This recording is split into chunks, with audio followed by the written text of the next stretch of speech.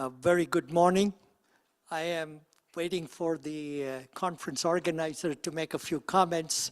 So if, oh,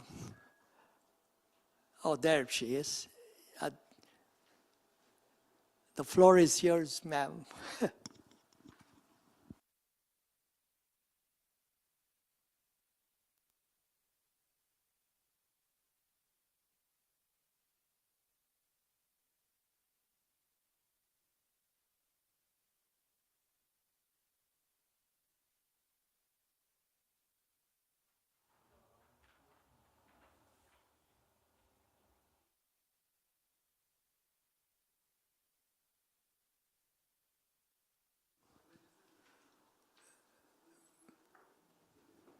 Are we ready to start? Oh, perfect. Well, good morning to you all. It's a pleasure to be here.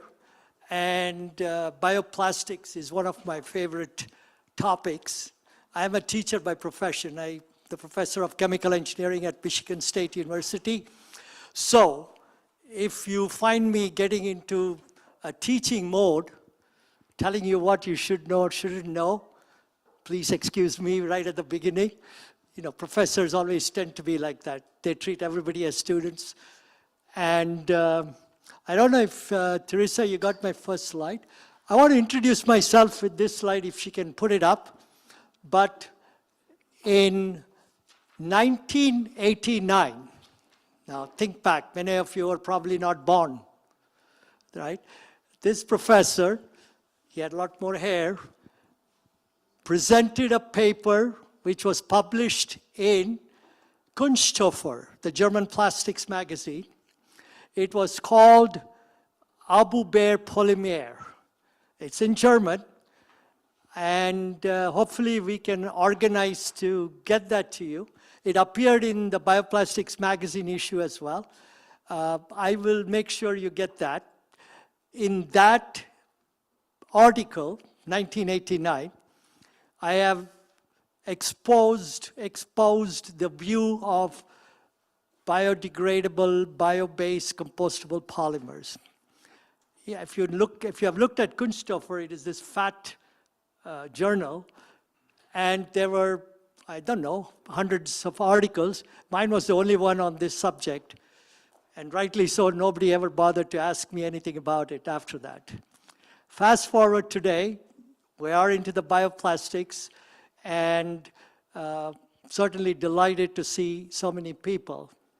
I would also want to make it more exciting. I don't know if you have heard, which makes it exciting but also challenging for the first speaker. There is an announcement, if it has not already made the news. Danimer will be ceasing operations as a company in Bainbridge, and all staff, everybody is laid off. This is the Danimer, if you remember, is the PHA manufacturer, one of the big leading resin manufacturers in the bioplastic space. Was very aggressive. They built a huge facility, but unfortunately, they are shutting down. That leads you to look at it two ways. One, and that's what hopefully we will address and answer, what is going on with bioplastics, right? And then that raises questions. But I'm also equally happy to announce that in India, there are two major sugar manufacturers putting up a PLA plant, 100 kilotons.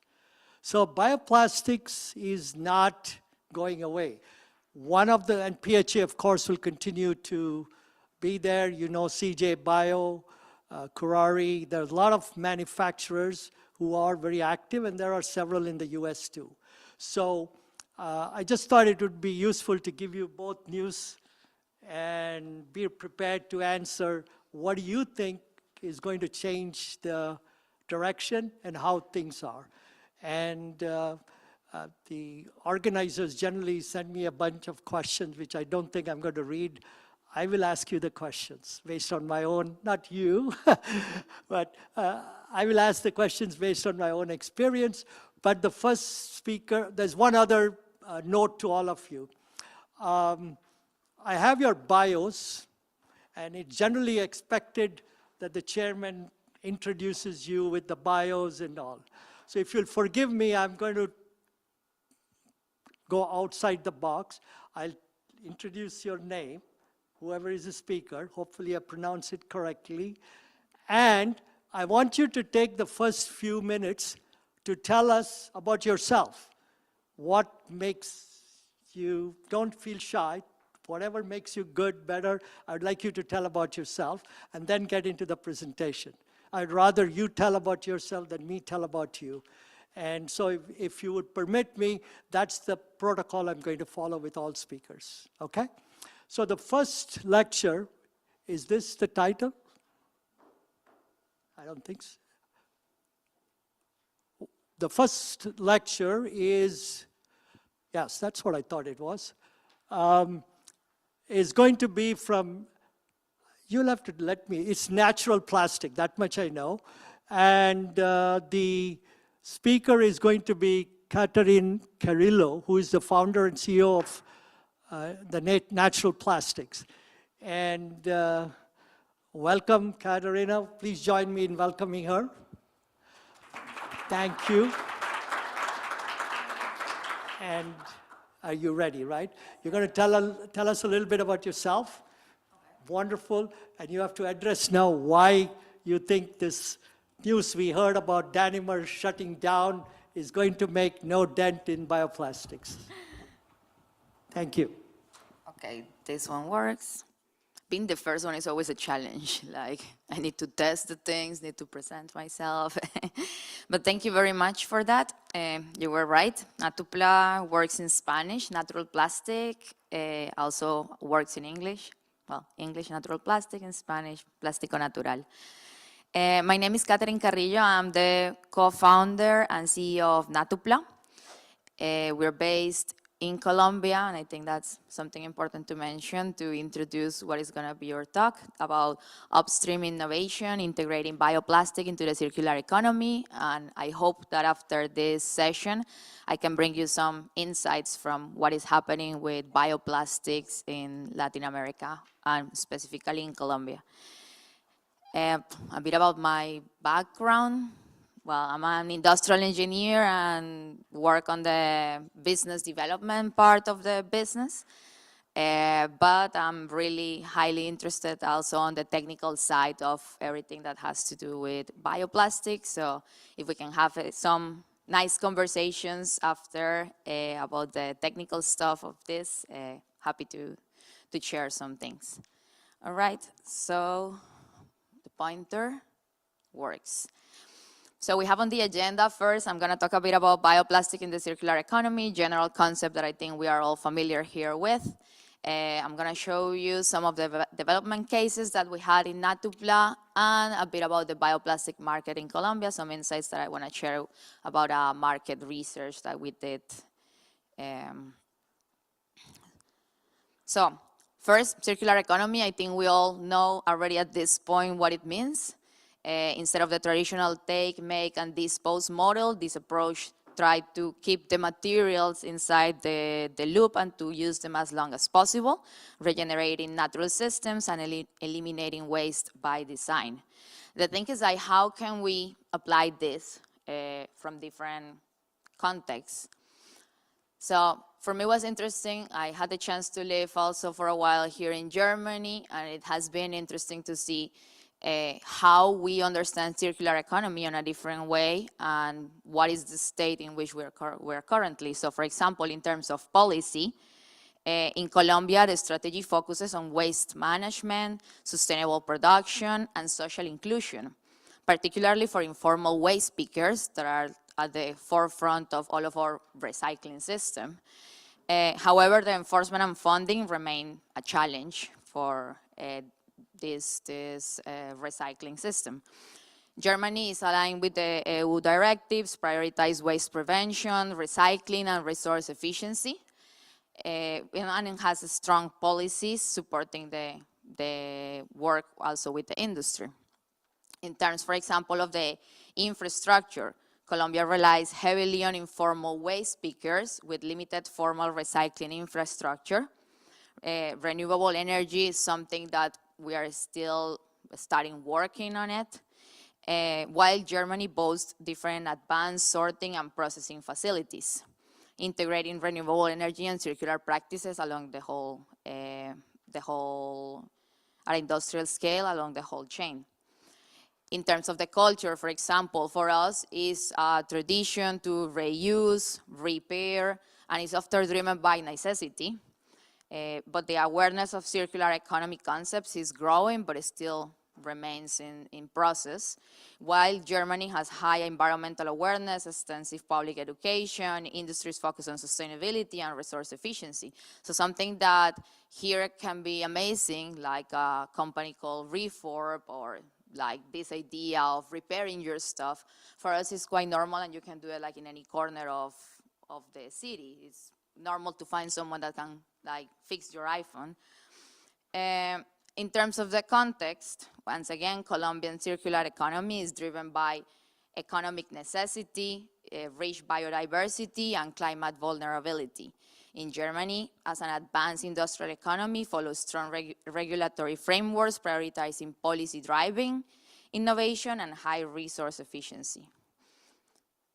So that was just context for you to understand like where we come from and what the differences are. But I also would like to focus a bit on like the different parts of the circle and what we talk about when we talk about bioplastics. So when we talk about the side of the materials that are not renewable, we're talking about creating durable plastic. We talk about materials like PVC, nylon, polyurethane, materials that should stay, and we should be aiming for them to remain longer on the industry. While single-use plastic could be actually part of the other side of the diagram, and we talk about replacing plastic like PET, PP, PS, LDPE that are commonly used for this disposable kind of plastics. Of course, first strategy to reduce it, second strategy to be able to replace it wherever we cannot reduce it. For this, the approach that we use is the upstream and downstream innovation. We focus more on the upstream part, focusing, for example, on the business model, applying the take-back schemes, monetizing waste streams. And for us as Natupla, it's really important to be able to work with the farmer cooperatives and suppliers. We also work a lot on the research and design. So for us, it's important to understand how the material is going to be used, how it's going to be disposed, so we can also understand what is the best approach to be able to design that material. So for that, we use the principles of eco-design, designing products with the end of life in mind. So we use all of these processes to be able to work on our R&D. So before we start thinking about a product, it's important for us to see the whole picture and to try to understand like how we can minimize the materials and what are the best way of using the resources on an efficient way. And finally, with the raw materials, like we understand also that there are challenges to be able to use different materials, but for us it's important once again about how are we going to use it, to be able to select the correct raw material that can give us the technical,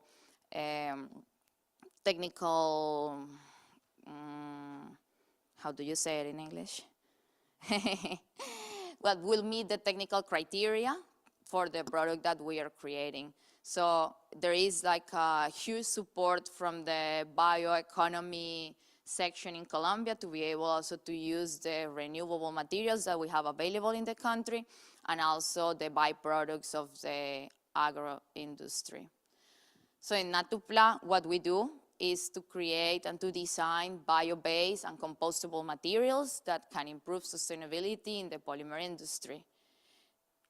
So we use, as I mentioned, the renewable resources, agricultural byproducts to be able to create the material that we have that can be used in traditional machineries to be able to, like, we focus mostly on extrusion blowing, but have some other products that could be used also on injection molding, and think about the end of life of our product, if it's gonna finish being composted on industrial facilities or in home compost, or if it should be biodegradable in soil.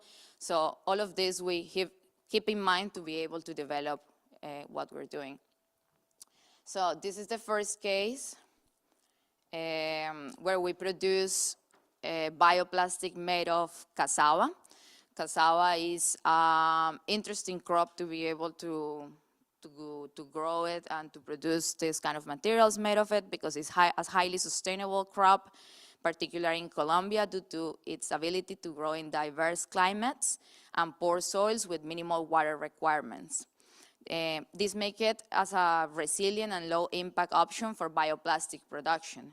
Incorporating cassava, for example, in the crop rotations, farmers can diversify their income streams and contribute to a more sustainable and agricultural system. As any single raw material that we choose, it has some challenges, but the idea is to be able to pull the demand of the cassava and the cassava starch for them to be able to create an economy based on products that can be created, on high-value products that can be created from this crop.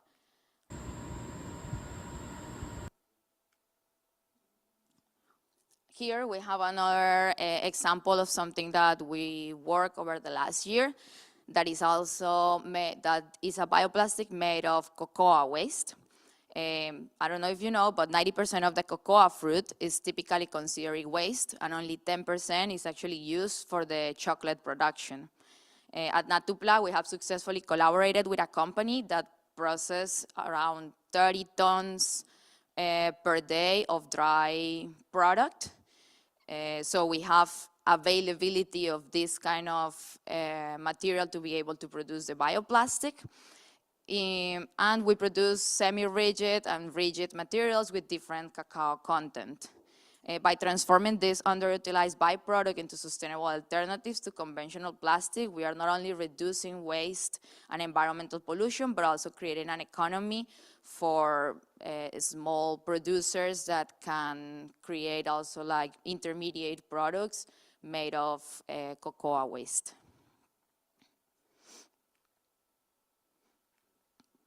So finally, I would also like to share with you some insights of a market study that was led by the Colombian Cluster of Circular Bioplastic, funded by the European Union.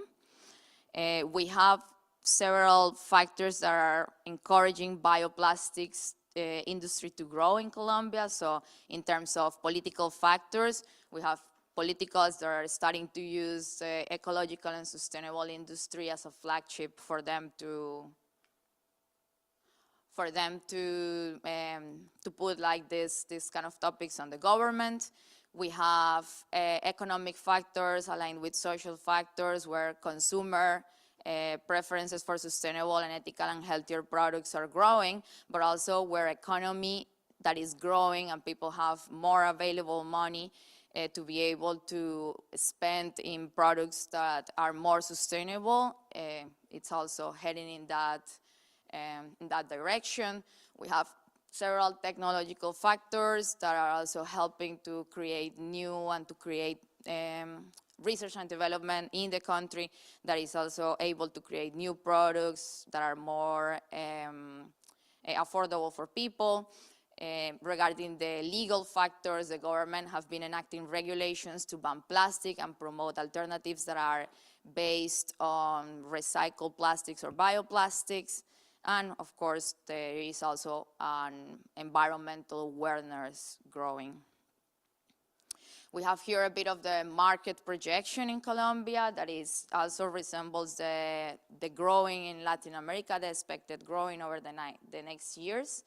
With a CAGR of around 14% that match the one in Latin America between the 10 and 20%, and a growing also on sales of around 16.2% per year.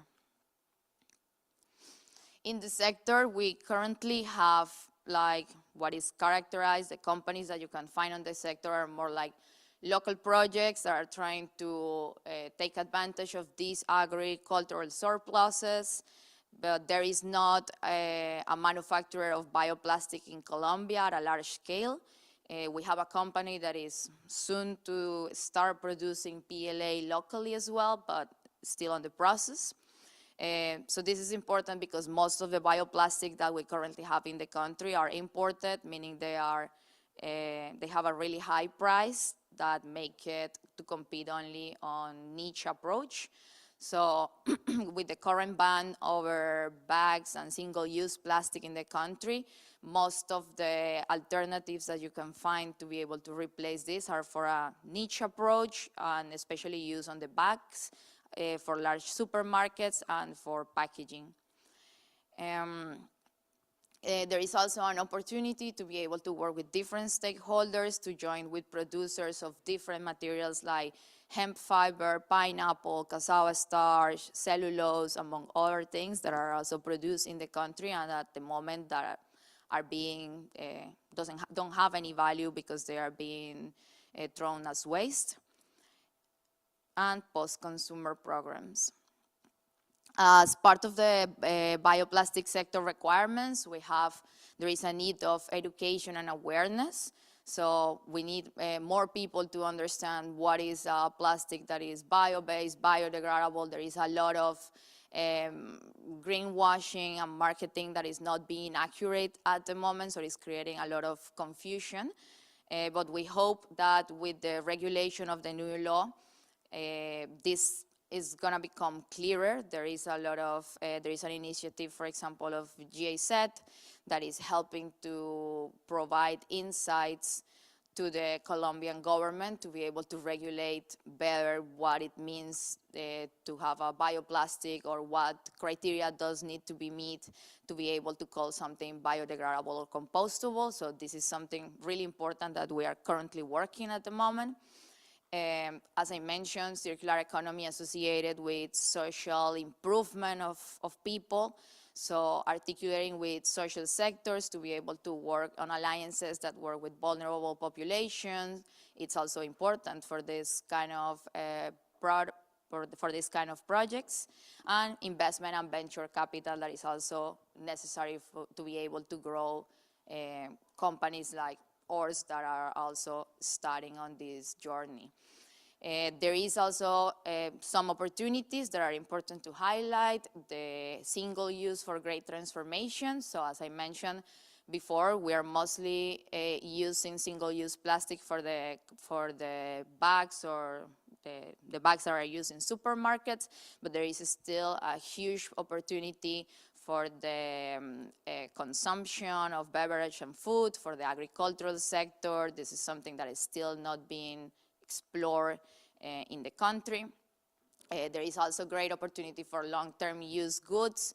So for example, bio-based alternatives that can last longer on the market. Also currently just have some products based on PLA, but it's still a lot to be done in that section. And of course, packaging of consumer goods and products, mainly in the gastronomic sector, can also be a great opportunity. And finally, the textile, replacing materials such as polyester or nylon for the garment making is something that they also analyze as a great opportunity for growing. So to conclude, I know that I use Colombia as maybe like one example to show what is happening in Latin America, but the trends can be similar. So there are expanding markets. Bioplastic present great opportunities in the whole Latin America to be able to develop new markets and new applications because we are still on the first baby steps of this industry. There is a holistic design approach, so it's important for us that people that bring products understand that, for example, the industrial composting facilities are limited. At the moment, we only have one company working on industrial composting that is starting. So this is important to understand, also to think about what are the kind of products that will work and how will people use them and dispose them. And finally, there is also a great opportunity to leveraging agricultural biomass in the country. We all know that it has a lot of logistical challenges, but when there is like possibilities, there are great chances to have like byproducts of the agricultural sector that could be transformed into alternatives for single-use plastics. That was it, right on time. Thank you so much.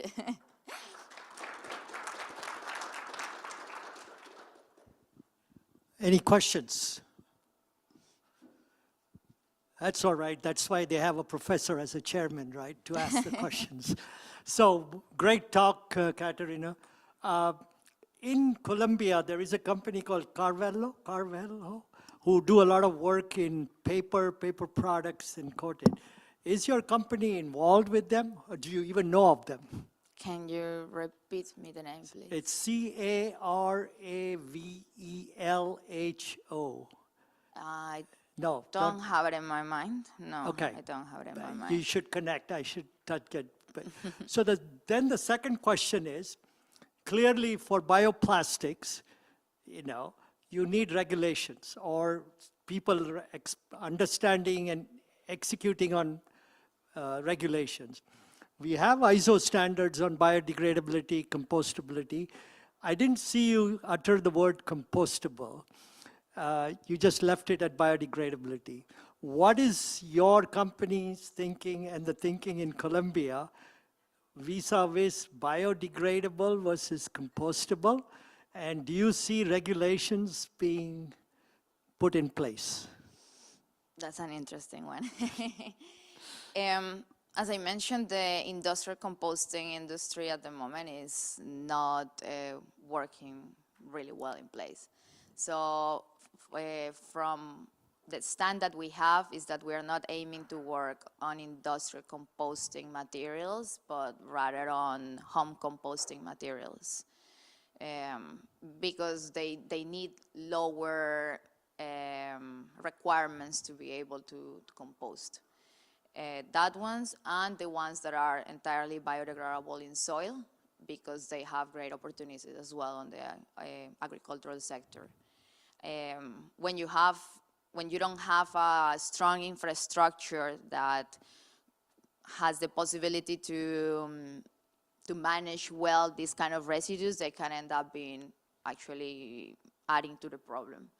So our stand on that is that we understand that the infrastructure is not well in place in our country, so we need to think about solutions that could be handled well if they end up being on the organic compost, but also that if for any reason they end up leaving the correct waste stream that they should follow, they are not going to harm the environment. So under those principles is that we work. Good. So is there, as you know, ISO has got a standard for soil biodegradable, that is general biodegradability in soil, which is 90% plus polymer carbon conversion to CO2, and the time frame is 2 years or less. Yeah. Is that the standard which Colombia is adopting, will adopt, or is it simply saying it's biodegradable, trust me? That is at the moment it's like that, it's biodegradable, trust me. And there is like, yeah, a lot of companies started to trying to adapt really quickly to the change on the law. So people literally started painting, like putting a nice color into the traditional bags and putting a logo that says biodegradable.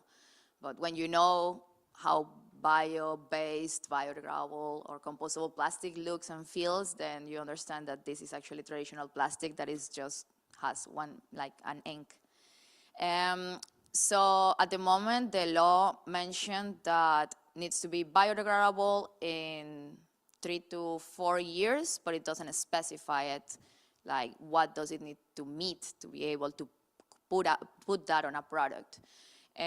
So we are currently building the regulations for that law.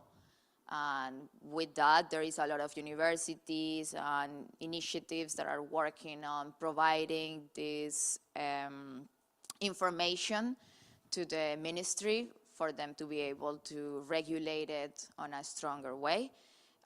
We are basing for our company and the information that we have provide, we are trying to push the legislation to meet the same criteria that are used for the TUV certifications here in Europe, that are the strictest ones that we have developed, like, or that we can see in the whole world that could work. So that is the job now, is pushing a lot for this regulation to actually happen. Good.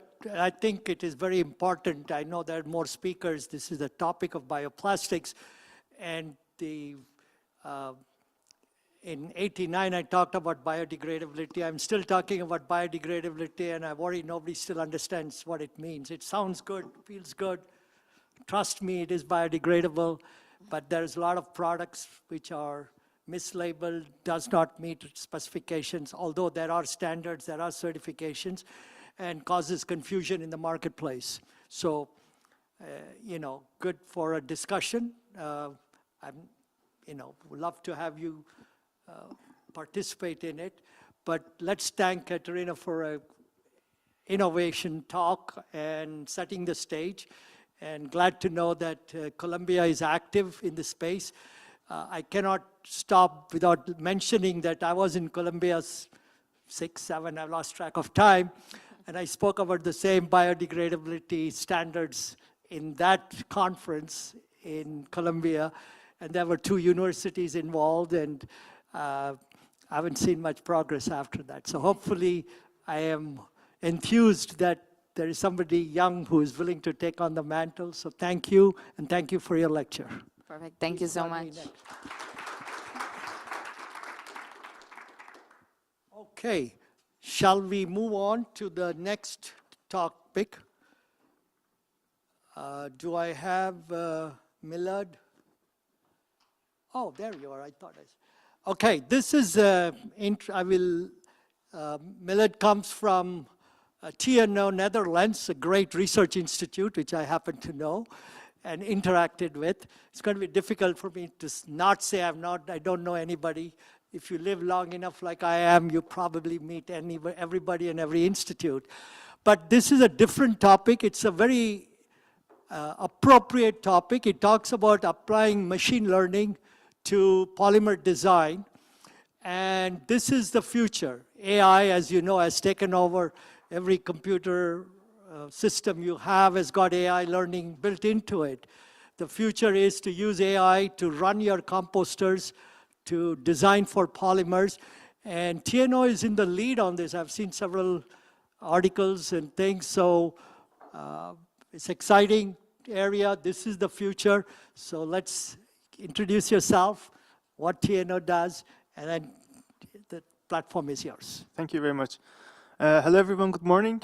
Thank you for kind words, Chairman. And yes, I'm from TNO, and I've worked in TNO for over 5 years now. I also work in University of Maastricht as a professor, but today I'm speaking on behalf of my colleagues from TNO. Yes, so let's go to bring you to TNO to see what exactly we do in TNO. TNO is a research institute similar to Fraunhofer in Germany, but TNO is a Dutch version of it. Basically, we have 4,000 employees, and we work in different topics. We have a lot of research on plastics and circularity, and as you see here, we work on mainly 5 or 6 different topics. One of them is about system modeling and life cycle assessment, design for recycling, pre-treatment of the plastic waste, and of course recycling, mechanical dissolution, pyrolysis, and of course also we have some research on microplastics. And recently the newest research that we started is about machine learning and developing new bio-based or biodegradable polymers. So if you look at the history, in 1833, the term polymer was basically introduced until 5 years ago, which was the 100 years anniversary of the polymer science. Since then, there has been a lot of research, new polymers were developed, and if you look at the right side, you see that nylon, for example, well, first it was developed in in 1927, and it took them around 13 years until the actual polymer or plastic came to the market and was actually used. Same for other plastics like Teflon or Kevlar. They take around 10 to 20 years.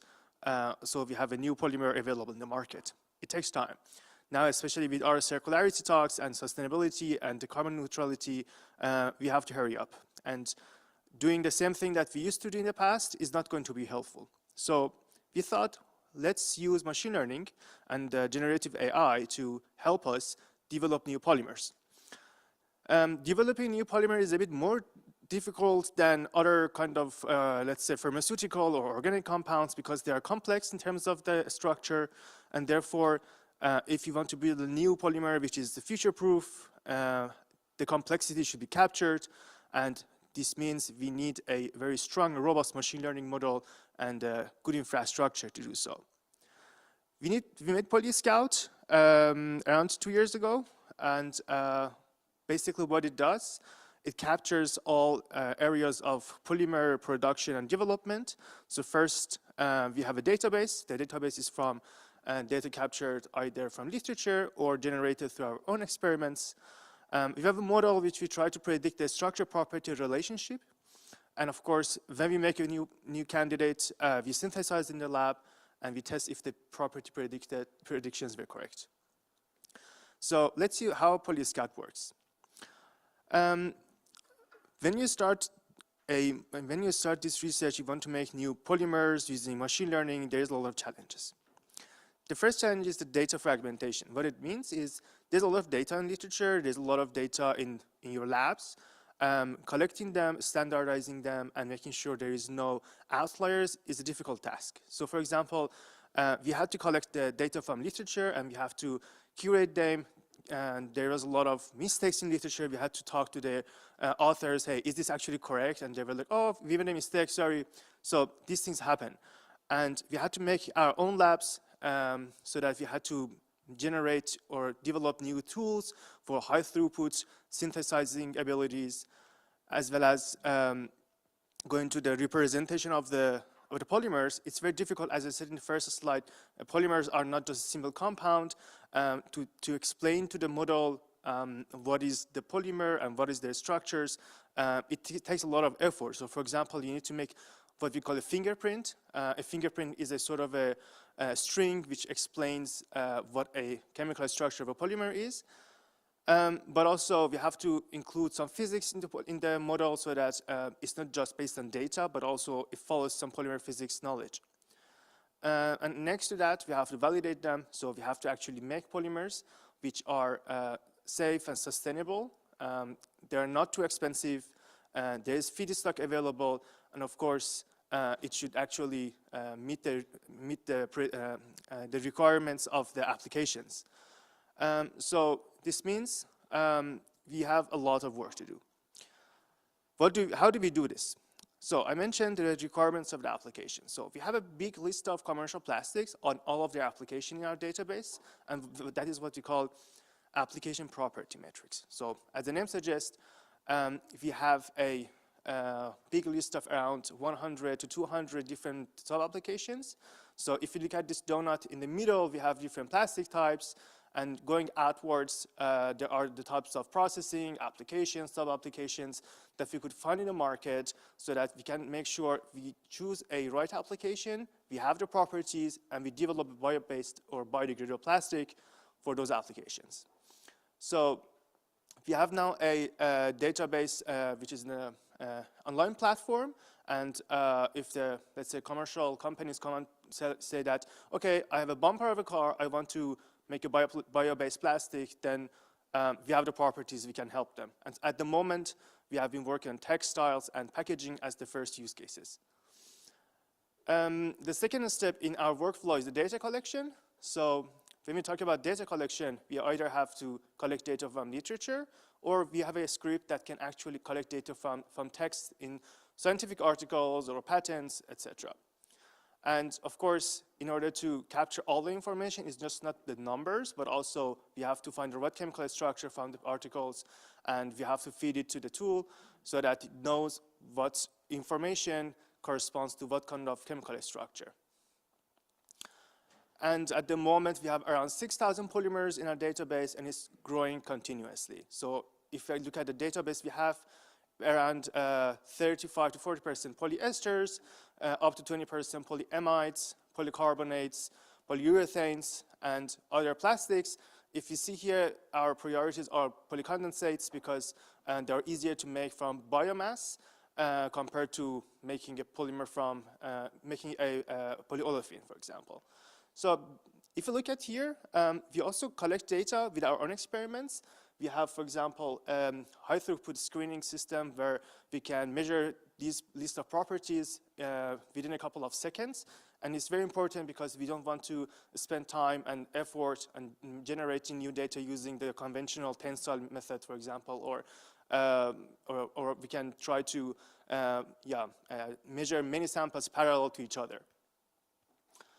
And we, of course, synthesize our own polymers using a high throughput machine. So these are the types of plastics at the moment we have been focusing on.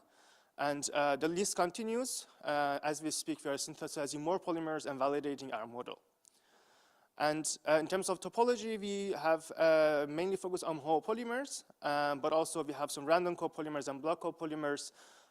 We don't really go into detail of cross-link polymers at the moment because, they are sort of different types of polymers with different topology, which at the moment is not our priority. So for us, it's very important to focus on linear polymers. And in terms of the properties, we have, of course, the majority of the polymers, we know their TG, we know their TM, and mechanical properties or barriers are the dominant properties that we have. But of course, this list is also changing every day. Going to the forward model is basically, we have a structure, we want to predict a property. How it works is we have a database, and this database includes molecular structures, and we have their properties. So we train the model so that the model can predict, based on a chemical structure, what properties do we get. And I don't want to go too much into detail, but the way it works is we can either choose a chemical structure based on the chemical structure itself, we call it the graph, or we can say, well, a polymer or a repeating unit can be rewritten in a sort of a string or a text, and therefore we can tell the algorithm, okay, this is our structure, make a fingerprint out of it, which is unique to that structure, and then we can predict the properties, for example, using a neural network. And the problem is that at the moment, one of our competitors in the US has made, for example, a fingerprinting method called Polybert, which is trying to capture the complexity of the copolymers. So if you have a homopolymer, it's relatively easy. You have one repeating unit. If you have a terpolymer, you will have to include 3 different repeating units. What happens is that basically they said, well, we include these 3 repeating units, and depending on the copolymer composition, we multiply the fingerprint of each of these repeating units, and at the end, we have a fingerprint for the terpolymer, but the problem is that it might be that this fingerprint is similar to another polymer, and it doesn't make it unique. A fingerprint must be unique. So what we do is we're trying to make our own fingerprint. To make our own fingerprint, we are using a transformer model, which is similar to ChatGPT. So ChatGPT basically is a generative AI model which generates new text. For us, we're generating new text in the form of a chemical structure. So if you see on the left side, these are the data available in literature, and it's a 2D diagram. In an ideal world, and the whole surface area should be occupied by different let's say points, and they represent a chemical structure. And on the right side is the model that we made, and we generated a larger chemical space so that we can have access to more complexity of chemical structures.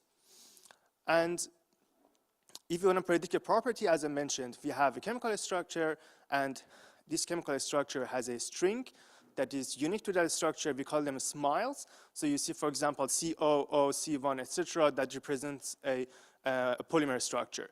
And then there is a fingerprint or a, let's say, a list of numbers, or digits assigned to it. And with these numbers, the algorithm can predict the property of this specific polymer. Again, this is a forward prediction. If you want to go to the backward prediction, we have to first make sure that forward prediction works well, so that if you want to predict some structure from a certain property, we have the infrastructure as good as possible. So here what you see is a typical accuracy, or we would call it Pareto diagram. What it does is that if you look at the y-axis and the x-axis, again, in an ideal world, all the dots should go on the line. It means that every prediction was correct, but it almost never happens. So in our case, if you look at the blue dots, is from the literature. So you see the R-code is scattered, whereas our model captures the accuracy way better, and we have around 90 to 91% accuracy, because you see that the orange color dots, for example, are actually located quite close to this diagonal line. Now, if you go to the backward model, we see that we have a property. We say we want a tensile strength of 100. What kind of chemical structure does give this property to me?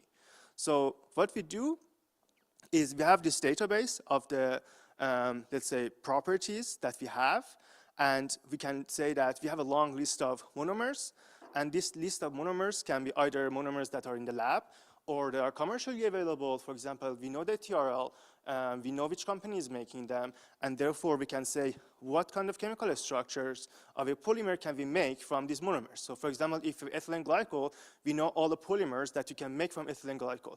We make all of those in silico, basically it means in a hardware of a computer, and then we have this long list of polymers, and we can predict their properties, and because we know what kind of properties each application needs, we can select those polymers, and they are the closest that you can find, and then you have to synthesize them. And that's why we call this high-throughput virtual screening approach. So for us, of course, we have to continue, and there are next steps. We have to grow our database. It's very important that if a new client comes and says, well, I want to have a polymer, let's say, for the semiconductor industry. If we don't have enough data, the machine learning model wouldn't work. So we have to continue collecting and generating more data. We have to include more accuracy to the fingerprinting method, because, for example, developing a block copolymer is way more difficult, because random copolymers are random. The precision of the location of the repeating units is not important, but block copolymers are different types of polymers, and they generate different types of behavior, and we have to include those. Of course, we have to add more properties. Some properties are easy to capture, like TG or tensile strength. We also predict biodegradability depending on the temperature or the condition or the environment. But there are properties that are difficult to capture. For example, if you talk about sealability or fire retardancy, those things are a bit difficult to capture, and there's not so much data available. And of course, we have to advance our algorithm for the polymer design so that we can capture even more polymer space or chemical space. We can generate new novel polymers, and we have to also check if the polymers which we make, are they cost efficient, are they toxic, or they're safe? And we have a research line working on that to make sure if we generate a polymer, we know if they are toxic to humans, or if the monomer itself is toxic, are they safe? We also have a life cycle assessment protocol in our tool so that we can immediately predict the carbon footprint, for example. And yes, so by that, I would like to thank you, and if there's any questions, feel free to ask. Thank you.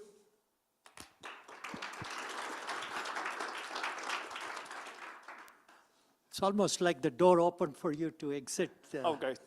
Just kidding. Any questions? Yes. Oh, there she's going to give you a... Thank you.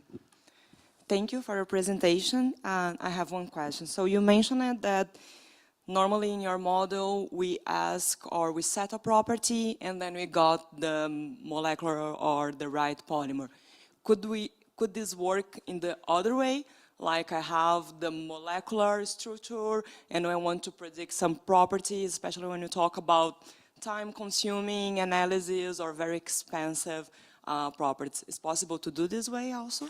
Yes, so basically, as I said, there are two ways, forward and backward.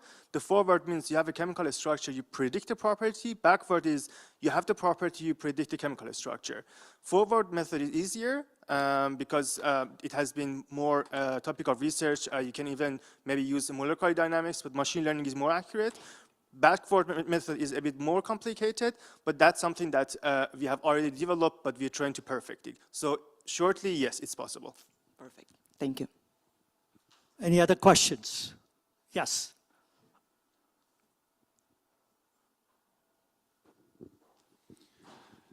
Yes, thank you very much for the presentation, very interesting.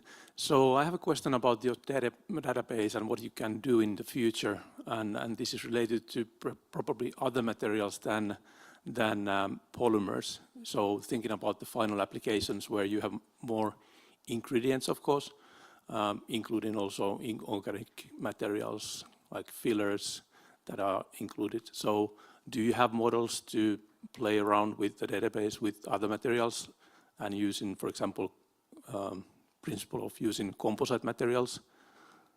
So that would be interesting to hear. That's a very good question. We actually submitted a proposal and soon we will hear from it. It's exactly about composites and compounds. In terms of data, it's very difficult to capture, for example, data of the effect of additives because there are company proprietary, yeah, it's the IP of the company. They don't want to share it unless you have an NDA and it's their own interest. So this is something that we want to start developing maybe Q4 of this year. The model itself is very easy. We just need data.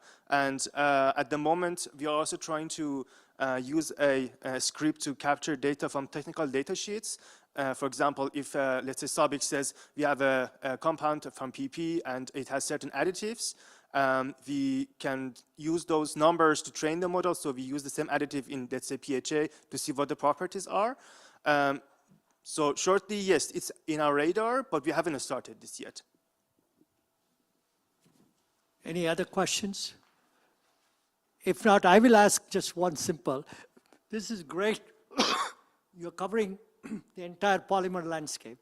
But if I, as a bioplastics researcher, I want to focus exclusively on biopolymer, which has got the carbon coming from plant-based, and biodegradability.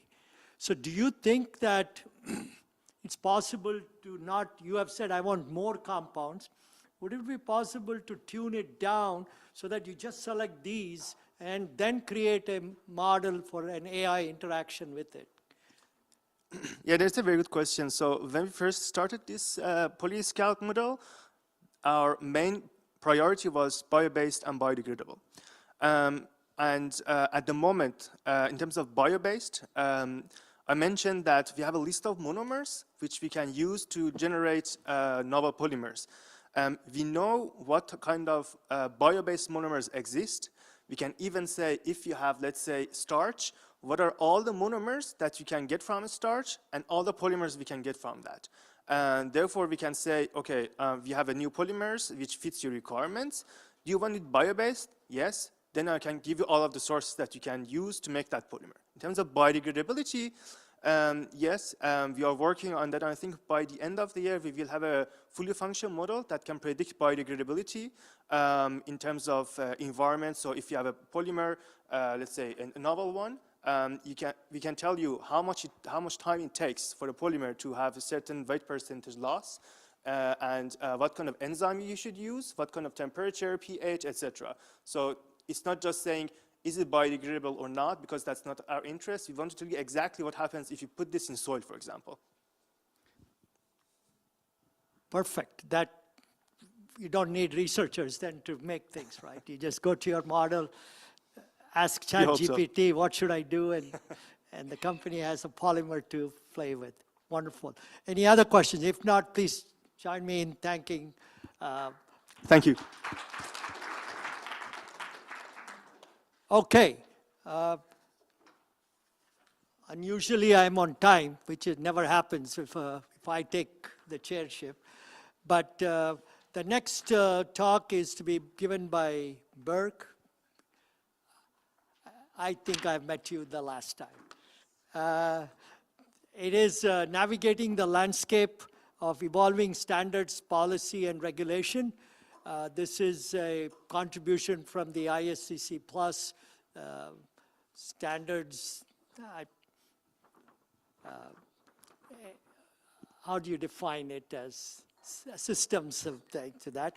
I would love for you to introduce yourself, especially to pronounce your last name, since I totally butchered it up, and to a little bit about yourself, ISCC Plus. That would be wonderful. Thank you. Thank you very much. And so I can start with the easiest one for me, but probably maybe the most difficult one for you. So my surname is Büyükbaş. So it's tough to say in any part of the world, apparently. So it's all good. I'm going to present about the ISCC Plus, so how the certification can actually support the bioeconomy and circular economy. I know sometimes the certification can sound a little bit too niche, and it's definitely a lot different than what the first two presentation was about, but I hope we will manage to cover everything at once. So I'm working with the ISCC Plus scheme. I will explain what ISCC Plus is, and I'm a system manager for traceability and chain of custody, and also to some extent supporting the GHG of the standard. So maybe the first question to answer from our side is to explain what ISCC is. So ISCC stands for International Sustainability and Carbon Certification. We are an independent multi-stakeholder initiative and a leading certification system supporting the sustainable, fully traceable, deforestation-free and climate-friendly supply chain. So with the certification, we show environmentally, socially and economically sustainable production. So right now, in total, we have more than 13,500 valid certificates, but not all of them are for the ISCC Plus scheme. So ISCC Plus has more than 5,500 schemes. So we, as a company, we are all about the certification. We are working globally on more than 130 countries with a lot of different certification bodies and a lot of qualified auditors. So I mentioned that we are working on as a multi-stakeholder initiative, so that's why we have an association. So ISCC Association, as of today, has 314 members that are all around the world and in different stakeholder types. We have business and industry, research and academia, governmental and non-governmental organizations. So we develop these certification schemes all together with our stakeholders. They actually are in the driving seat to lead where we are gonna go. So as I mentioned, we have different certification schemes. ISCC is all about the certification, so we have the ISCC EU scheme that is specifically for biofuel market, that is also recognized by the European Commission under the Renewable Energy Directive. Then we have ISCC CORSIA, which is recognized by the ICAO, International Civil Aviation Organization. And then we have the ISCC Plus, which is the, let's say, focus on that, because ISCC Plus covers circular and bio-based chemicals, plastics, packaging, textiles, and so on. And that's why it's the relevant certification scheme for today. So what is ISCC Plus? At a very short glance, it's a way of supporting circular economy and bioeconomy. This is a voluntary scheme that is applicable for all markets, and with ISCC Plus, you can establish the traceability from the beginning of the supply chain until the final product hits the market. We have the traceability. We are covering a broad range of raw materials and products, and we develop these scheme based on the stakeholder dialogue. So we are also working together with some of the brand owners and also, of course, the consumers to develop the credible and justified claims, which I will mention at the end of my presentation. So as you can see, there is a huge growth in the number of certification over the last years under ISCC Plus.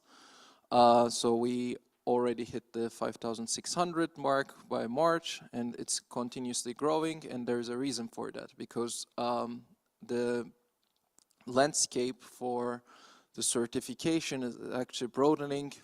Let it be the biogenic materials, let it be the biocircular or circular materials. So how to get certified, I can just quickly mention this, is that you would first need to choose a market. As I mentioned, we have different certification standards, and then you would need to choose one of the certification bodies. ISCC does not go on the field and give the certification. Rather, the audit is done by what we call a certification body. This is also necessary to have a third party that is impartial, and that's why it's important. Then the company can register to our hub, and after the signing of the contract, and then they get audited. If everything goes well, the CB will issue a certificate for internal review, and then the certification will be published in our website. Then the company can actually start handling the certified material. So you might have this question, because this is actually quite often the case, that why do we need a certification to grow bioeconomy and circular economy? I would say, among all these things that are written here, the raw material identity, the traceability, and so on, the most important thing is to create trust, because what you are making needs to be also credibly verified, and that's why the third-party verification is there for. That's why the certification is important, because over the last years there has been a lot of cases where people make self-claims, maybe not very correctly. So with the certification throughout the whole supply chain, you can actually identify the actual raw material, you can ensure the traceability of the material. I will mention what mass balance is, but if you use, let's say, mass balance, you can also at least have the same rules for all the participants of the certification scheme. So correct volumes and conversion factors are applied throughout the entire value chain.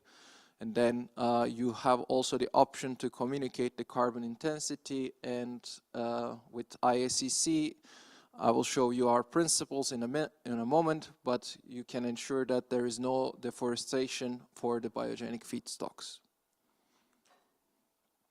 So we are following up on a broad range of different regulations, especially on plastics, and based on that I can say the fellow colleagues on the next door has quite the edge when it comes to the legislative horizon. However, it's not only recycling. Now I think more and more countries are also becoming aware that bioplastics is gonna be an important part of the solution when it comes to circular and bioeconomy. One of the most, let's say, focused ones on that market is Japan. We also had an event in Japan early this year, and they have a policy of increasing the share of bioplastics in all their market to also become more carbon friendly when it comes to the plastics production. And within the EU, the bio-based, biodegradable and compostable plastics is still sort of forming itself, so I would say it's not yet there, but it's something that we are having an eye on. So, as I said, we cover a lot of different raw materials and a lot of different markets. So today I will focus on bio and biocircular, but we do also cover fossil-based material for recycling, like plastic waste or waste textile or end-of-life tires. So when I say bio, within the context of ISCC, bio means first generation biogenic feedstock. And biocircular is the biogenic waste that this is coming from. So for our biogenic feedstocks, we have 6 principles that needs to be met. Actually, one of them is coming from the Renewable Energy Directive, which is the principle 1. However, with principle 2 to 6, this is additional from ISCC to ensure also social and economic and also, of course, environmental sustainability, because sustainability by itself does not cover only environment, but also it's important to cover sustainability for the workers on the field, to have their rights and economic freedom ensured. Besides these 6 criteria, we also have add-ons if you want to even go further down when it comes down to the farm and plantation level. So right now we have 2 add-ons that are specifically targeting the farm and plantation level. One of them is food security standard add-on, which ensures the food security for the workers on the field. And the other one is actually coming from the legislation, which is the EUDR, EU Deforestation Regulation.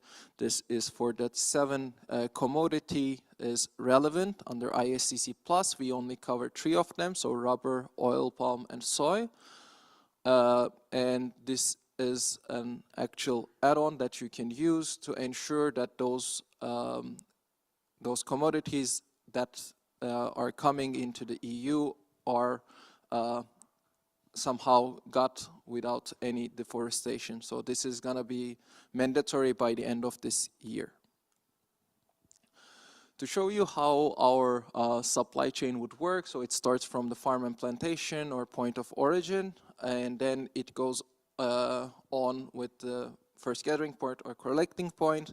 So when I mean point of origin, it's for the waste material, such as biocircular waste, or farm and plantation is for the first generation, so biomaterials. We do not cover, we do not mandate an individual certificate for farms and plantations, but they need to be also covered. They also need to be audited, so they can be covered under the certificate of the first gathering point or the collecting point. But starting from that point onwards, every supply chain element needs to be covered with individual certification. The reason for that is that I think everybody in that room can guess how complex the supply chain would look like with all the traders in between, all these different processing units producing different type of outputs. It's very difficult sometimes to follow an individual batch throughout this complex supply chain. Rather than that, ISCC is certifying everybody who is involved in the supply chain except for the transport to ensure everybody has been doing the same, let's say, have been meeting the same requirements, and that's how we ensure that there is a traceability component, that you can follow the material back to its origins from the brand owner or from the market onwards. So we have 3 different chain of custody options, basically how the material is handled throughout the whole supply chain. One of them is the physical segregation, where certified and non-certified material kept separately throughout the supply chain.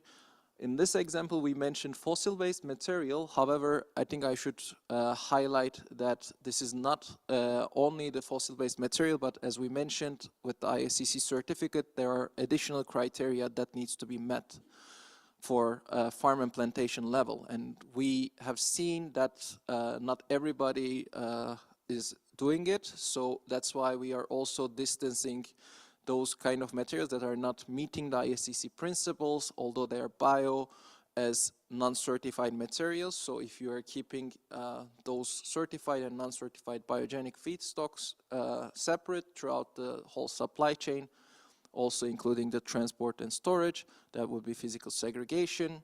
If you keep it separate from the start, but at one point you blend them in at a known ratio without processing, that would be controlled blending.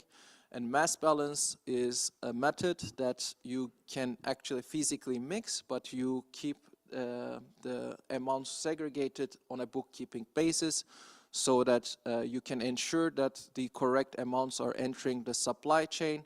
However, when you are making the claims, it's going to be different than the actual content claims, because then there is no guarantee that the content will be there.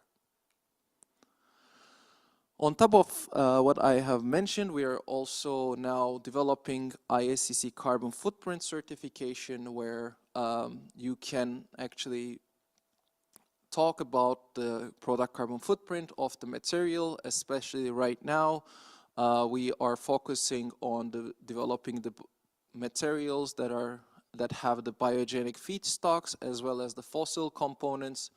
So the fossil components can also be certified under this CFC, the carbon footprint certification, if they have any better, somehow improved decarbonization measures like CCS or CCU or use of green energy.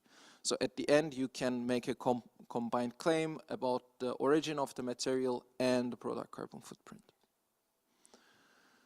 And here you can also find why the CFC is important. So I think we can all agree that there is a certain push from both the consumer side, but also internally or from the legislation side, that to somehow limit the carbon emissions for producing materials. And the best way to show it is that to show that you have a lower carbon footprint for your products.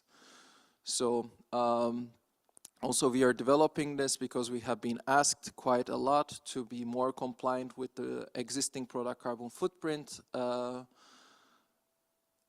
standards out there. So it can be ISO or it can be TFS and so on, but we are developing it on a more practical and replicable way.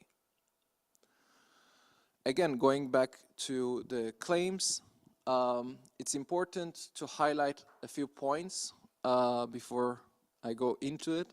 So claims are the most important part of what we do, because this is actually why companies get certified, so that they can communicate correctly about their products from a verified and third-party verified perspective. So we have different logos when it comes to the products. If you have bio, biocircular, or circular, it's going to be different logos. And then depending on your use chain of custody options, if it's a physical segregation or if it's controlled blending, you can make exactly content communication. If you use mass balance, then you would not be able to make any content claims, but rather focus on the material being introduced there, so you would need to also explain what mass balance is. And also an important part is that there should not be any ambiguity when you are making a claim, whether it's the whole product or, let's say, if it's only the lid of the product or the packaging of the product. So I can show you a couple of examples from day-to-day uses. One of them is the Philips toothbrush. So the toothbrush heads are linked to 70% bio-based plastic. This is again a mass balance approach, so you can see the mass balance approach written underneath it. Unfortunately, I'm not fluent in this language, but yeah, you can see those quite anywhere. We have a Barbie house that is also linked to the plastic biocircular material, and similarly also we have the same for Brita. All of them have somewhat biocircular material in their product as a mass, so they are linked to the bio-based materials. But we do also have certain materials that you can make the content claims that are not here in these examples.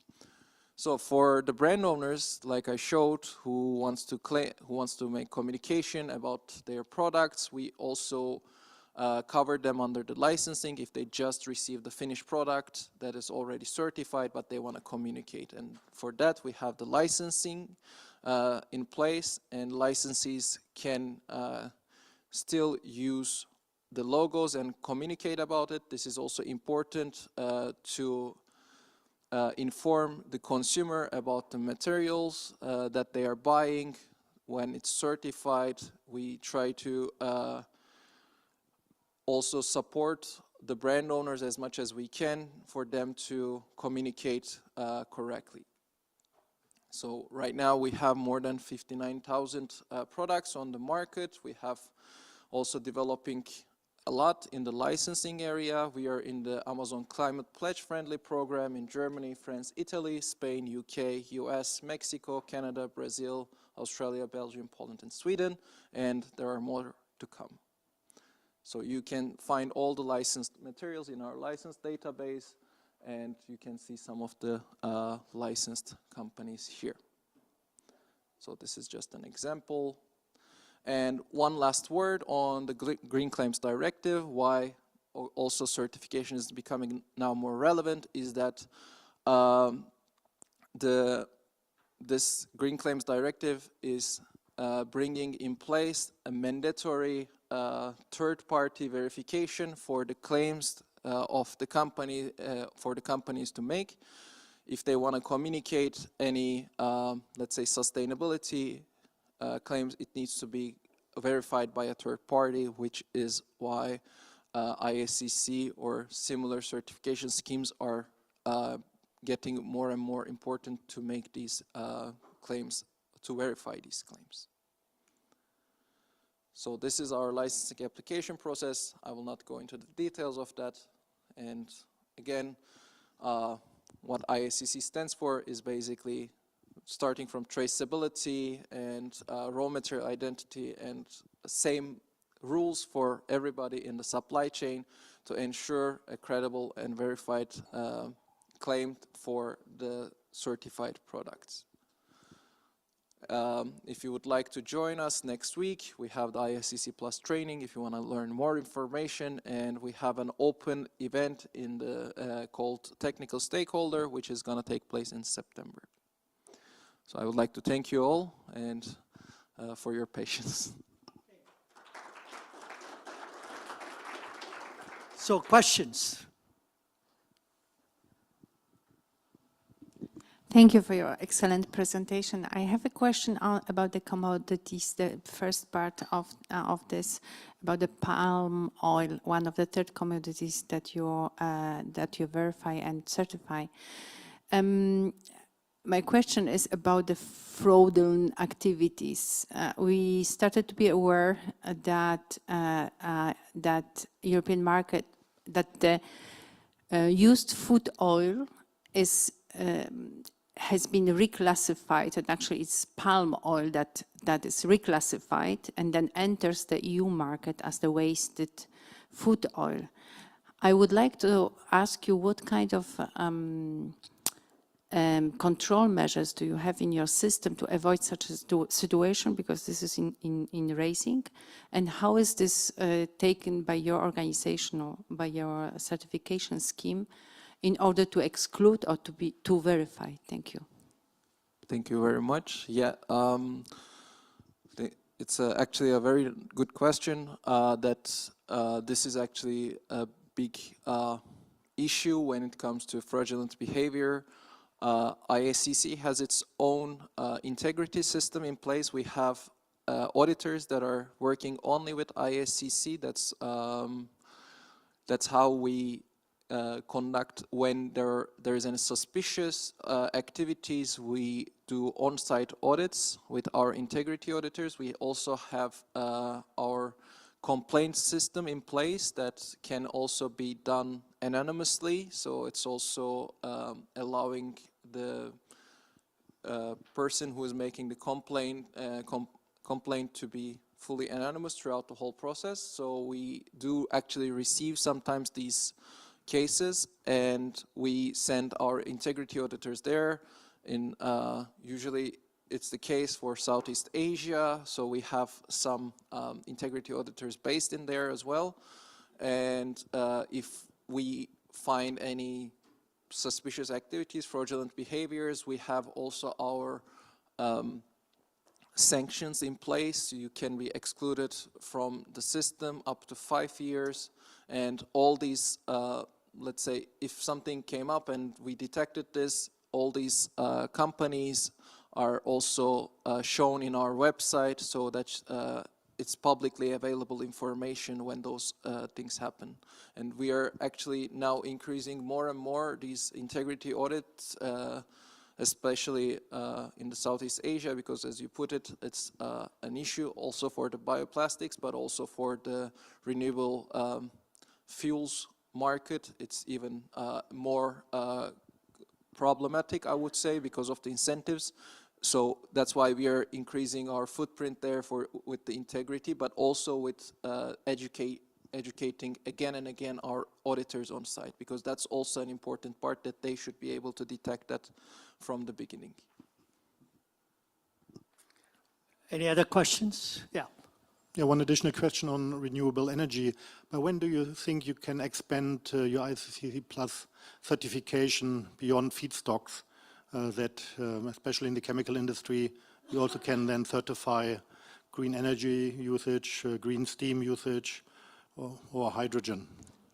Yeah, thank you very much. So for that, actually, we wanted to focus a little bit more on the CFC part, because that's actually what's going to improve that. With the green energy use for the production, it's going to improve the product carbon footprint of the product. So for those cases, we are focusing them under the CFC. So you can communicate the improved product carbon footprint as a verified, as a third-party verified information. And this is actually one of our ongoing pilots that will then, let's say, spinned off to a commonly used method, because that's actually one of the most common, let's say, feedback that we are getting, and now we are addressing that. We already started with a couple of pilot projects, and then that will become a part of the norm as well. Thank you. Okay, I need to ask this question, of course. There is a problem with your mass balance certification if you put the Philip and Barbie examples you have there. Yes, both these. Let's leave it. This is a prettier picture to have on the screen. They are, or based on your certification, allocating certain biocarbon credits to the product. Yeah. When I test this product, there is 0 biocarbon in it. Yes. How do you allow for attributing, granted you have biocarbon credits, but you're attributing it to a product which has 0 biocarbon. That biocarbon has gone somewhere else. Don't you think this is very misleading for the public? So Just look at that example. 70% by mass balance approach. There is no mass balance if the biocarbon input doesn't equal biocarbon output. But actually, that's what the mass balance stands for. So if you actually go to the details, you can see an ISO as well. There are different ways of doing the mass balance. One of them is called the credit-based method. So with the mass balance, what you can ensure is that this biocarbon is actually going into the supply chain where the origin of this plastic is coming from. And of course, with the, let's say, when you're feeding this into a refinery, the proportions are, let's say, very slim when you are looking into the fossil-based material that's fed into a refinery, and then the biogenic material, let it be UCO or a first generation feedstock. Okay, good. So that's why, but then we need to somehow make the companies available to make use of that, even if this right now in small scale, small amounts that they're feeding into the refineries. Otherwise, there is no benefit of them introducing the alternative feedstocks into their existing infrastructure, and building an infrastructure that is solely for the bio-based material, it's going to be, it's going to take time. And I'm a big fan of yours, but trust me, mass balance is you can't, terminology of mass balance is well defined in chemical engineering. You can't arbitrarily change any chemical engineer will know that mass balance means input equals to output if I have this. that's Two, conservation of mass from my perspective. I'm as a like, for the biocarbon, so you have a biocarbon, atomic balances must equal input equal to output. My problem is not on how many biocarbon credits you have and perfectly defined it. Your claim is that by mass balance, I was attributed so much biocarbon to a product. Yeah. You also assume that that biocarbon is distributed.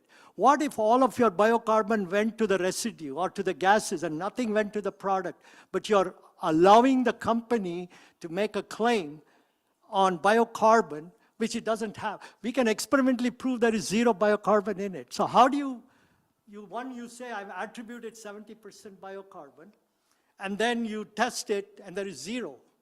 yeah, because What I think gives? the words also matter in that case, because when you say you're attributing something, you're linking something to it, it doesn't mean that it contains, because we are actually very careful about Now you're wording. playing with words there, but that's okay.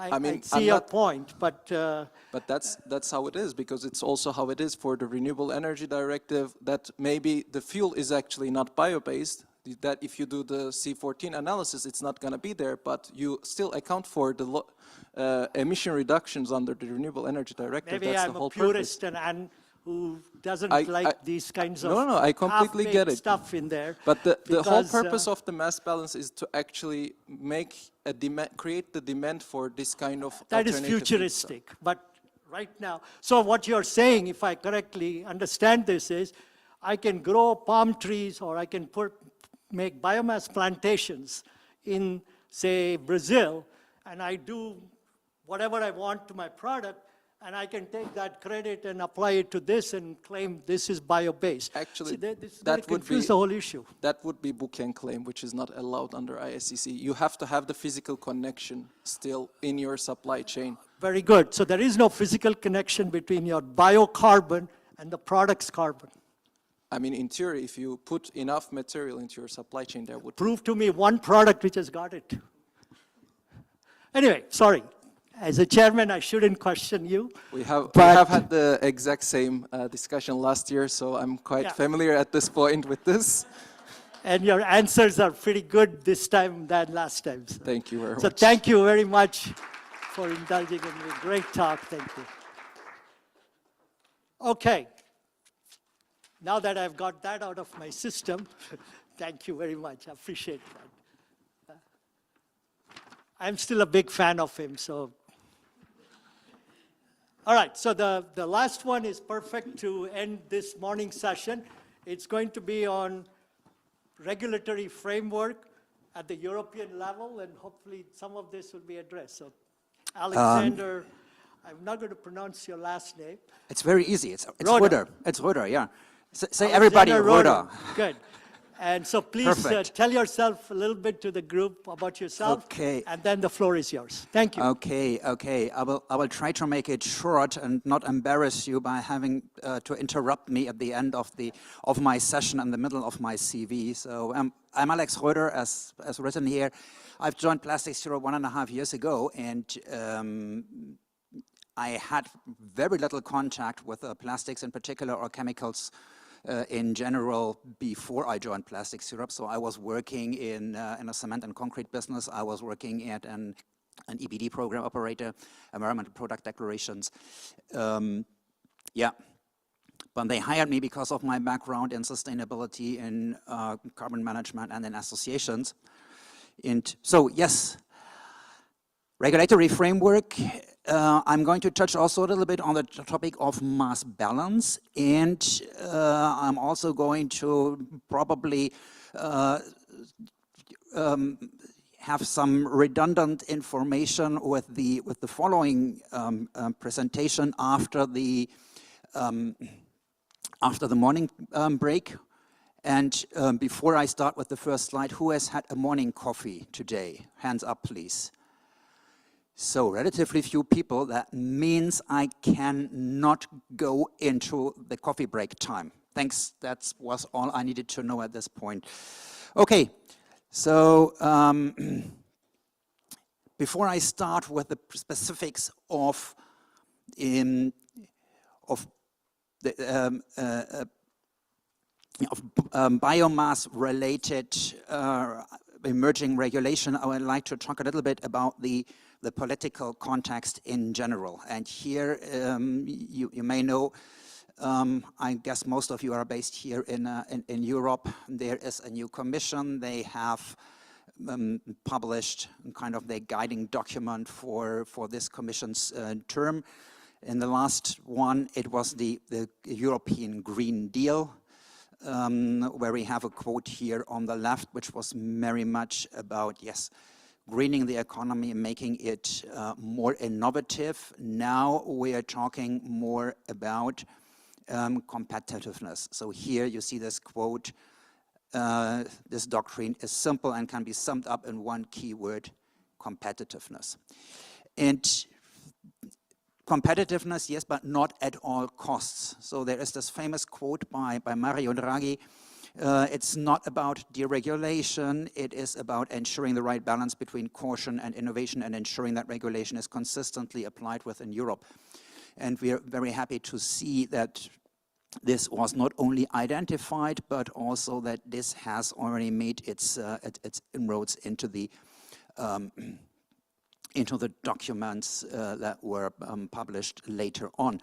So, for instance, there is this competitiveness compass, which is a major document that was published, I think it was 5 or 6 weeks ago. And it has a very central graph, which I have borrowed here.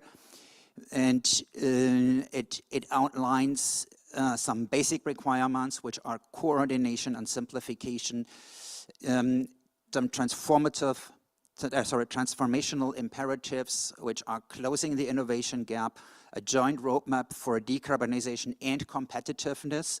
So this is very important. Decarbonization, sustainability, and competitiveness are no contradiction. They go along with each other very well if it's done correctly. And the third transformational imperative is increasing security and reducing excessive dependencies, where then also biomass plays an important role, because you all know that Europe is not at all self-dependent in terms of fossil feedstocks. And then they have identified a number of horizontal enablers: the single market, skills and jobs, and financing competitiveness.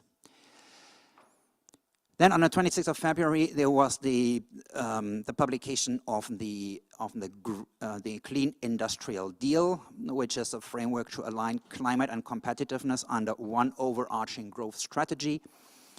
It's there to increase sustainable and resilient production in Europe, particularly in energy-intensive industries and the clean tech sector, to nurture manufacturers who drive decarbonization, and to prioritize circularity. The EU has had a bioeconomy strategy. The last update was in 2018, where they set 5 goals: ensure food and nutrition security, manage natural resources sustainably, reduce the dependence on non-renewable, unsustainable resources, limit and adapt to climate change, and strengthen European competitiveness and create jobs. It defines 14 actions in 3 areas. These areas are: strengthen and scale up the bio-based sectors, unlock investments and markets, deploy local bioeconomies rapidly across the whole of Europe, and understand the ecological boundaries of the bioeconomy. An update of this bioeconomy strategy has been announced for 2025. It's already on the website that a public consultation is going to start within the first quarter of 2025, meaning within this month. So when we're talking about a framework, a regulatory framework for the bioeconomy, there are many important topics, but I have picked here 3 key elements where I would like to spend some time on. It's about targets for plastics based on biomass. It's about adequate rules for assessing the climate impact of bio-based plastics. And it's also about mass balance accounting. And we'll be happy to take questions on all of those, including the last one. So, talking about targets. Targets have proven to be an effective way to stimulate demand for and foster the development of sustainable technologies. In Europe, you see quite a number of different targets. Look, for instance, at renewable electricity. Wherever it is, you have them.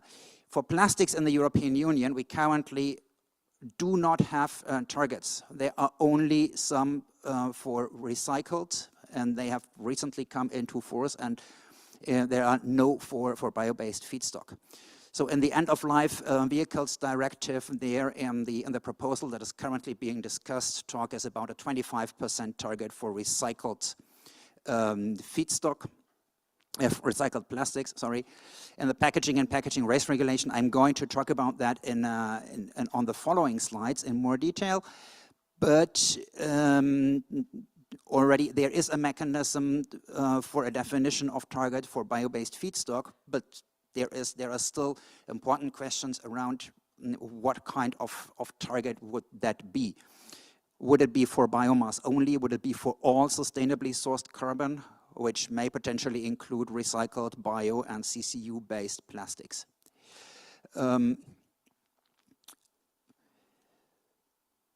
And of course, there's also the question of at what level would you set this target? Would you define it for all plastics, all applications alike? Would you start in certain areas?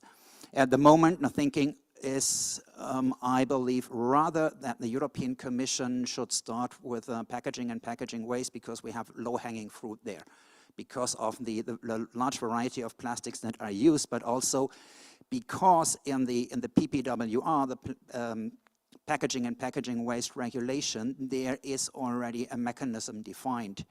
And but before I come to this, very quickly, these are the targets that are defined there. You see that's quite sizable, up to 65% in single-use plastic beverage bottles, in all other plastic packaging by 2040. Contact-sensitive plastic packaging, other than PET, still 25%, and then contact-sensitive PET packaging, 50% by 2040. So what does that mechanism look like? Sorry.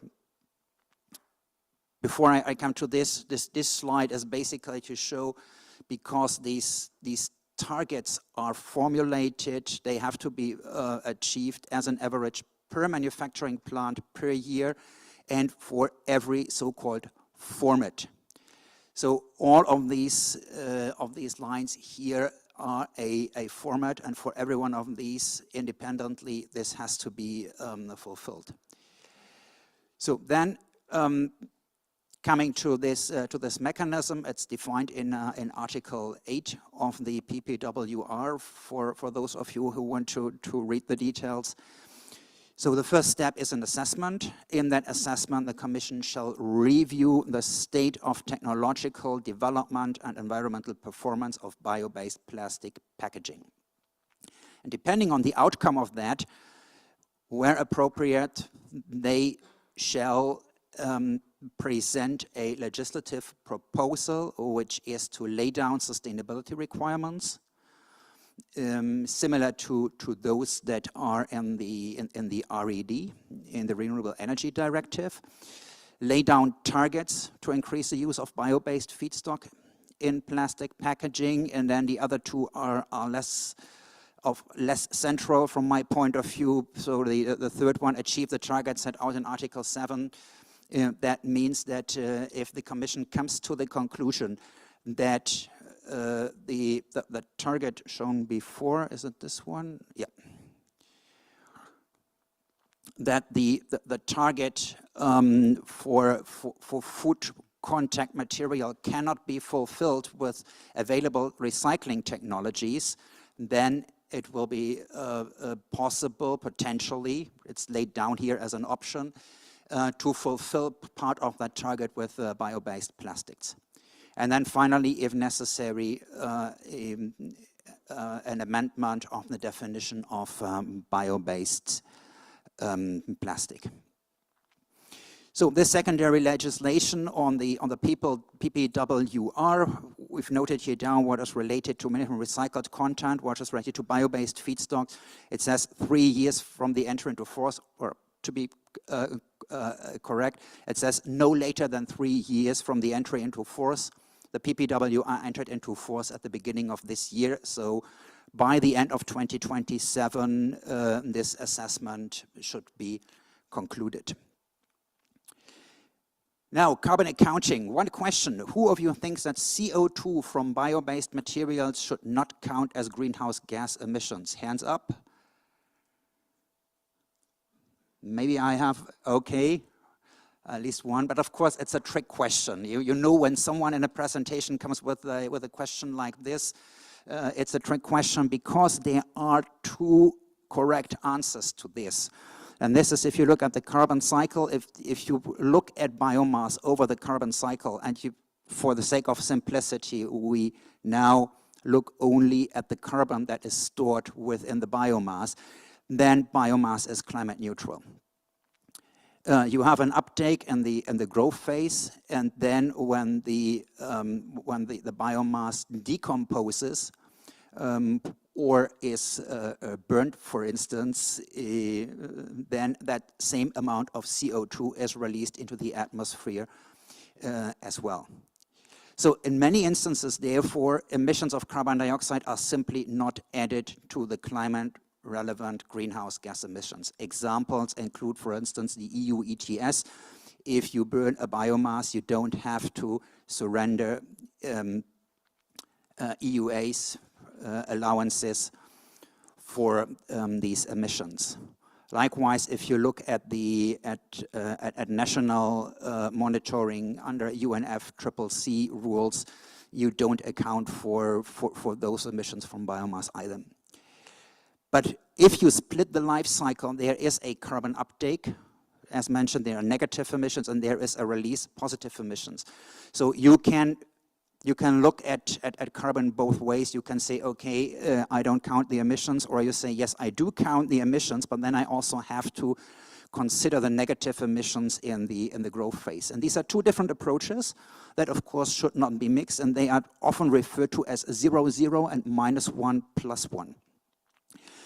So 0,0 is slightly simpler in its application and is currently implemented in a number of databases, also background databases for life cycle assessment, for instance. If you think about the European Product Environmental Footprint Framework, for instance, there it's currently implemented like that. But the -++1 allows a representation of a correct representation of the carbon balance at all times, which means that when you produce bio-based plastics, you see the advantage, the climate advantage of those already in the cradle-to-gate analysis, where you don't include the end of life. You also make it possible to model BECC as biomass energy carbon capture and storage.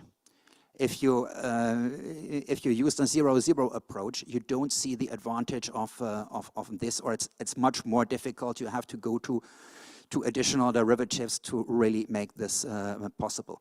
And it's also that the -1 + 1 approach is considered more scientifically sound. For the framework of the product environmental footprint, the Commission is modeling a hybrid approach where they say, okay, we use 0,0 throughout the analysis, plus a correction with biogenic carbon content of product in question. Meaning that you do 0,0, You don't account for the uptake, you don't account for the emissions from biomass.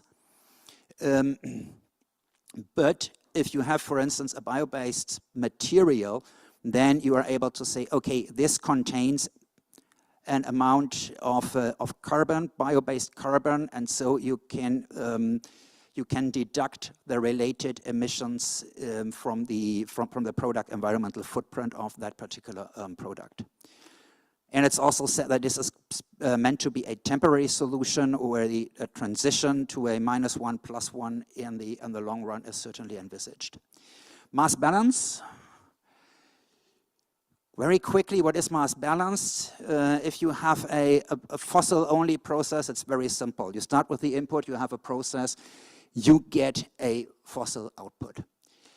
Now, when you look at mass balance, you mix two different streams here. You have, in this simplified example, a fossil input that makes up half of the total, and a biomass input that's the other half. You throw them into the process, and what gets out of that is an output that is 50-50. It contains 50% of biomass, it contains 50% of fossil. But what you do under mass balance, you have a selective attribution where you say, okay,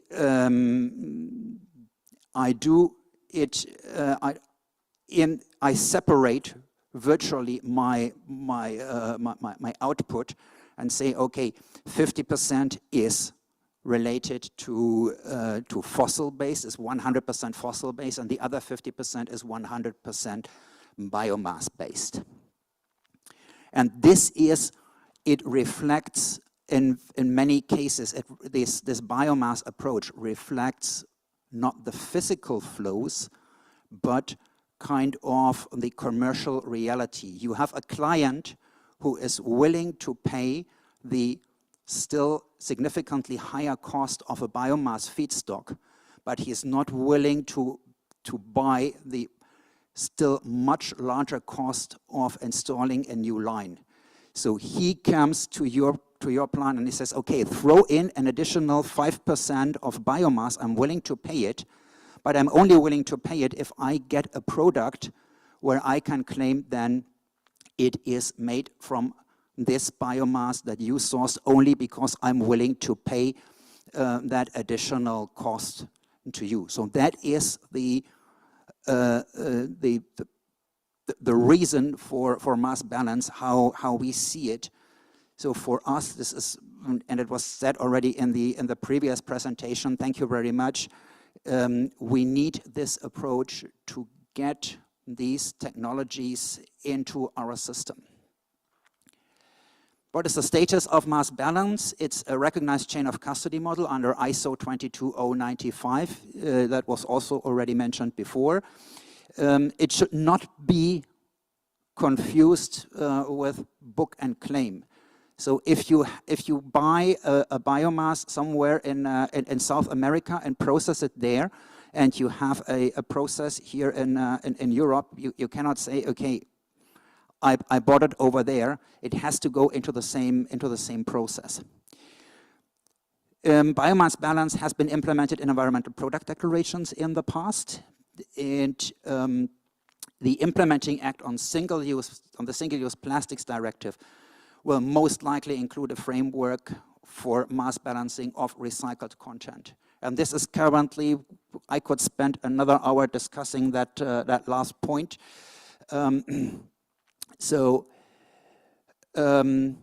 Just this is going to be an important precedent also for biomass balancing in the future. And that's it from my side. If there are questions, I will be happy to take them. And I'm sorry that I overran almost half a minute. Thank you very much. Hi, thank you for the presentation. My name is Nico Reuter from UPM Biochemicals. For the mass balance, which is actually also a principle that is very important for our product, you will see in my presentation this afternoon, we cannot simply do it without in the solution of the 100% bio-PET that I'm going to present. In terms of talking to the brand owner or maybe even the final customer, we often use the example of the green electricity market to make a simple picture that is really understandable for everybody. You would simply not even start producing green electricity with windmills and everything if you had to do it on a really physical connection basis. It would mean everybody would need to install in his house a windmill, a solar panel, whatever. I mean, solar panel is a good example, or not the best example because many do. But so it's this approach, like you with a certification system in place, it must be reliable enough. And I want to say that now, that so that he's not starting to grill you again. The idea is that you cannot start. You have to see this as a transitionary process from our point of view. We need to use it. We're not happy with it, but it's the best that is available in our point of view. Yeah, thank you very much. I also like this this example of green electricity, but there's also one important difference, which is in electricity. If you look at it, you have to be aware that you never will be able to trace anything back unless you have really a closed circuit. As soon as you're linked to the grid, you cannot say, okay, my electricity comes from here or there physically. So there it is a bit more inevitable, but it certainly helps to make people understand that we are not coming up here with something that is completely out of the blue, but that has, where there are parallel solutions actually in other markets, and they are perfectly accepted. And there even more, because there you often have models that go much closer towards book and claim than what we are proposing here with our understanding of mass balance. Yeah. And I think it's important, just last comment, that the market you're working in, I mean, let's say the European market in our perspective here, is trusting the certification system so far as to say, okay, I believe that when there's so much, let's say, stay with the green electricity example, I need to be sure that all the contracts, you know, collecting all the contracts of people contracting green electricity for their home equal to the green electricity production minimum on the other side. Yeah. And so I think this is why I strongly hope that certificates like ISCC Plus, etc., are credible enough, you know, for the market to start working with it. And I think when we're talking about mass balance, picking up also one of your previous point, Ramani, if I may, it's not about just throwing out the concept and let everybody do what they want. So I was surprised when you said, okay, this is a material, and we haven't found any traces of bio-based carbon inside, because if you look at what the graph that I showed, I mean, you should see at least a tiny fraction of it. Otherwise, in our understanding, it should not be possible. It would then be rather type, book, and claim. So there we need those safeguards, certainly. And if you look at what the European Commission is doing right now for mass balancing in the context of recycled content, at least here in Europe, we're going to have quite some strong safeguards to make sure that this approach is not abused. And part of those safeguards is also that you should not be able to say this is a bio-based material without any qualifier that clearly indicates that this is based on the mass balance approach. Any other questions? If not, I will defer any remarks of mine. Hopefully, you have been enticed enough to stay till the end of this program tomorrow, because the last talk belongs to the chairman as the moderator on bio-based content. So you have to stay back to listen to it, and I hope both of you will still stick around to see what in this world this crazy professor is saying, which seems to be against the grain of everything you guys have been saying. So thank you, enjoy the coffee. I don't want them to drive the air of all this group by keeping them away from coffee. So Welcome, take the break. We'll see you soon.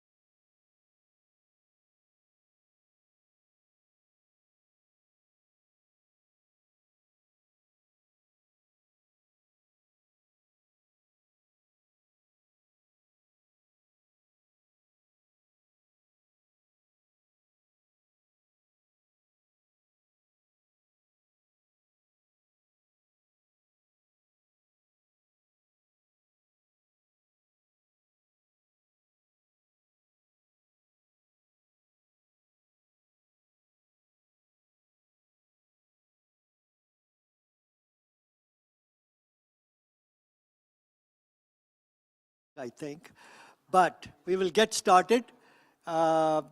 This is from the European Commission presentation.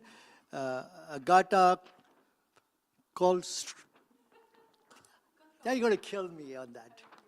I'm going to let you pronounce it carefully, slowly, so everybody can hear, and introduce yourself. So thank you so much for coming. Please welcome the speaker with, and you can clap. That's okay. Thank you.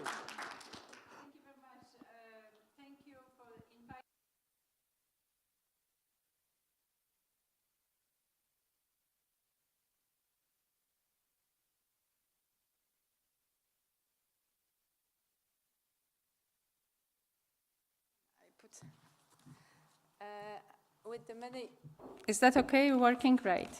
With the many regulations and directives and legislative proposals already mentioned here, so our unit works on the single-use plastic directive, on the green claim directive that is being co-legislated now in the process of the co-legislation, with the pellet regulation, with the eco-label regulation, and several others. And today I would like to talk about the subject of the plastics and bioplastics, biopolymers, how it is reflected in the European Union legislative framework. My speakers who were before me have actually gave you actually an excellent overview. So I would say that it's only partly my job here to fulfill the whole picture. Nevertheless, I would like to start by saying that plastic plays a crucial role in the European economy, but they have a significant carbon footprint, as mentioned already, contributing to 3 to 4% of the global greenhouse gas emissions throughout their life cycle. In 2020, plastics were responsible for 1.8 gigatons of greenhouse gas emissions, with 90% originating with their production and conversion from fossil fuels, so 90%.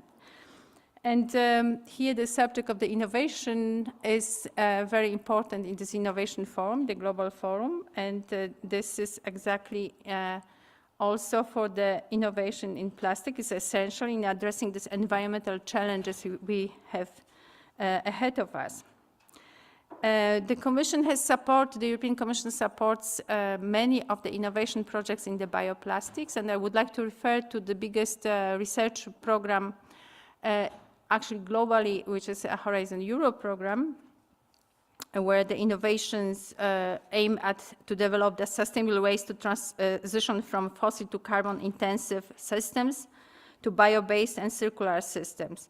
We have also the LIFE program. Some of the projects also are dealing with the bioplastics and bio-solutions, bio-based solutions there. And these projects are taking place in different parts of Europe and also sometimes outside of the Europe. And they helped in shifting greatly and reducing the carbon footprint in plastics. The European Commission is accelerating actually the plastic sector shift towards a circular and resource efficient and climate neutral economy. I have said at the beginning what our unit is dealing with, but I mean the Directorate of the Circular Economy Act, Circular Economy in the Directorate General of the Environmental Policy, and we pay special attention to the policy framework in place exactly to accelerate for bio-based, biodegradable and compostable plastics. And as you might know, and it has actually already mentioned that in 2022, we adopted a policy framework for that, and in this framework provides a guidance on how these plastics can contribute to such an economy by defining the terms bio-based, biodegradable, and compostable. And there, in this communication in 2022, there was explanation about the characteristics by offering recommendations for their future. Before me, the speaker has mentioned the context, so you know that there's more in place. But the potential of bio-based plastics, which can be derived from fully or partially from biomass, is a key area of focus in the EU policy right now. But several issues need to be addressed, and already mass balance approach and the methodology, which is basically under the heavy discussions in our unit and also with the stakeholders, is part of it. Let me address some few other challenges. One of them is to prevent misleading consumers, and I think the certification scheme presented before is a very good example. What kind of actions are needed and what kind of certification schemes are needed to be reliable. It is important because to specify the exact and measurable amount of bio-based content in plastic products, such as stating that product contains 50% of bio-based plastic content, and so on. So we need to have a clarity, transparent and measurable system in place. And consumers often associate bio-based plastics with sustainability, and we need to ensure that sustainability is actually there. And you might know, and already mentioned here, that the Green Claims Directive that is being now in the process of the co-legislation and in the process of taking the last chance, so to say, to come to the agreement maybe in next 2-3 months, as one of the examples to have a reliable system in place. Therefore, producers should prioritize using organic waste and byproducts as feedstock for bio-based plastics, aligning with circular economy principles. This approach minimizes the use of primary biomass and reduces environmental impacts. While we suggest that biomass for bio-based plastics should comply with the EU sustainability criteria for bioenergy, the same criteria for greenhouse gas emissions don't apply, as bio-based plastics are not used for energy production. That's why more research and more innovation is necessary to assess and mitigate the net greenhouse gas emissions of bio-based plastics compared to fossil-based plastics, considering factors like lifespan and recycling potential. I think the main challenge here is to promote those bio-based plastics that are sustainable. That's another aspect as well. And before Mr. Röder from the Plastic Europe has presented the packaging and packaging waste regulation, so I will not be more detailed here, but we are taking the step forward exactly in the new packaging and packaging waste regulation, which came in place on 11th of February this year, so it's really like 1.5 months ago. And the first objective of this regulation is to send a clear signal to the recycling sector to continue investing in existing technologies and explore new ones. We are already preparing to implement the regulation, so it's true that the new harmonized standards will be crucial for the successful implementation of this regulation. We also are looking for and exploring alternative feedstocks with this framework.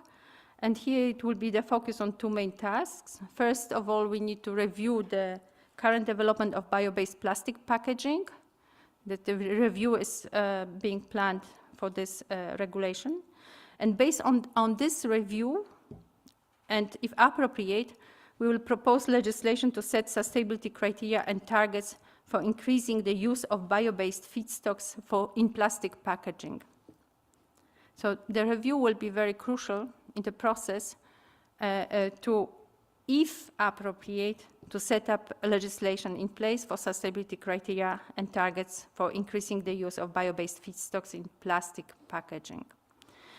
And we had also the information how targets are important and how they intensifies and also how they sometimes push the legislation and the market uptake. We might look later at how the analysis could be expanded to other bio-based applications. That means that the first step will be the bio-based plastics in the packaging, in the review of the packaging regulation, and we'll see how to expand these applications further on. I want to mention as well the upcoming policy initiatives, and let me take a step back and try to sketch the bigger picture, what we are actually working on. The competitiveness compass has been mentioned before and put the clear direction actually for the next years to come, not only for the future college for the 5 years, but also for the to contribute to the decarbonization of Europe and to become the carbon neutral continent by 2050. And in the competitiveness compass, there was a mention of the Circular Economy Act. So that will be the next regulation that will serve to catalyze investment in recycling capacity and encourage EU industry to effectively substitute virgin materials and reduce the landfilling, especially, and incineration of used raw materials. And we are working on the Circular Economy Act to be adopted by the end of 2026. Of course, there will be a comprehensive impact assessment and public consultation, definitely. And then we will introduce the Circular Economy Act and propose first the adoption of this regulation, and then it will be co-legislation process in place. This Circular Economy Act will help create demand for secondary materials and establish a single market for waste, especially concerning critical raw materials, as it is in the Clean Industrial Deal as well. Circularity as such is underlined also in the Clean Industrial Deal, also mentioned beforehand in the initiative of the European Commission on the, in response to the big demand of the industry, especially when we were talking about, you might know about the Antwerp Declaration from 2024, where the industries requested to refocus the EU policy to give boost to industrial policy in Europe, and to simplify, and to a certain extent to simplify and to include the incentives for industries to play. And their Clean Industrial Deal is in response to this appeal, and circularity has been underlined as one of the key priorities within the Clean Industrial Deal. And therefore, we need to maximize the EU's limited resources, reduce raw material and energy dependencies, and enhancing resilience. And that's important very much, especially for reducing the dependency, and also it was mentioned before about our dependency and the strategic autonomy. We strongly believe in the innovation, and I think this forum is extremely important to exchange our views about the innovation. And thank you very much, Mr. Chairman, again for the organizing this. We have supported dedicated projects with the European Union, and we will continue doing so in the future. You might know about the Circular Bioeconomy funding that is available. Circular Bio-Based Europe joint undertaking will organize, for example, the next call on 4th of April with the deadline of 17 September this year to support competitive circular bio-based industries with research and innovation actions across 13 topics, and the funding will be available for such kind of research and innovation of 165 million. So I invite you to have a look at the website of the Bio-Based Joint Undertaking, Bio-Based Europe Joint Undertaking, that the call is already open, and you might be interested in participating, especially I saw that in the participants list there are several research institutes and innovation institutes, and that could participate in this kind of exchange and kind of research and innovation projects. You might not know, but already in this year, in the last year, in 30 projects have been selected for total funding of 200 million. And there's a big wealth of the innovation and research coming from this kind of projects that have been supported by the European Union and the funding, and especially in the area of bio-based polymers and plastics. And the examples of these projects at the European level are also available at the website of the joint undertaking. I just give you a few examples because that's actually not, it's not about that, but just to have to give you an example, what kind is it? And one project called Barbara developed biopolymers with advanced functionalities for building and automotive parts processed through additive manufacturing, for example. Or the other one, Lignicoat, developed sustainable coatings based on lignin resins and bioadditives with improved fire corrosion and biological resistance.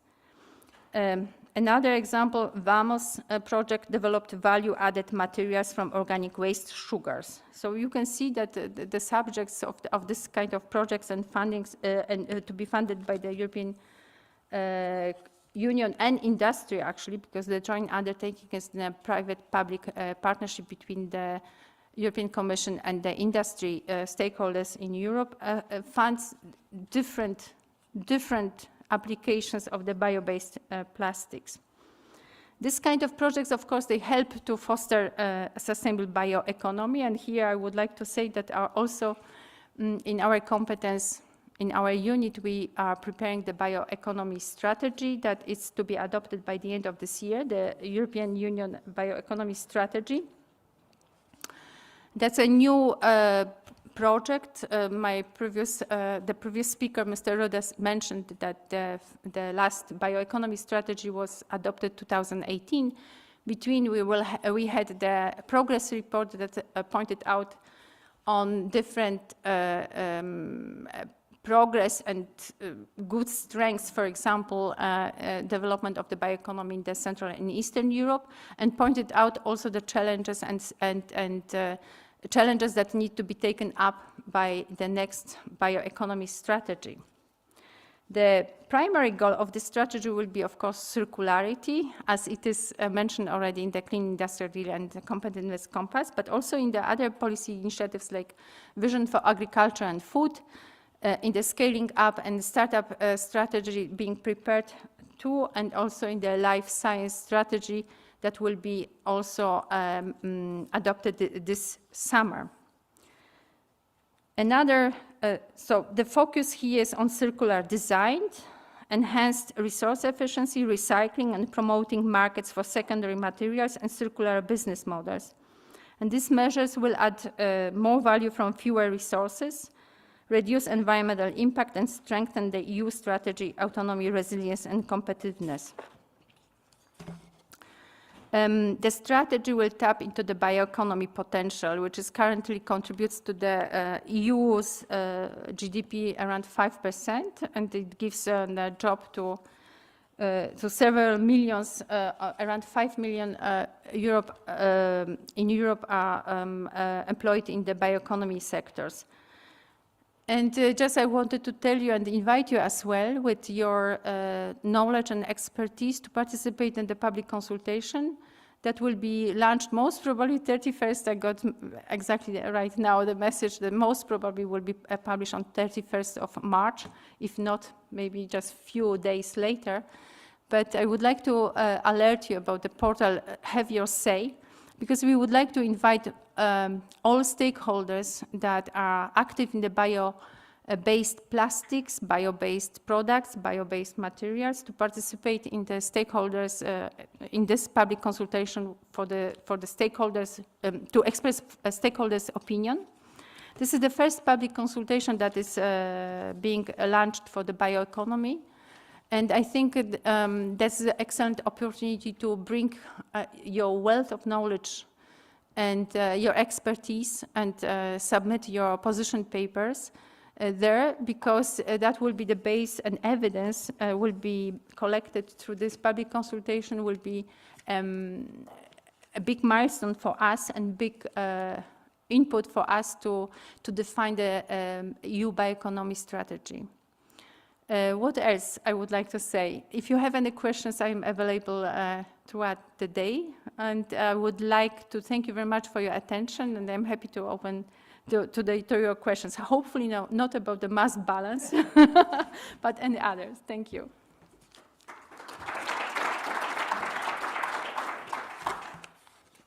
Okay, questions, but not on mass balance. Any other question is acceptable.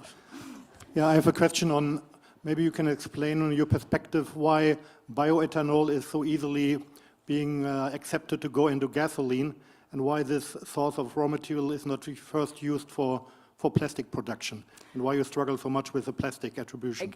I'm sorry, I didn't find... Why bioethanol is so much accepted by the EU Commission to go into gasoline?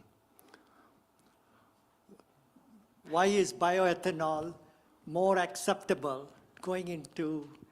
You're probably referring to the calculation on the calculation in ETS, so called this zero rating, right? No, I mean, if you go fill up your car at the gas station, you get a lot of gasoline options with bioethanol, which is highly subsidized by the EU Commission. Exactly, not by the EU Commission, yeah? Okay, well, that's a question. Renewal directive is directive which is implemented by member states, and the member states give incentives and subsidies, and here we are coming to the core of the issue which we would like to address with the bioeconomy strategy, exactly to make the level playing field for materials as well as biofuels. And indeed, you're right that that right now that renewable directive created or creates incentives and subsidies for member states to fulfill their targets in the climate and energy plans.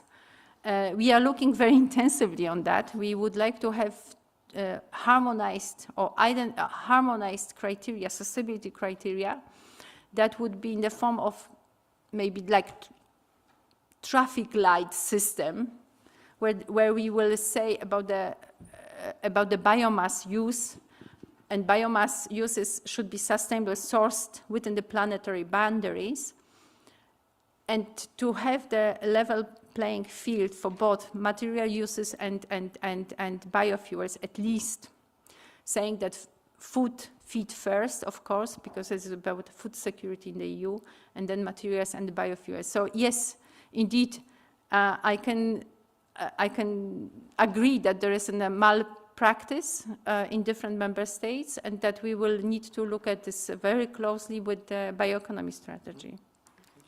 Yes. Any other questions? Yes. Hello, I'm working at Avantium, where we're commercializing the material polyethylene varanoate. It's 100% plant-based polyester. I think it's a very successful story of also having the investment of the joint undertaking, because this year Avantium will commercialize this material in the market with our flagship plant. So I think this is a really good starting point. At the same time, it's still very, I mean, in order to really scale towards industrial production, legislation demand needs to be created at a larger scale. So we're very happy also with the bio-based legislation being formed now. Of course, you can imagine that for a scale-up company, having this coming faster would be beneficial. So my question is also, what are the key considerations that are currently being made with regards to setting this legislation? And two, you already mentioned the public consultation. What are ways to be involved in this formation of legislation? Mm-hmm.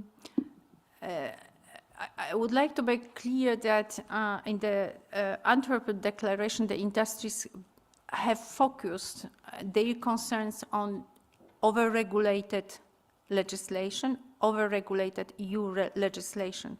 Why I'm saying that is it's important to keep in mind what we will offer in the next years, because this voice of to make a regulation simpler is very prominent. And you might know that the European Commission has targeted 35% of the legislation to facilitate the life of the companies, and especially small and medium enterprises. 25% simplification measures will be there in place. So to answer your question, I need to tell you that I am not sure whether we will propose many legislative measures, as this is not the, how should I say, this is not the purpose. Maybe facilitate measures that have been taken and that that prove that the market is fragmented. You see what I mean? That I am not far yet to tell you what kind of measures will be proposed on the legislation,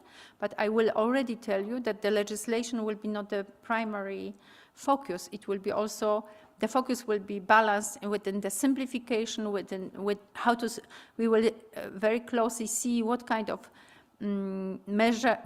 what kind of legislative current measures hamper actually the competitiveness of the bio-based market. How could you be involved? There will be a series of the stakeholders events, meetings and events. The first one will be already on the 10th of April, where the European Circular Economy Platform is organizing the event, and you can register by myself. I saw it in the LinkedIn, but probably on their website is also the link to register there, where the bioeconomy as such will be discussed and the Circular Economy Act will be discussed. So we will have 2 workshops, and so all stakeholders invited to register. This is the event of the Economic and Social Committee, European Economic and Social Committee that works hand in hand with the European Commission and offers this platform. The second will be there will be a series of the stakeholders events with different policies focuses. I know about the research and innovation focus. I know about the single market focus for the bio-based. I think it will be on the 5th of May. Also, the event in that respect on the biomaterials, and I have heard that in May, mid-May, will be as well. Definitely the Green Week, European Green Week, which this year will be from the 3rd to 5th in Brussels, but the whole week will be starting from the 3rd of June, will be very much dedicated to the circular economy, and that will offer the very variety of the stakeholders events across Europe, not only in Brussels, but also in other member states across Europe, as I said, with the focus on the Circular Economy Act and all legislative proposals being prepared there. So I invite you very warmly to register in one of the series of these workshops and to participate actively in the Green Week even with your event.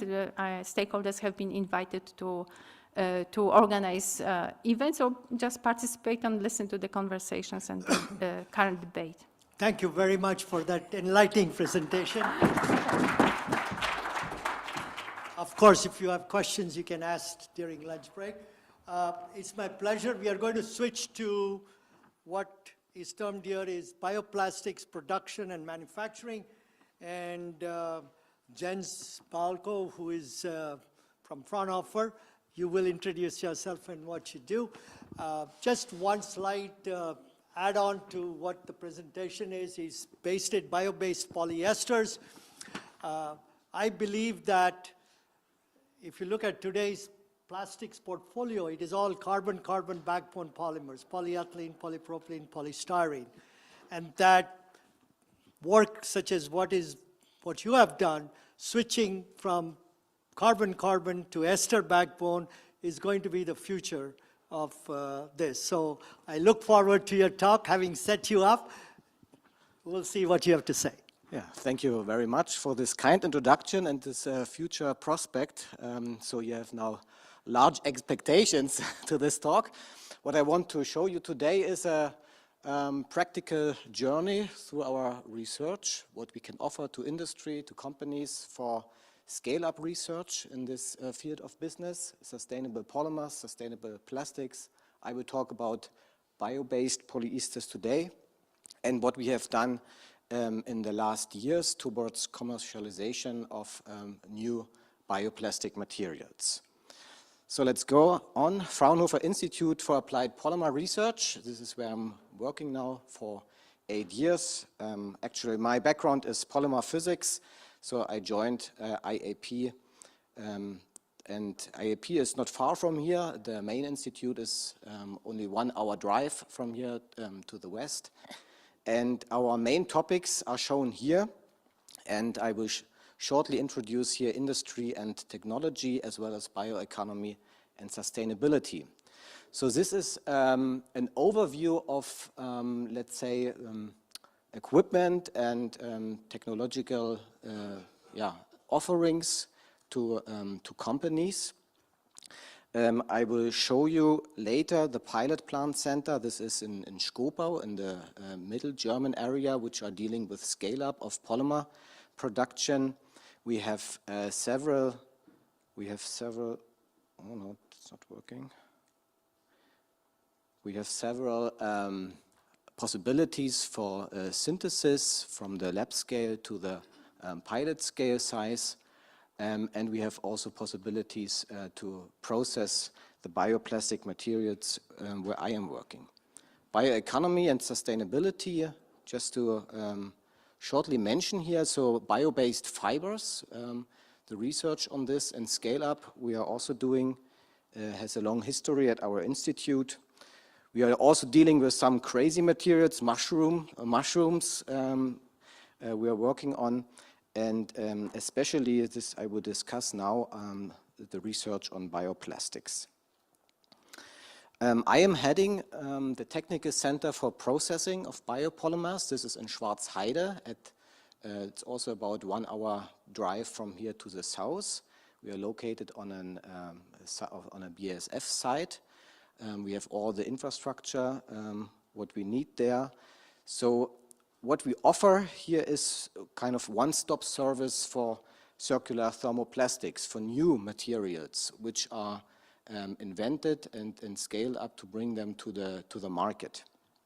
We are dealing with novel materials, and we have the most important thermoplastic processing technologies, from film production, thermoforming, injection molding, of course, also profile extrusion. And what I want to highlight here, especially here, extrusion blow molding, so for bottle research, and starting from the end of this year, also injection stretch blow molding. So whenever you're dealing with products which are used to be in the bottle production, PET or novel polyesters, this will be an important method for this. So what is our goal? So we work on bioplastics, and in our point of view, the bioplastic materials which we are mainly working on are bio-based and also preferably biodegradable. And here you see some examples of the research what we've done in the last years. So you see the mass plastics and also some kind of engineering plastics, where we worked on solutions together with companies, with our customers, to substitute these materials in certain products.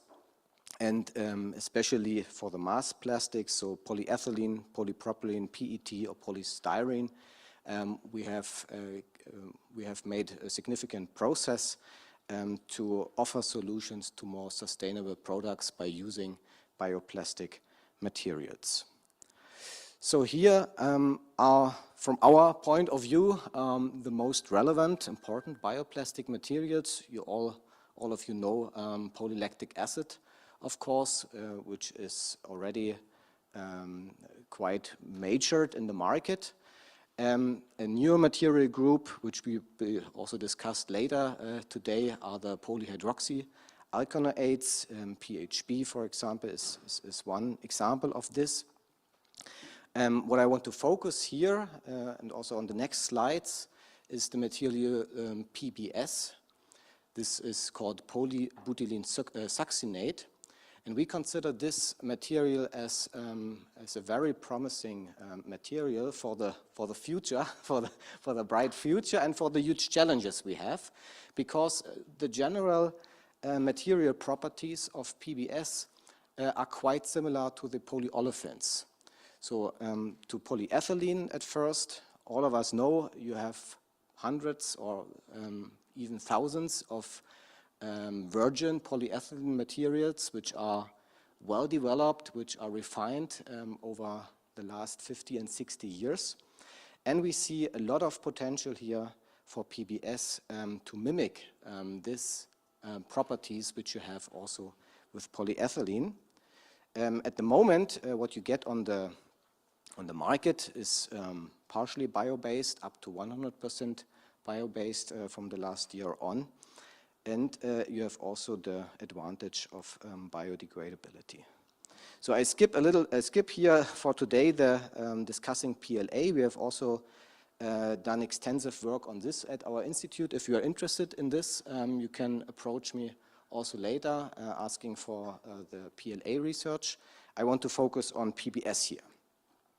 So PBS, now it's a jump into the very short jump into the research, but I like this picture.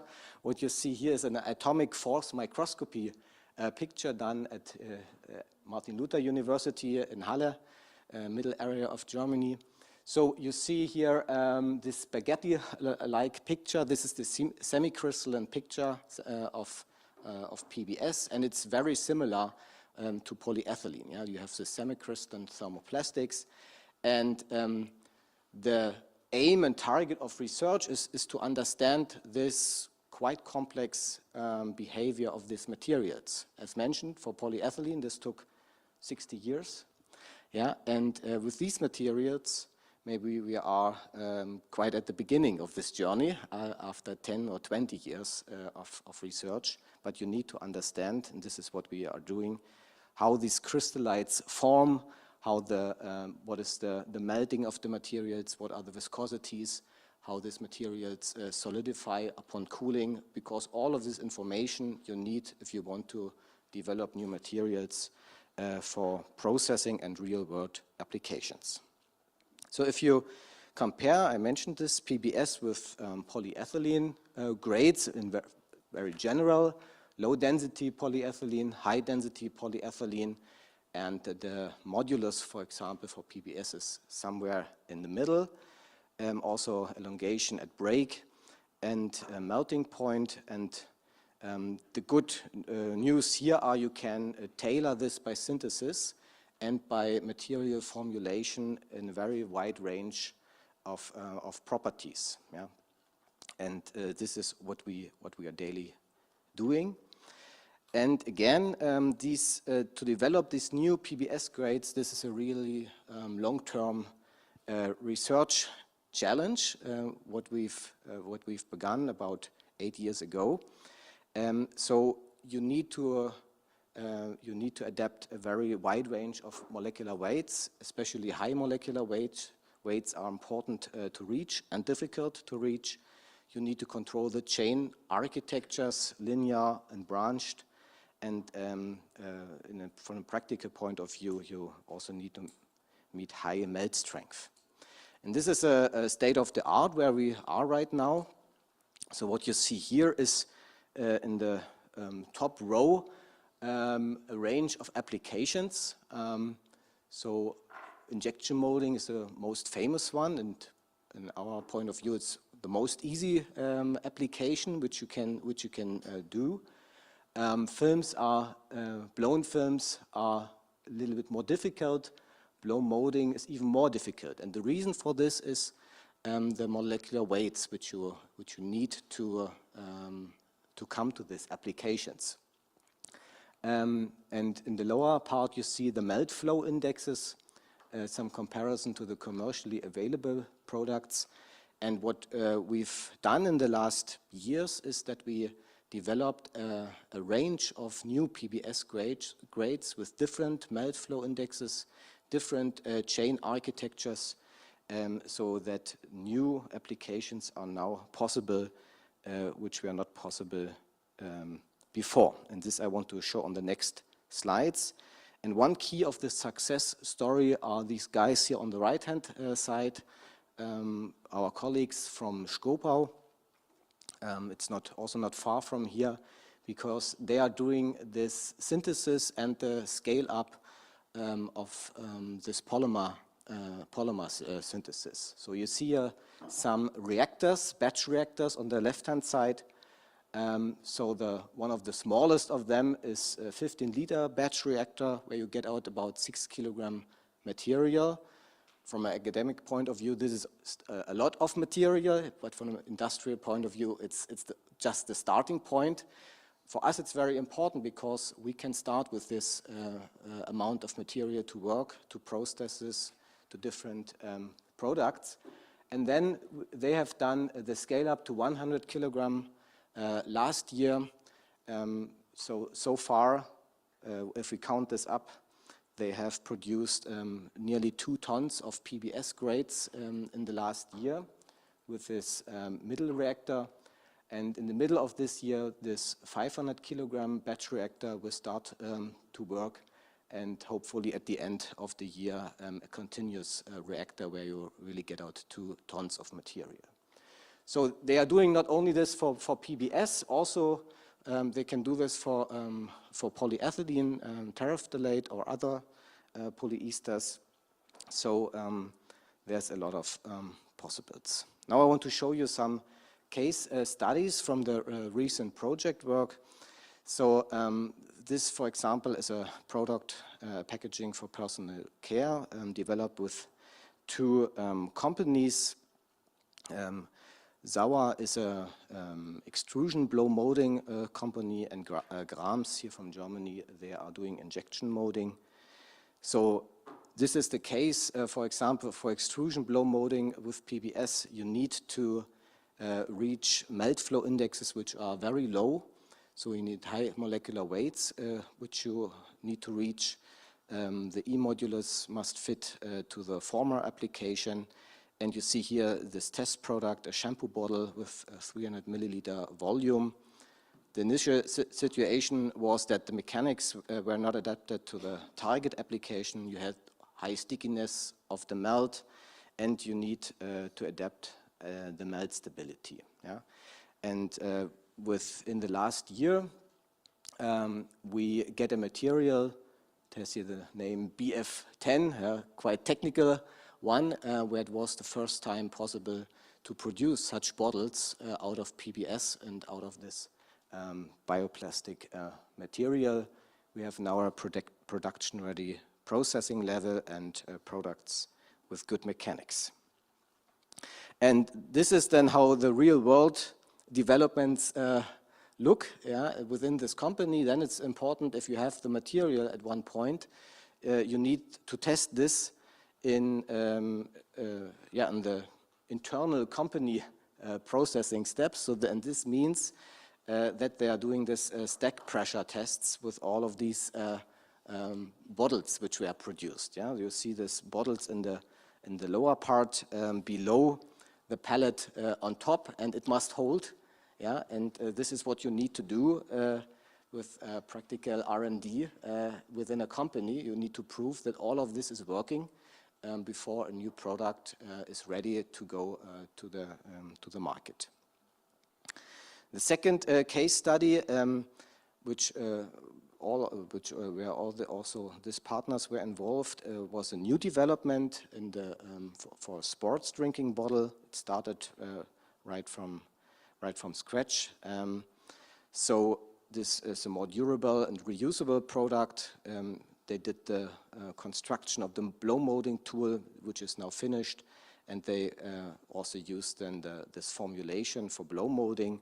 And you see they have also fun. We have also fun during these trials when it really is working. And so they were very impressed, the CEO here, that with that results with a bioplastic material, which was very new for them. So, and these are some impressions on how you can use this drinking bottle. Yeah, it needs to be tested out there. And also the lid is made from PBS, and we are very happy to be at this state right now. PBS is also suited for textile applications, and this is also only possible if you are able to control the synthesis. Here these are partners from Saxony here in Germany. It's also a case study. Everything starts here with PBS tapes, so they have a They are also produced by extrusion. They're very thin and have a width of approximately 1 centimeters. And with that tapes, then the people from technical textiles start to do something with that. It's a own art. It's an art on its own. How this is woven and processed further. And here are some examples shown what they've done. So, for example, on the right-hand side, they knitted here a straw bale net for agricultural applications. This plain weave fabric, one can imagine as a plain for garden applications, and many, many more is imaginable. So, where we are right now, we can offer quite a range of new grades for various applications here. I have shown these case studies, and we already reached a commercially usable level of this new PBS grades which we offer to our customers. And this will be the next step because we think it's now ready to go to the market here. And so we decided to start here a spin-off project which is called Ember BPE. And with this team, we started this last year. We are quite now working on the business case, setting everything up. And the USP, what we are offering is here a patented process for the synthesis, for the processing of the materials. Especially the quality is decisive for all of the applications, the quality for the processing. And with that, we want to offer and want to go to a production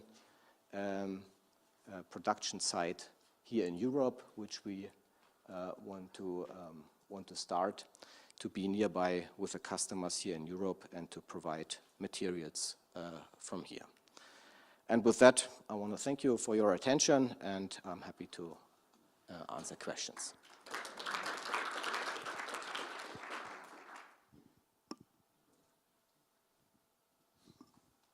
Questions? Thank you very much first for that. I'm not sure whether you'll reach what I'm predicting, but I think you're on the right track. So, yes. Just a question. Thank you for the presentation. It was very nice. PBS for sure is very potential. For some application, especially packaging, you know that it will be mandatory at EU level, but I could say that in the future worldwide level, that will be recyclable. And will be recyclable at scale. The perspective is to have mass of the material to be recyclable at scale, to have a secondary use. What do you think about PBS? Is it so potential to have this kind of mass after recycling because it will be mandatory? Yeah.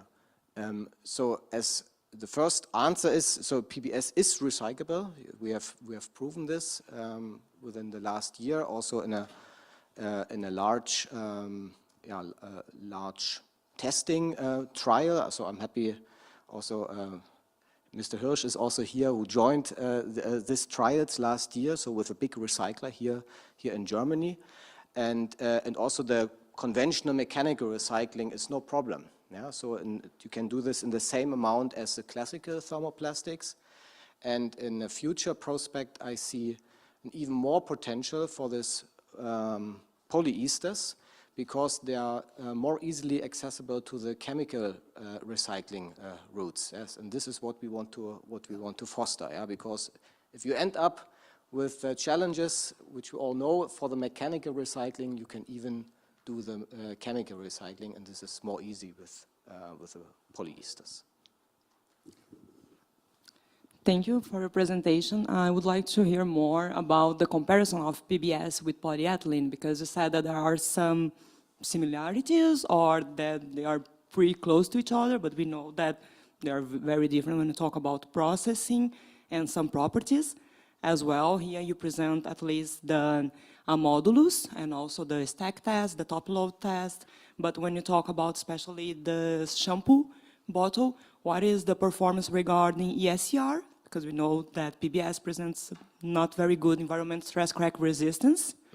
And when we have a surfactant or detergent, this is a required property. And also regarding the impact resistance, because we know that PBS is also more brittle than polyethylene. Yeah. Here, I would jump into more private discussion, maybe. Yeah, because you need to discuss many details. Yeah. As a general answer, I would say, so we are not too far away from polyethylene. Yeah, because the elongation of break, the Charpy impact strength of PBS is much closer to, is much better than, for example, for PLA. Yeah, although again for polyethylene, these highly developed materials with superior properties. Yeah, this is still a way to go for PBS. This I clearly see. And I would be happy to start also projects on looking more into all the details and to really improve this. If you, I'm optimistic that you reach this because you need to control the synthesis, yeah, the chain architectures. If you are able to do this, then I'm quite optimistic to reach closer the properties of polyethylene. Although you have but you have still differences, yeah, for example, in the barrier properties, yeah. PBS has a higher water vapor transmission rate, yeah, but then you need to adapt this with other means, yeah. So there's still a way to go for all of these applications. You need to do this, but you have a lot of potential to reach this. Thank you. Thank you for the presentation. I would like to raise the issue about contamination of recycling streams. When you have PBS and you have polyethylene recycling streams. First of all, you can easily separate PBS from polyethylene, yeah, by the technologies which are available. Yeah, so this would be the future, I would say. Yeah, that you need to separate the polyesters from polyethylene, and then you can recycle them. If I don't know if you mean this questions, if PBS comes into the stream of polyethylene, what happens then? Is this your question, or? When you look at the packaging example that you had with this packaging solution, it goes, for example, if you're in Germany, it goes into the yellow bag. So how do you really make sure that it's not basically contaminating the PE stream, which is quite a sophisticated recycling stream?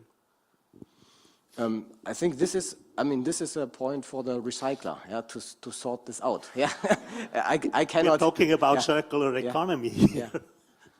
Yes, you need to separate this. This is for sure. Yeah, no doubt.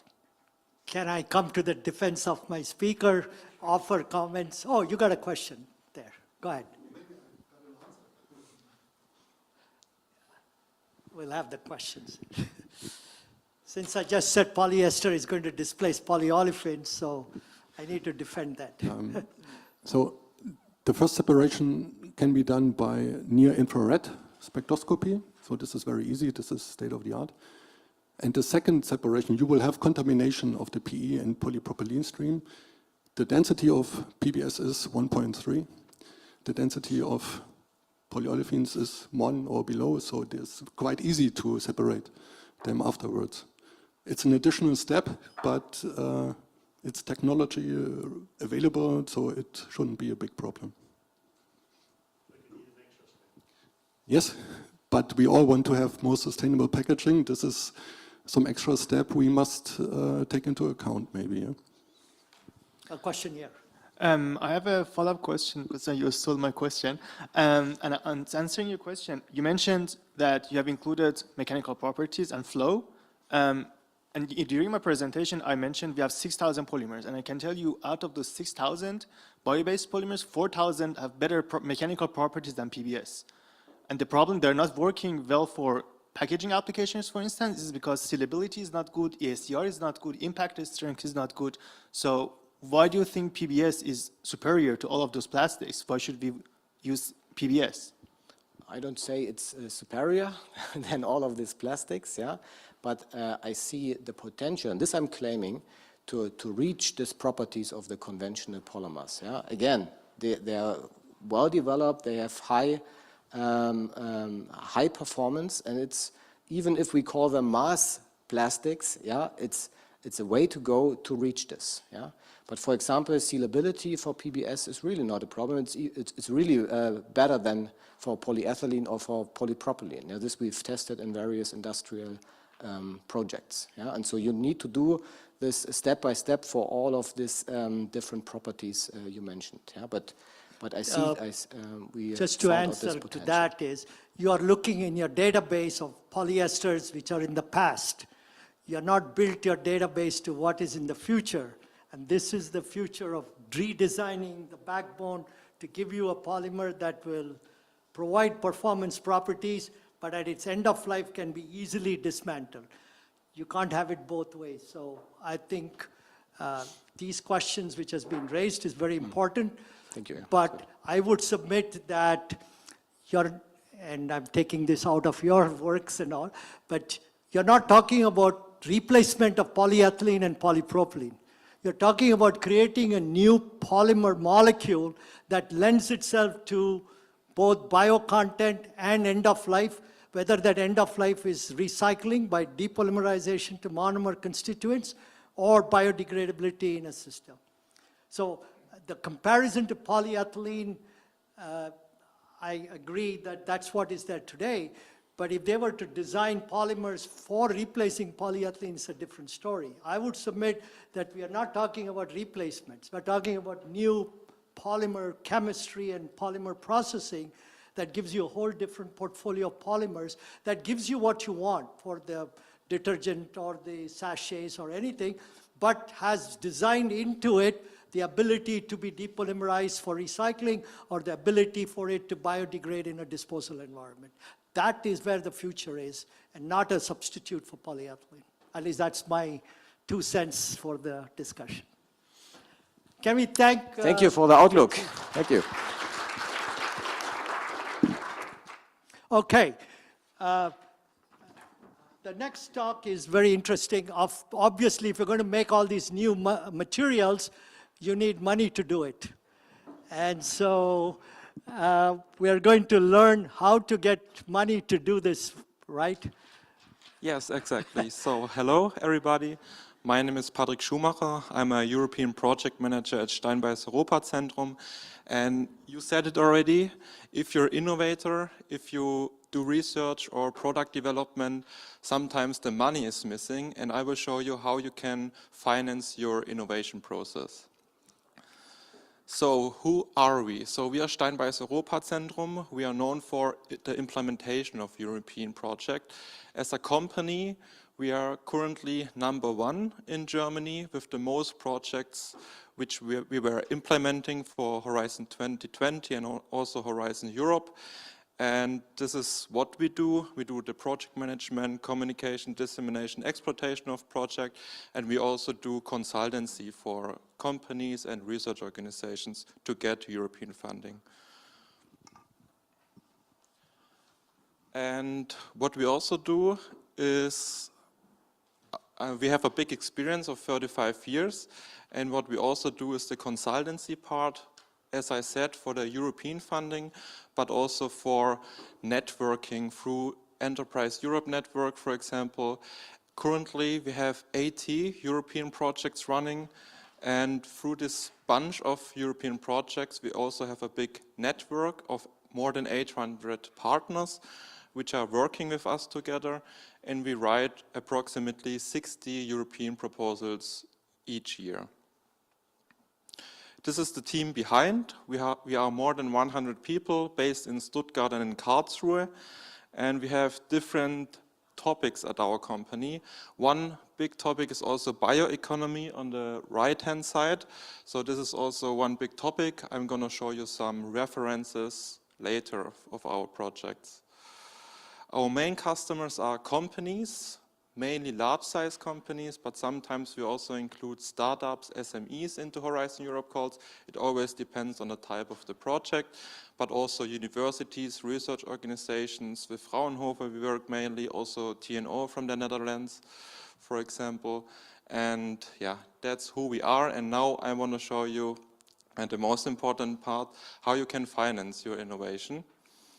So the biggest framework for funding is Horizon Europe in terms of innovation and research. The current framework is Horizon Europe. It runs from 2021 to 2027 and has a budget more than 90 billion euros. And it's not a misspelling, it's 90 billion euros for this time period. Before it was Horizon 2020. And the Horizon Europe framework is quite huge and also complicated. It not only looks complicated, but it really is. And that's why we want to focus on Pillar 2 in the red box today. This is about global challenges which are currently important and the European Commission focuses on. There you can see clusters from health to food and bioeconomy from cluster 1 to 6. And because of this event here, I want to focus on bioeconomy today, including biopolymers and bioplastics, cluster 6. So in all these clusters, there are also separate budgets. In cluster 6, for example, for the time period from 2021 to 2027, it's almost 9 billion euros. And for this year, I already have the draft for 2025 for the calls in September. And here you can see the destinations which will be funded. And these destinations, they cover all topics around biodiversity and also bioeconomy, for example. There are still drafts. There will be officially published in probably April, let's see. And then the official calls will be published, but it's already to 95% correct as it is like here. And as you can see, 109 projects will be funded in September, and the budget is 700 million. So it's a big chance for companies and research organizations to apply for the calls and get the funding at the end. But it is not so easy to get the European funding. The competitiveness is really high, and you really have to have good applications. And that's why we are also supporting companies, research organizations, to write a very excellent proposal to increase the possibility to get funded. For the 109 calls I showed you, there are 3 different types of projects. These type of projects, they are divided into technology readiness level and also what is the main goal of the project. On the left-hand side, you can see the research and innovation actions, shortcut RIA. They are focusing on the base applied research, and the main goal is to create new knowledge and also exploring new technologies. Here the funding rate is 100%. And these type of projects, they include mainly research organizations and universities because the main focus is on research, but large-size companies, they also do research, for example. It's also interesting for them, and also sometimes SMEs and startups are also included here. Then in the middle, the innovation actions, shortcut IA, they are focusing more on the product development already. It's technology readiness 5 to 8, and it means that it's already closer to the market, to the product at the end, and it's more interesting for companies and also for startups, SMEs, for example, because they can really develop their products with the funding from the European Commission and to prototype, to do demonstrators, for example, and so the innovation actions is more likely for the companies. And then the funding rate is here 60 to 70% for companies and 100% for non-profit like universities, for example. Yeah, please. Then at the end, Sorry. to Hello. make it Can you short, hear me? Coordination and support action, the CSAs. Yes, I They're do. more for the Sorry, bringing I the just had people to make this together call in today, one even though area I'm sick. Yeah, and to support the I have a networking runny part and nose also and rising been awareness like this about since one yesterday or topic. 2 days The ago. funding rate is here 100%. So, Then I also want to just give you one one thing, I will call not be able to example if speak you never much, heard about just so Horizon you Europe know. call funding. But So as I I said, just wanted that we manage this 190 call project will be since funded, it was and this is already one example here I picked for you. fixed It's in the since field of Monday. bio-based Okay. sector. The title is Just give me a Nutrients minute, Produced by please. Microbes Utilizing Primarily CO2 from the Air with the support of biotechnology. If somebody of you already say or think it's interesting for you, then please contact me after my presentation. And the deadline is September 16. It's an innovation action. Okay. The budget will be 12 So, million euros, but 2 projects will be many funded. thanks for That means each sending project get 6 million, but the the possibility is agreement, higher which because I for managed to one send it call, 2 across to you projects today will be this funded, morning. and that So let's means say not that is always, off the but way. the You possibility is have higher. the signed And the scope agreement. of the call is turning CO2 And into I valuable think the nutrients basic using information biotechnologies. on what is needed is already explained on Then how the we agreement. support our clients to Just get European this call, I funding. would just need to have a These complete, 3 phases just to here have, below, I just these wanted are to the have a call steps we today so that always do. we So have first of all, we a do the clearer orientation understanding phase. on what If somebody is not will be so aware required about or Horizon what Europe, needs to be we done from your screen side, calls for our customers and we look for and suitable calls. Then the proposal we better phase, there understand, we support we our customers have a with clear proposed understanding writing and with also both each brokerage. others. Yeah. And then after the project is So, submitted I'm and very sure you accepted by the already European know. Commission, we do My name is also John project Isaac. implementation, as I I've said, been as working project with manager Nalitsa, and more.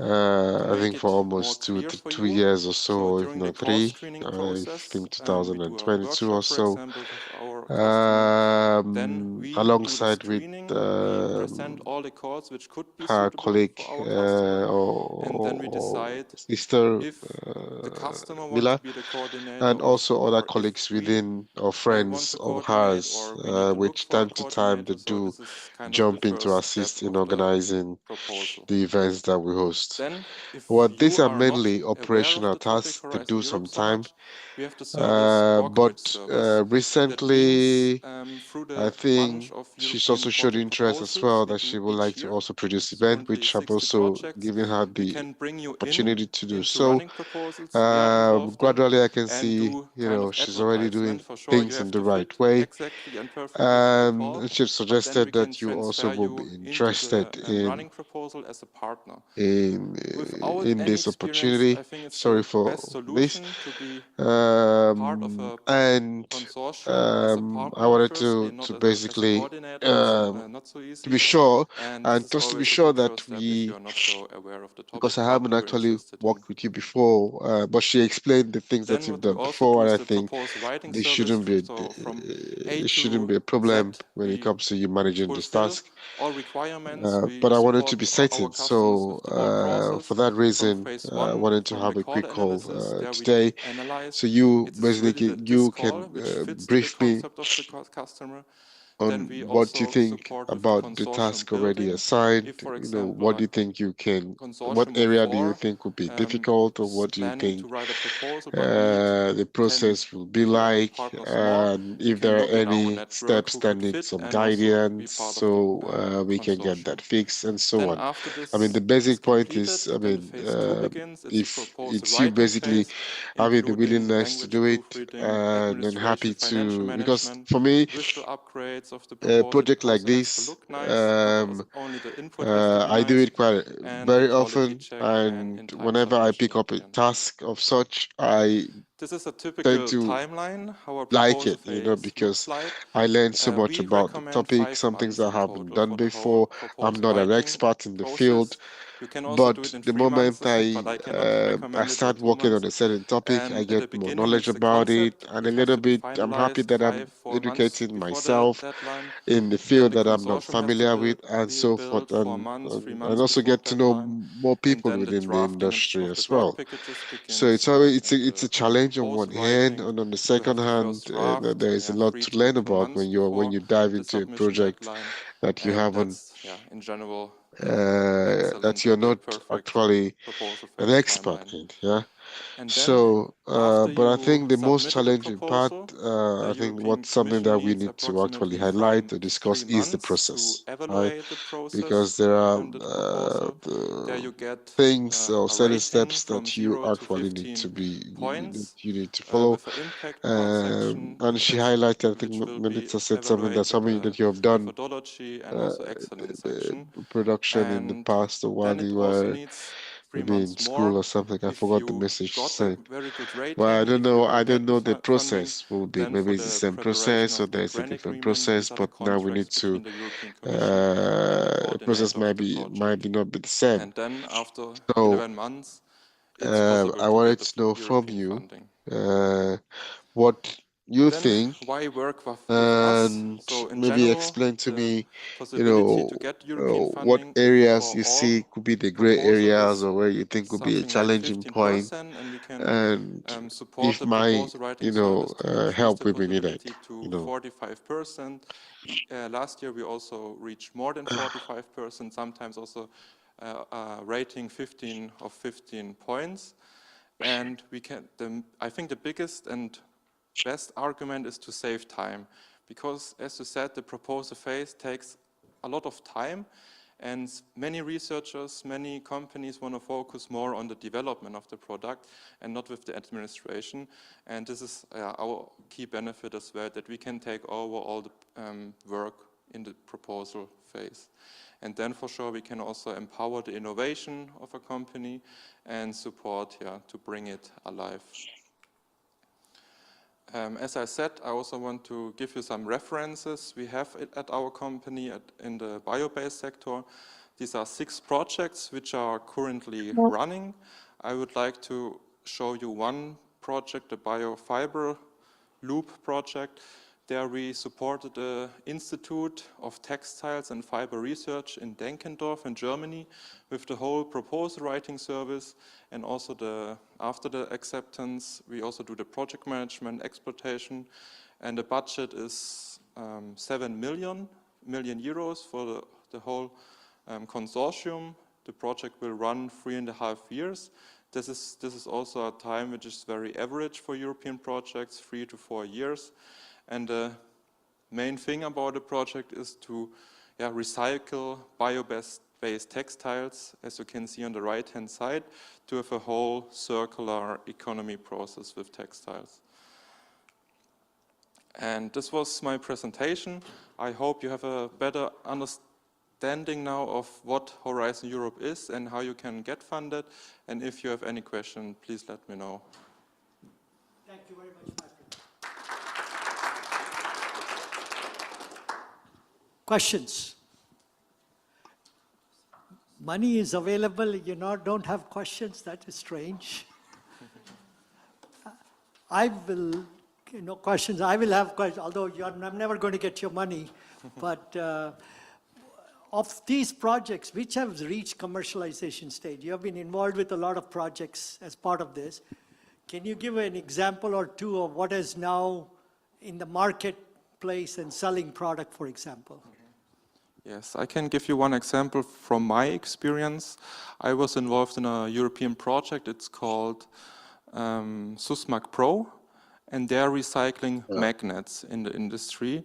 So the whole process from the rare earth sector, where they gain the rare earths from other countries, until the end, the recyclable magnet for e-vehicles. And at the end of the project, we have a complete recycle production line where we put in old magnets from the e-vehicle, and then the e-vehicle motors will be recycled, and that's in the market and also active right now. Great example.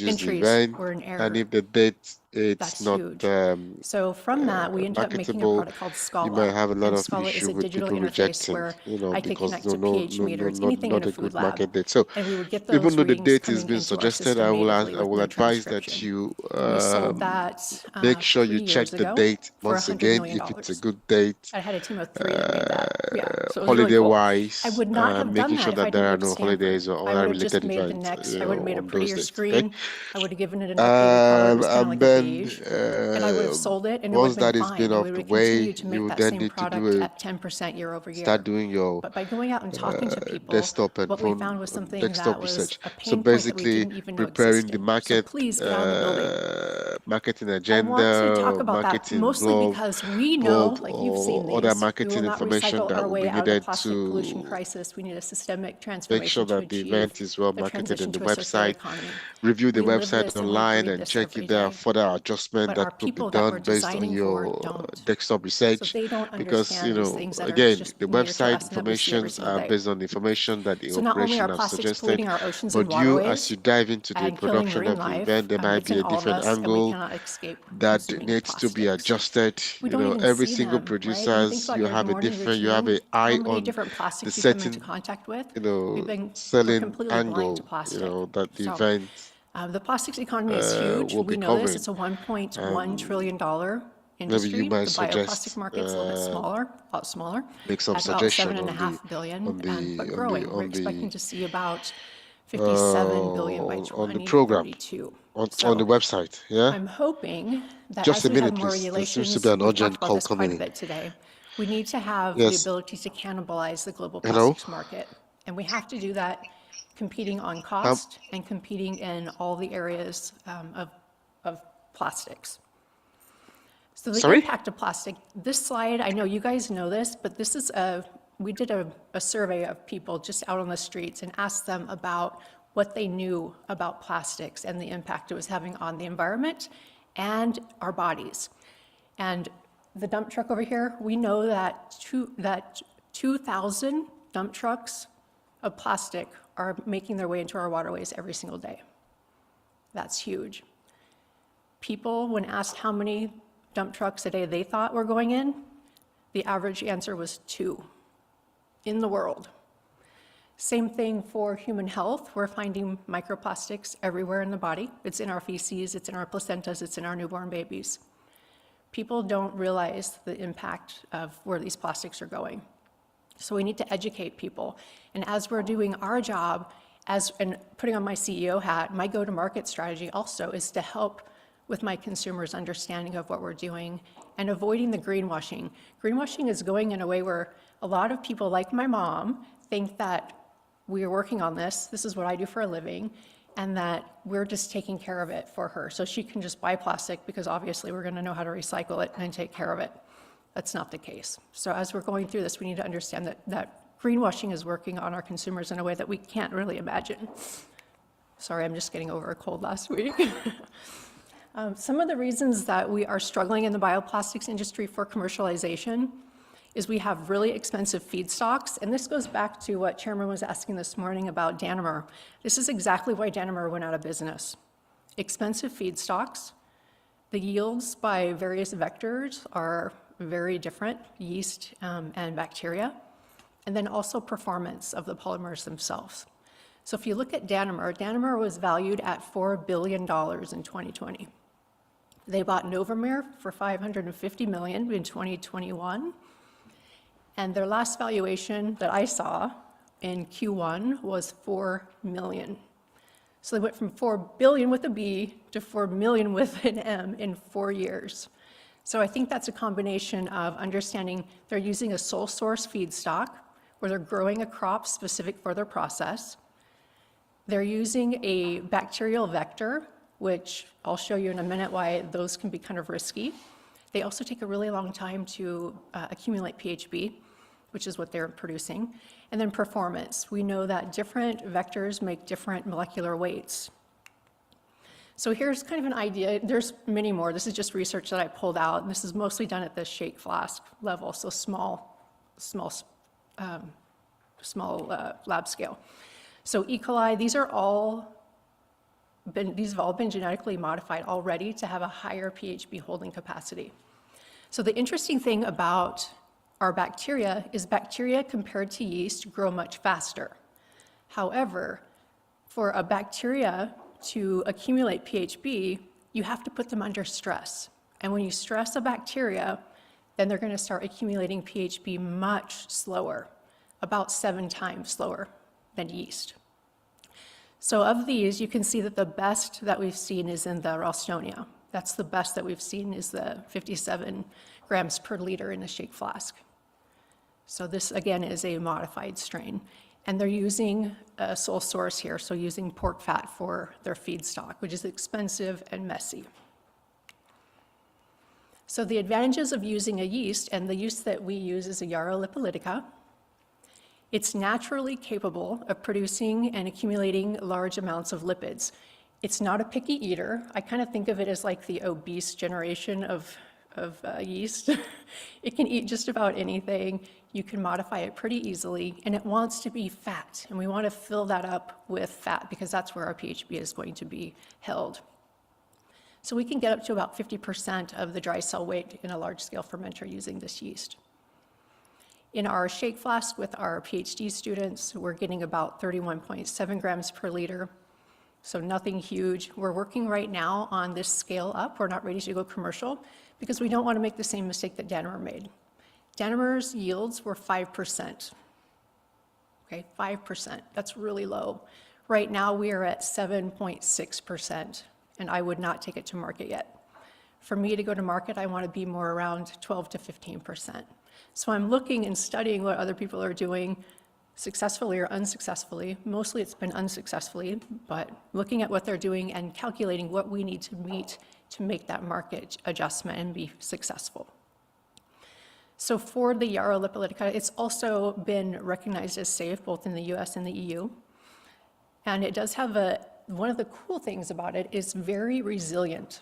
So it can survive in low pH, it can survive in various temperatures and pressures.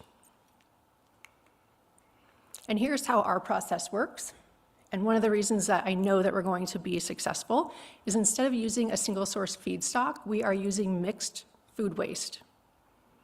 And we know that people are bringing in lawn clippings and other things, so we're able to modify the yeast cell to, it can metabolize xylene also, so coming in from our green waste. First, we go into an anaerobic digestion phase, and this is a low pH environment.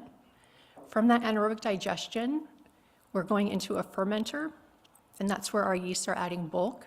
We do have, you don't really see it on this slide, but we do have what I like to call the nursery, where we're getting our yeast primed to go into fermentation, where they're really healthy and they're replicating, and then we can put them into the fermenter. Inside that fermenter, they're staying there just about 12 hours, which is a huge difference from a bacteria vector.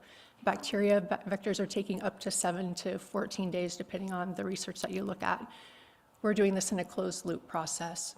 So we're able to do that in about 12 hours and push that system through. There's not a lot of wastewater coming out of our process because we're able to recycle that. We do have to have sometimes we have to supplement the feedstocks if we have a low quality. For example, if we have a feedstock that doesn't have a lot of glucose in it, then we can supplement that with molasses. But typically we're pretty good with organic waste. I'm also working with my team to source. We live in Washington State where we have mandates for food waste. If you've got food waste and there's a facility to take care of that, you are mandated to take it there. So we're working on partnerships with bakeries and people that would naturally have more glucose or sucrose as a waste product. And that's been really effective for us so far. Because with Danimer, their mistake, again, with that single source stream is it's very expensive. In my case, people are paying me to take it, right? So that changes the equation for me. And then once we have PHB, there's a lot of things that we can do with it. We can sell it bulk. It sells for about $5.69 per kilogram, or I can valorize it. So what we have done working in conjunction with Washington State University is we have patented a paper straw that's coated in PHB. So we do that by infusing PHB and cellulose, and together that makes a nice sticky glue almost, and you can seal this up. So we're just rolling up this paper. This has been done just by hand to date. We have not done this at commercial scale. We're working on that right now. But it takes just 0.3 grams of PHB to make a straw. And these are the larger straws, so think more like a boba straw. So for your typical straw, we're hoping to get that down to about 0.1 gram of PHB per paper straw. So the paper makes a great structural foundation for the straw. It has a mouthfeel more like a plastic straw would, but it's going to decompose much more quickly. And they're not very pretty at this scale either. My paper is like yellow, so we're working on that too. We want people to think it's nice and clean. I think these look so dirty. So part of our roadmap is to clean that up.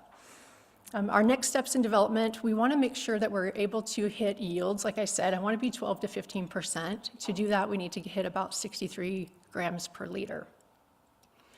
Right now, we are close to that. We're going to do our next run in 2 weeks. So I'm hoping that that will get us to where we need to be. And again, that reliance on glucose that's the biggest driver of cost, is how much you're supplementing. So if I'm having to supplement a lot of glucose, I'm making nothing. I actually might have to write a check, right? Because I'm not making anything. But if I can get feedstocks that are a little bit more robust, that have some more glucose in them or sucrose, then we're able to decrease or eliminate that additional glucose need. Okay. And then also the extraction performance. We have a patented process called sequential hydrothermal liquefaction. So we're able to extract at about 98% efficiency, which is higher than anyone else right now on the market. So another one of downfalls of Danimer, their extraction rate was about 80%. So that's a big difference. So that combined with our basically zero cost feedstock is going to be a real differentiator for us. And then systems engineering, we want to keep doing this. I'm pushing for 12 to 15%. I'm hoping we can even get more, and that's what it's going to take to make this commercially viable. When I say others have failed at 7%, there's another company called Full Cycle. They're using a similar process to us. They're using mixed food waste, but they're out of business now. They were using a wild yeast or a wild bacterial strain and getting the 7% yields. So they are out of business now, and again, 7% is just not going to cut it. So this is my team. My founder is Shulin Chen, who you probably know of, Mr. Chairman. He's been in the industry for about 30 years. He's still a professor at Washington State University. He is a pioneer in this space, also in anaerobic digestion and extraction. And then I've got Matrika. He is my genetic engineer. He's amazing. And he comes with a great wealth of understanding on not just how to make a product, but really how to make a product successful on the commercial scale. And then there's me. And then also in 2024, something I'm really proud of, my team is tiny. We're really small, but last year we won Inc. magazine's most innovative business. And I think that's super cool. So I'm proud of this little team. That's it for me. Any questions? Thank you very much, Susan. Yeah, my pleasure. You're hungry for bugs to give you food, but let's ask some questions. Any questions? Yeah. In one of your slides, you said that you have applied for the access to the European EFSA agency to be on the European market. Yeah. I'm just curious, we have some statistics, how long does it take in US and in Europe, but what kind of difficulties you have encountered there, or whether there were any, or what was your experience? Yeah, so we haven't had any because people have tried and before us, so there's already a precedent for it. So the Yarrow lipolytica are fine. Yeah, so thank you to people that came before me.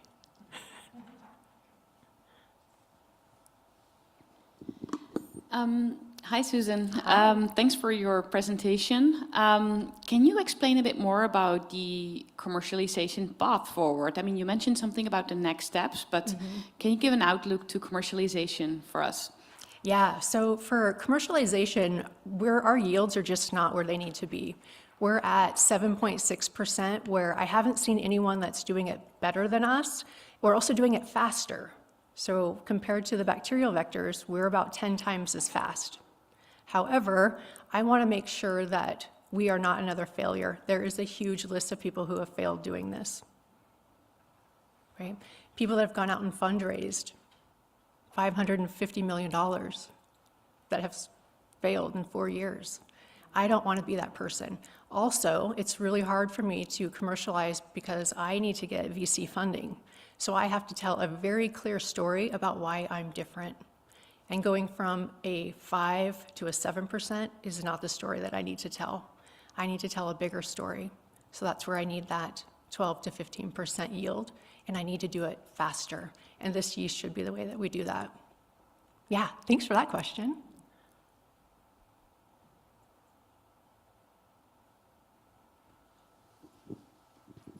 Yes, thank you for the presentation. So we are talking about a batch process here, and is it theoretically possible to make it continuously to get more productivity into the process? Yeah, that's a great question. So we have designed this to be a closed loop process at the pilot scale. Right now we're doing this, we're trying to mimic a closed loop, but really we're not. I've got grad students doing the work and then putting it to the next part of the process. But in our full solution will be closed loop because we're able to do that in 12 hours. It'll be a slow loop, but it will be a closed loop process, whereas the bacteria vectors are a batch process. Yeah, great question. And I think that is a key differentiator for us as well.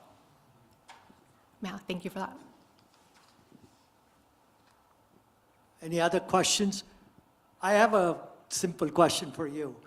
You alluded to the fact that you want to reach a certain yield, tighter and all that.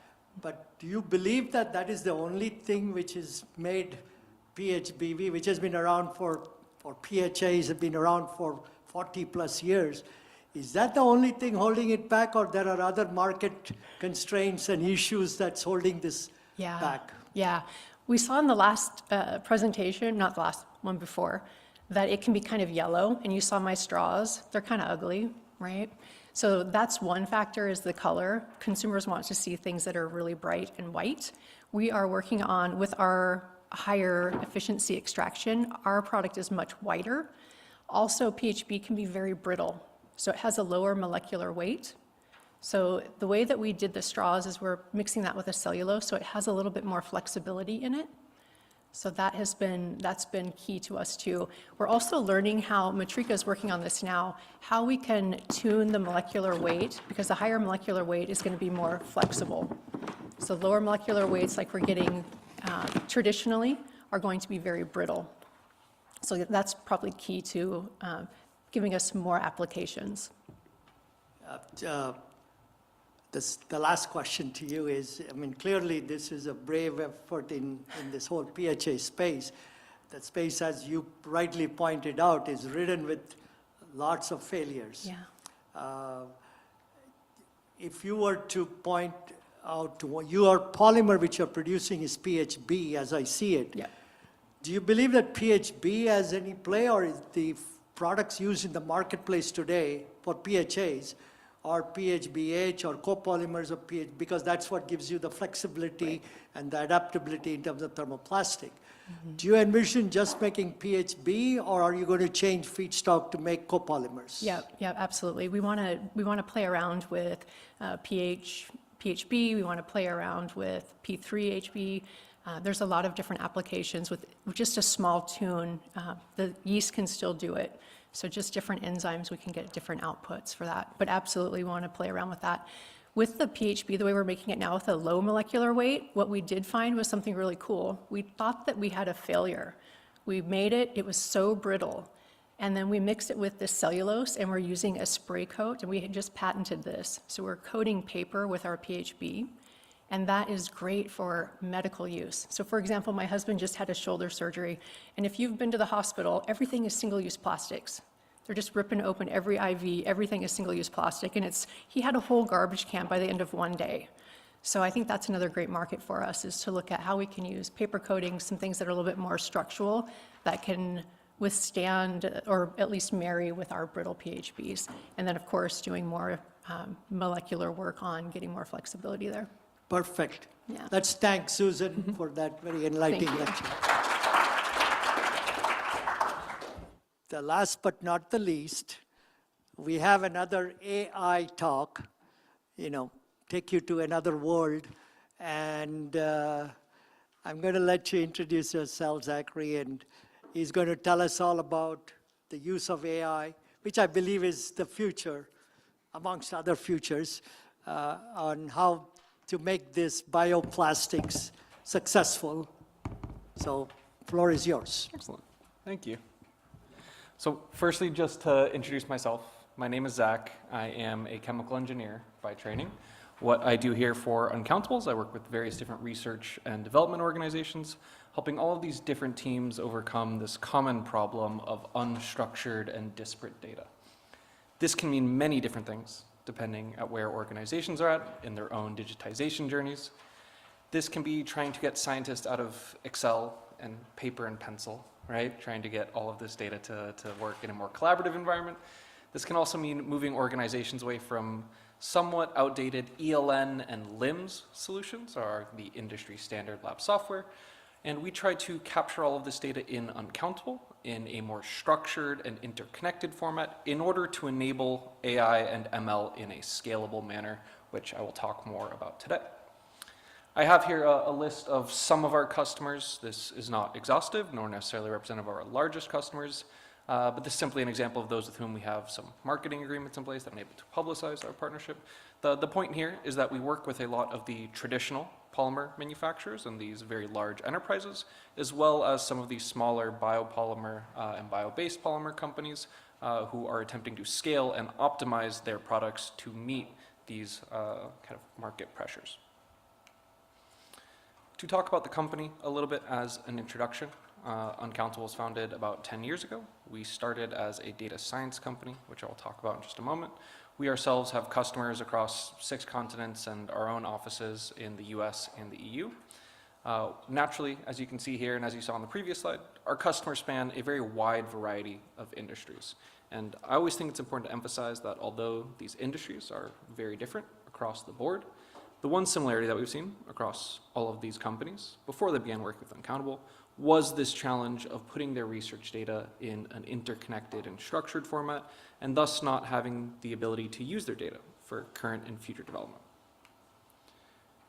So, as I mentioned, we first began as a data science consultancy. 2 of our founders come from machine learning backgrounds. The third is a material scientist. And we used to do this project-based work where we would go to these large chemical formulators and say, give us your highest priority, highest complexity data. We will help you accelerate development through the use of these machine learning design of experiment tools in particular. We had a lot of success in that, as Massimo talked about today. We have, the traditional chemical and material spaces are very high dimensional fields that are ripe for the application of AI and ML. And so they're very helpful in this. But what we quickly realized was that nobody had very good data, right? We would consistently receive a mess of Excel spreadsheets and exports from LIMS that we would then have to spend hours and weeks reformatting in order to apply any of these machine learning algorithms. So the key takeaway from all this work was twofold. One, that any AI is only ever as good as the data that is fed into it. And 2, that existing R&D digital tools like LIMS and ELNs that I mentioned are either not flexible enough, not structured enough, or not broad enough to effectively capture the entire life cycle of R&D within one single solution. And when I talk to existing companies today across a wide variety of industries, they're all dealing with this common problem of unstructured and disparate data. There are so many different data sources, as we can start to see displayed here. All these different types of data are coming from many different machines, from many different software systems. And I always think about this data residing in separate buckets. I say buckets primarily because this data is disconnected for some pretty obvious reasons, mainly because these systems are simply not compatible. And then when we talk about probably the most commonly used tool amongst all teams, spreadsheets, we're talking about a lot of unstructured data. So we find that this data is completely disconnected and not able to be used in these large-scale learnings. So when we talk about the current AI landscape here, we see a few things occurring.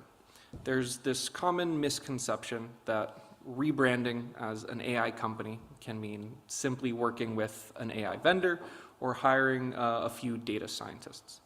The reality to realize here is that AI is complex, it is expensive, it is high risk, and it does require significant business transformation in order to be able to collect data that is necessary for AI. Analyses have shown that there are around 22,000 PhD AI experts, which means that this talent pool is very specialized and very limited. And then the goals, the advantages of AI-based R&D usually come down to one question: can we serve our customers faster? These needs would often include more precise exploration of market trends, higher efficiency in product design, as well as less risks in the R&D process and improved knowledge sharing and so on. These are all valid goals, of course, but in order to tackle them, we need to return to the essence of quality of data. When we look at the landscape for data systems, tons of these different data sources, and none of them are talking to each other. Material supplier information, for example, lives in COA documents. QC data lives in ERP systems. Formulation processing information lives in Excel spreadsheets or maybe in an ELN.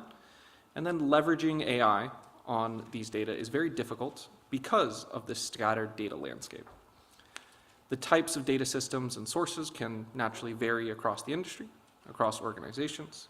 ELN, lab notebooks, LIMS, equipment, instrument data, different statistical and visualization packages, share drives, folders, spreadsheets, so on and so forth. But in order to achieve a competitive advantage using AI, the main priority is to create a sustainable data foundation. You can't just jump straight into AI, is the plain truth here. While everybody wants to utilize AI, its success will depend upon the underlying quality of data and the data structure.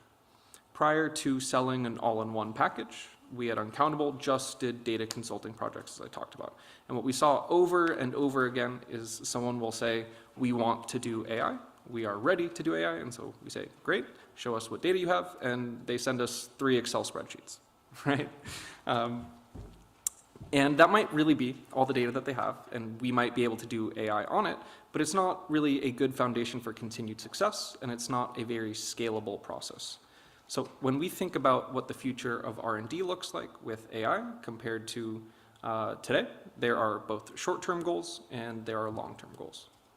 In the short term, how do we serve our customers faster? How can our projects be done more quickly?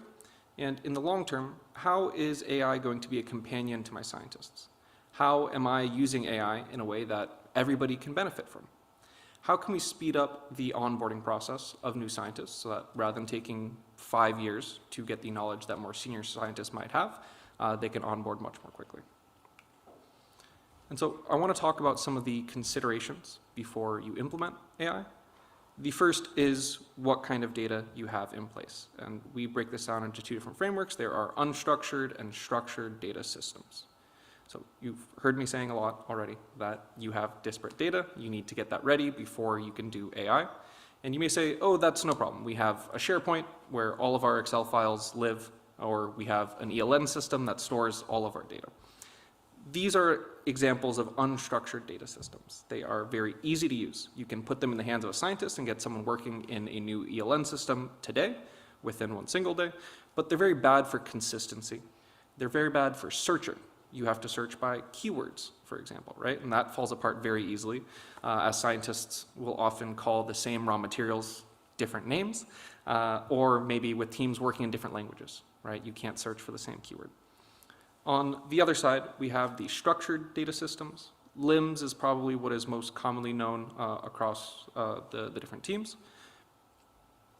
You may also have internal databases and other systems there. These are great for structure, right? In a LIMS, you can record an output. It is coming often direct from an instrument, and it's recorded the exact same way every time. The problem is that it is historically difficult to get other data into. You might have ingredient information that does not get input into a LIMS because scientists do their formulation work in Excel more often than not. Most LIMS are built for very rigid, standardized QC processes, and they don't provide the level of flexibility that R&D scientists need to do their daily work. And so in practice, what we see when people try to deploy AI without these structured data systems, the first is volume of data. There's a quote that I love to use here that I have on a later slide from Peter Norvig, who is the head of AI at Google, he says that we don't have better algorithms, we have more data. OpenAI's co-founder Sam Altman has said something similarly, that the simpler model is often better for leveraging AI. What we see in the market is that there are all of these new AI companies who claim to have a shiny, new, complex algorithm that is going to solve all of your problems. In practice, this is never true, right? You can then leverage this data with, the way that you get good AI results is that you collect more clean, structured data. You can then leverage this data with best-in-class models that are really coming from academia more than anything, with established best practices. Malad from TNO said earlier today, the model itself is very easy. We just need more data. The second case we see is when AI is not actually relevant. Everybody wants to do AI, but not every problem is a fit for AI. So maybe you have suppliers giving you new ingredients and they won't tell you much about these ingredients. How are you going to use AI there? We've also had customers come to us and say, we have these output results, use AI in order to get better output results. And we say, okay, great, where are the inputs? And they say, oh, we don't have those inputs anymore. It sounds silly, but this is what happens in practice, in the real world. But people want to do AI. They don't care what the problem is. They say, we're going to do it. And you can't work that way, right? You have to start with problems that make sense for AI. Because otherwise, this leads to scientists being annoyed. Scientists are not dumb. They understand where AI is a good fit and where it's not. If you have some top-down directive that we are going to use AI, we're going to use it on this problem no matter what, they'll probably play along with you, but they will quickly lose faith in the process. So I've talked a little bit about some of the data systems already. We've talked about LIMS and ELNs. ERPs are typically in a similar world to the LIMS system. They are good for structure, but they do not capture the entire R&D life cycle, and they aren't a very user-friendly tool for scientists to do their daily work, which is really the problem that Uncountable is trying to solve, this balance between structure and flexibility so that scientists can actually conduct their daily work in the Uncountable system in a flexible manner similar to what they are used to in Excel, while capturing structured data from the very outset, from the first point of entry. The main question to ask, however, is how often are scientists really drawing conclusions or insights from the data that they are producing in a given year or over the past few years? Are they starting each project anew, or can they really build upon and compare insights across multiple relevant projects? And so there are a lot of different considerations for why structured data is important for AI. The three that I want to focus on here are scalability, data integrity, and analysis and debugging. If you have a global organization and you want to learn from that global data, you can't do that with unstructured data. You can't put it into a free-form Word document and understand what happened in a different part of the world. Oftentimes we find with our larger global deployments, the work that we are doing, these groups have never spoken to each other before, right? And our work is primarily, it's less about delivering some software package. It's more about saying we are going to come in and help you coordinate to find a middle ground between these different global teams and help the scientist in Shanghai work in the same way as the scientist in Hamburg and the scientist in Michigan, right? And when they do work in different ways, it's very easy for them to see the difference. The second thing that I want to talk about here is data integrity. When you are entering data into an Excel document, how do you know that somebody is going to be typing in a value of 1,000 for viscosity when really it should have been 100 and they made a typo? It's a very difficult problem to solve, even with structured data, but the more structured your data, the easier it is to solve these problems. As an example, you can have a system that says viscosity for this test should be between 50 and 200, right? And then we can flag for the user if entered values are outside of these bounds, or we can learn from existing data within the system and say that on average, values are between 37.2 and 135.8, and now values outside of this range They might still be correct, but we want to flag them for the user just in case. And then lastly, analysis and debugging. When you do AI, you are either going to work with someone internal or contract with an external firm.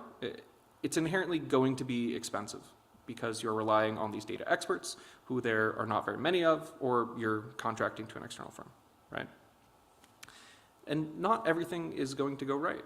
You can have the best system in the world, and you'll run AI models on it, and there are going to be problems.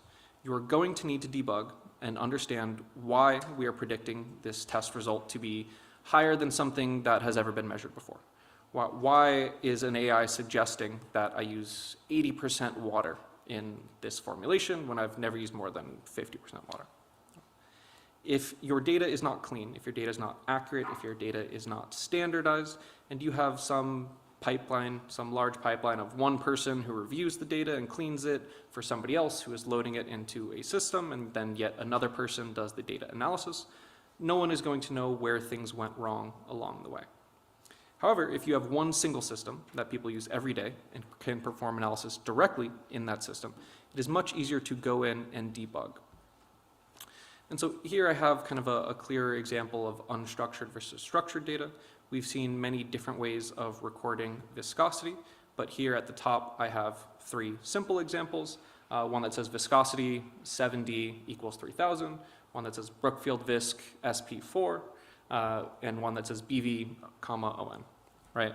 Maybe for a single scientist working in a lab, this can be very clear that all 3 of these refer to viscosity, but to a computer algorithm, the computer's never going to understand that, right? That all 3 of these refer to viscosity. How is the AI going to know that this measurement was taken at room temperature, right? The scientist knows this because by default it is always going to be room temperature, but there's no way for the AI to know this. And the system that you use to solve this problem has to be good in 2 ways. It needs to allow you to record all of these different condition information, but also the scientist cannot type out all of this information every single time they run a test, right? The goal here is to improve efficiency, not to create more manual work for the actual scientists. So we need to have easy ways for scientists to perform repetitive tasks and enter in the relevant data. So here are some of those quotes that I talked about from Peter Nordvig, who's the head of AI at Google. And we talk a little bit about what this means for R&D teams and some of the potential challenges. I'm going to gloss over some of this for time, and because I've kind of already talked about some of this already. You know, we talk a lot about the roadmap and how we start to implement AI. We typically recommend this crawl, walk, run approach.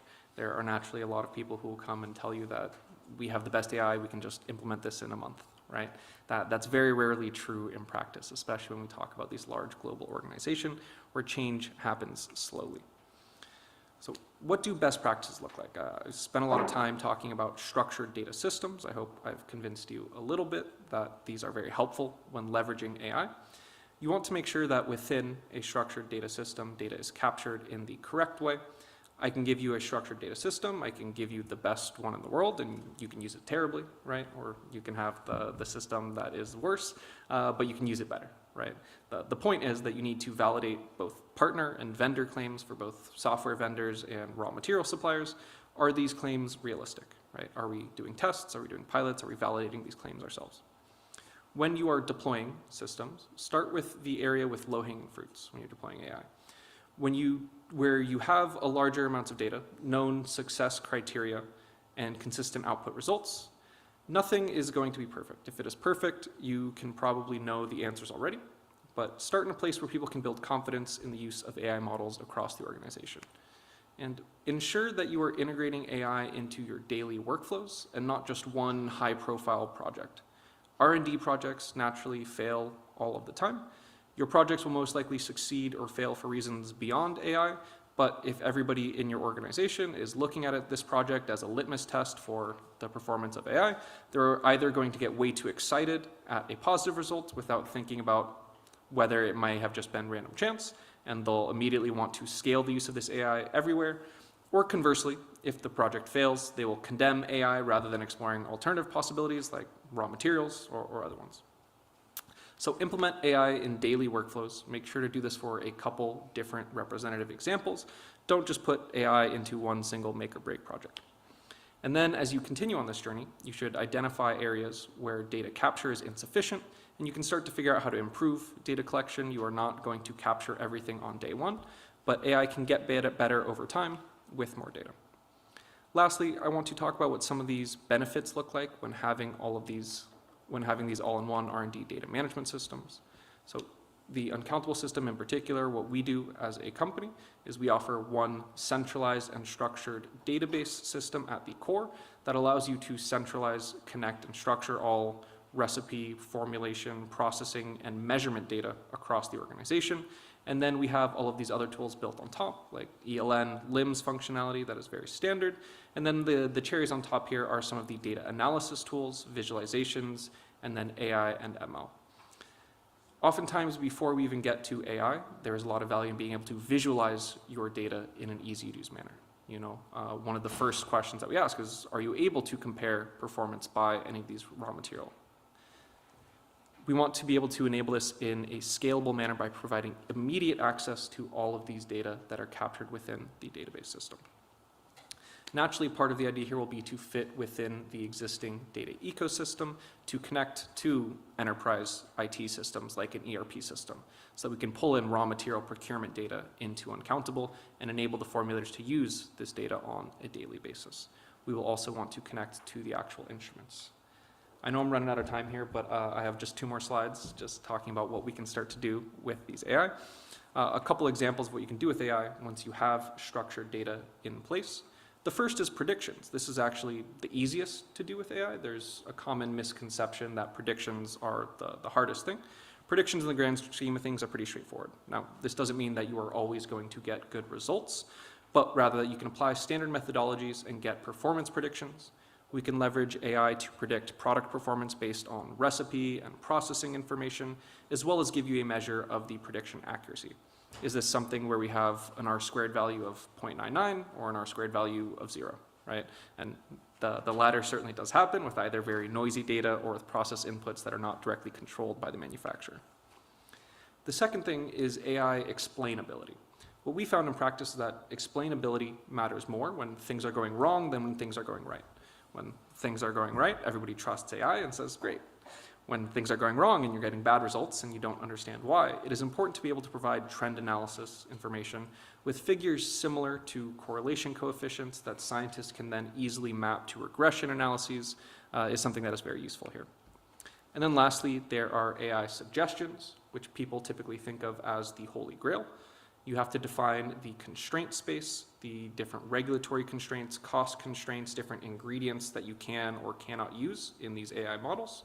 You can load those into the systems, as well as the output goals that we are trying to achieve here for the performance predictions. The AI can then produce suggestions for you. Here we have a couple suggestions marking in green or red to highlight whether they fall in or out of those performance requirements. Part of the idea here as well, these should all be taken as guidelines, as suggestions for the scientists. The system, the idea here is not to prevent scientists from thinking, right? But to enable scientists to use these tools and to optimize products in fewer experiments is really the takeaway here. But, with that, I will wrap it up because I know that we're at time here.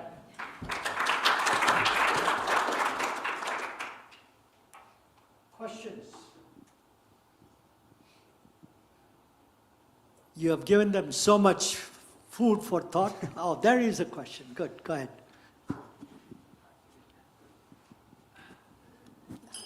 Yes, thank you for your great presentation. I'm sure my company would like to talk to you. I have one remark and one question. The remark is, I think last week someone from Google contacted me and they were trying to say that, well, we have this great platform and we want to help you save your databases and we want to optimize it, make it perfect. And my first answer and the last answer was, we are not allowed to work with Google products because of security issues. So that's something for you to also make sure when you're talking to clients, are they allowed to use your products because of safety and security? And the second question is, as you know, AI can hallucinate similar to ChatGPT. And you also showed the R-scores, and some of them were, I think, 60, some of them 90. If you see the performance are not great, can you identify where it's not performing great? because just saying, okay, 80, maybe I want to improve it to become 100%, but it's difficult to see, okay, this was the instance where your model didn't perform well, and I want to update them so that the next training set can improve the quality. Yeah, two great questions. One, as you said, everybody's concerned with data security. We only work with R&D organizations. Naturally, we're handling everybody's IP. We go through very rigorous cybersecurity evaluations with every single company who we work with. We meet the strictest data security standards possible, and we wouldn't be able to operate otherwise. The AI tools that we have within the platform are not contributing any cross-customer learnings there very much. We are supplying the algorithms for each company to use on their own data sets. That's the answer there. For the second half of your question, as far as how we can start to refine those AI models, understand more about why predictions aren't very good when they aren't very good, the idea there is really, that's why we need to do this on less like one-off projects and have this all within one single system, right? Because we have immediate access from the AI tools to all of the underlying data. And this is really what sets Uncountable apart. The idea is that scientists do their daily formulation work in the same platform. It is captured, connected to all of the measurements. And so when we start to build these models, we have immediate access to all of the training set of data within the platform. And we can start to dive in and understand why certain data points are outliers, why they result in kind of poor performance predictions. We can exclude these from the training set and retrain our models to get better performance. Any other questions? If not, please join me to thank Zach for the presentation. Of course, he is available afterwards to ask specific questions. So are we breaking for lunch? We are breaking for lunch, which is at the restaurant just in front of the conference room. My colleagues will also navigate you. And please, let's be back in 1 hour. Thank you. Enjoy the lunch. Yep, please be back. That's the question. Answer.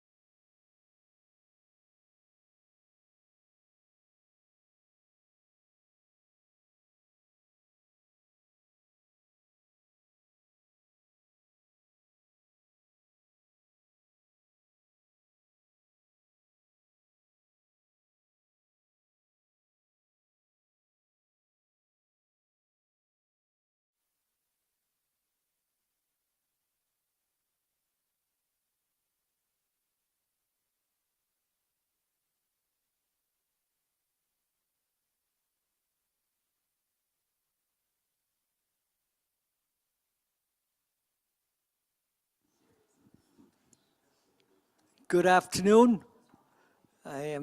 You are fully energized. You have enough biocarbon in your body, true biocarbon in your body. And the next presentation, which starts us off on a new polymer molecule, which has been created by a company called Avantium, and we're going to hear the story of that new, I don't think it's a new polymer anymore, but still new relative to polyethylene and polypropylene for sure.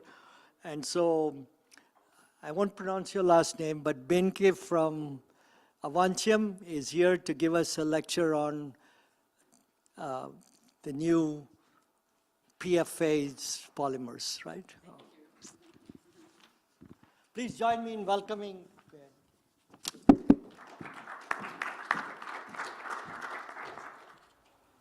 Good. Hello, everyone. Nice to see you all in the room. Yeah, indeed, polyethylene furanoate it's not a new polymer, but at the same time, it may be new to some of you. So I want to make sure that today I will give you an overview of Avantium, the polymer that we are commercializing, PEF, polyethylene furanoate, under the brand name Relief, but also our path to market, the collaborations that we have with partners to work on different applications, and also a bit more on the why this is really needed, looking at it from a sustainability point of view. So starting with Avantium's vision, we believe in a fossil-free world. Let's go. That is really what Avantium stands for. That is where our technology stands for, and that is where the team of Avantium, now consisting of about 300 people, is working on. So we are a company headquartered in the Netherlands, in Amsterdam, and we have there our laboratories, our R&D center. And in the south of the Netherlands, we have the pilot plant producing FDCA and PEF, and we're currently in the startup and operation phase of the first flagship plant located in the north of the Netherlands. Having said that, it's a lot about the Netherlands, but actually we have a very global view. We have global partnerships, and as also in our vision, we believe in a fossil-free world, and that means that we need to transform this global industry. That's our goal. Just very shortly on the why. So the key part of focusing on bio-based materials is to reduce emissions, to reduce our carbon footprint that mainly arises nowadays from the fossil virgin materials production. Design for recycling is also an important driver, and I'll tell you later a bit more why also for using PEF, this is an important contributor, but obviously also decoupling from fossil resources is an important determinant for change. But we also see carbon taxation, extended producer responsibilities, and starting renewable content mandates and incentives, creating a momentum towards bio-based materials and in general the bio-based industry. So what is now PEF? So when we look at the current value chain of PET, which is a plastic that is mostly used nowadays in, for example, bottles or trays, but also a lot in textiles, for example, in sports clothes. It's made of two monomers, so-called. So it's terephthalic acid, here abbreviated as PTA, and the monomer MEG, which is monoethylene glycol. And together that makes PET. And at this moment, that's illustrated here, it's a 100% fossil-based material. There is technologies in the market that make it possible to use bio-MEG, and that means that you would get towards a partly bio-based bottle. And also UPM will be telling more about this this afternoon. The main novelty where Avantium is focusing on is on the FDCA, because if you use bio-MEG as the secondary monomer and FDCA as the primary monomer, you get to PEF, which is then actually 100% plant-based bottle. And Avantium has developed a technology to produce this FDCA, which has been the main challenge today, because FDCA has already been known in literature, in science for 40, 50 years, but no one actually found a technology to produce this at economic scale, and that was scalable, and that's where Avantium has been focusing on for the past 15 to 20 years. And our technology to produce PEF is unique. It is very unique because we are the first company to bring this to the market. It's unique because it is scalable, and it's also unique because of the values that Avantium represents, being a company focusing on a fossil-free future, having the environment in its DNA.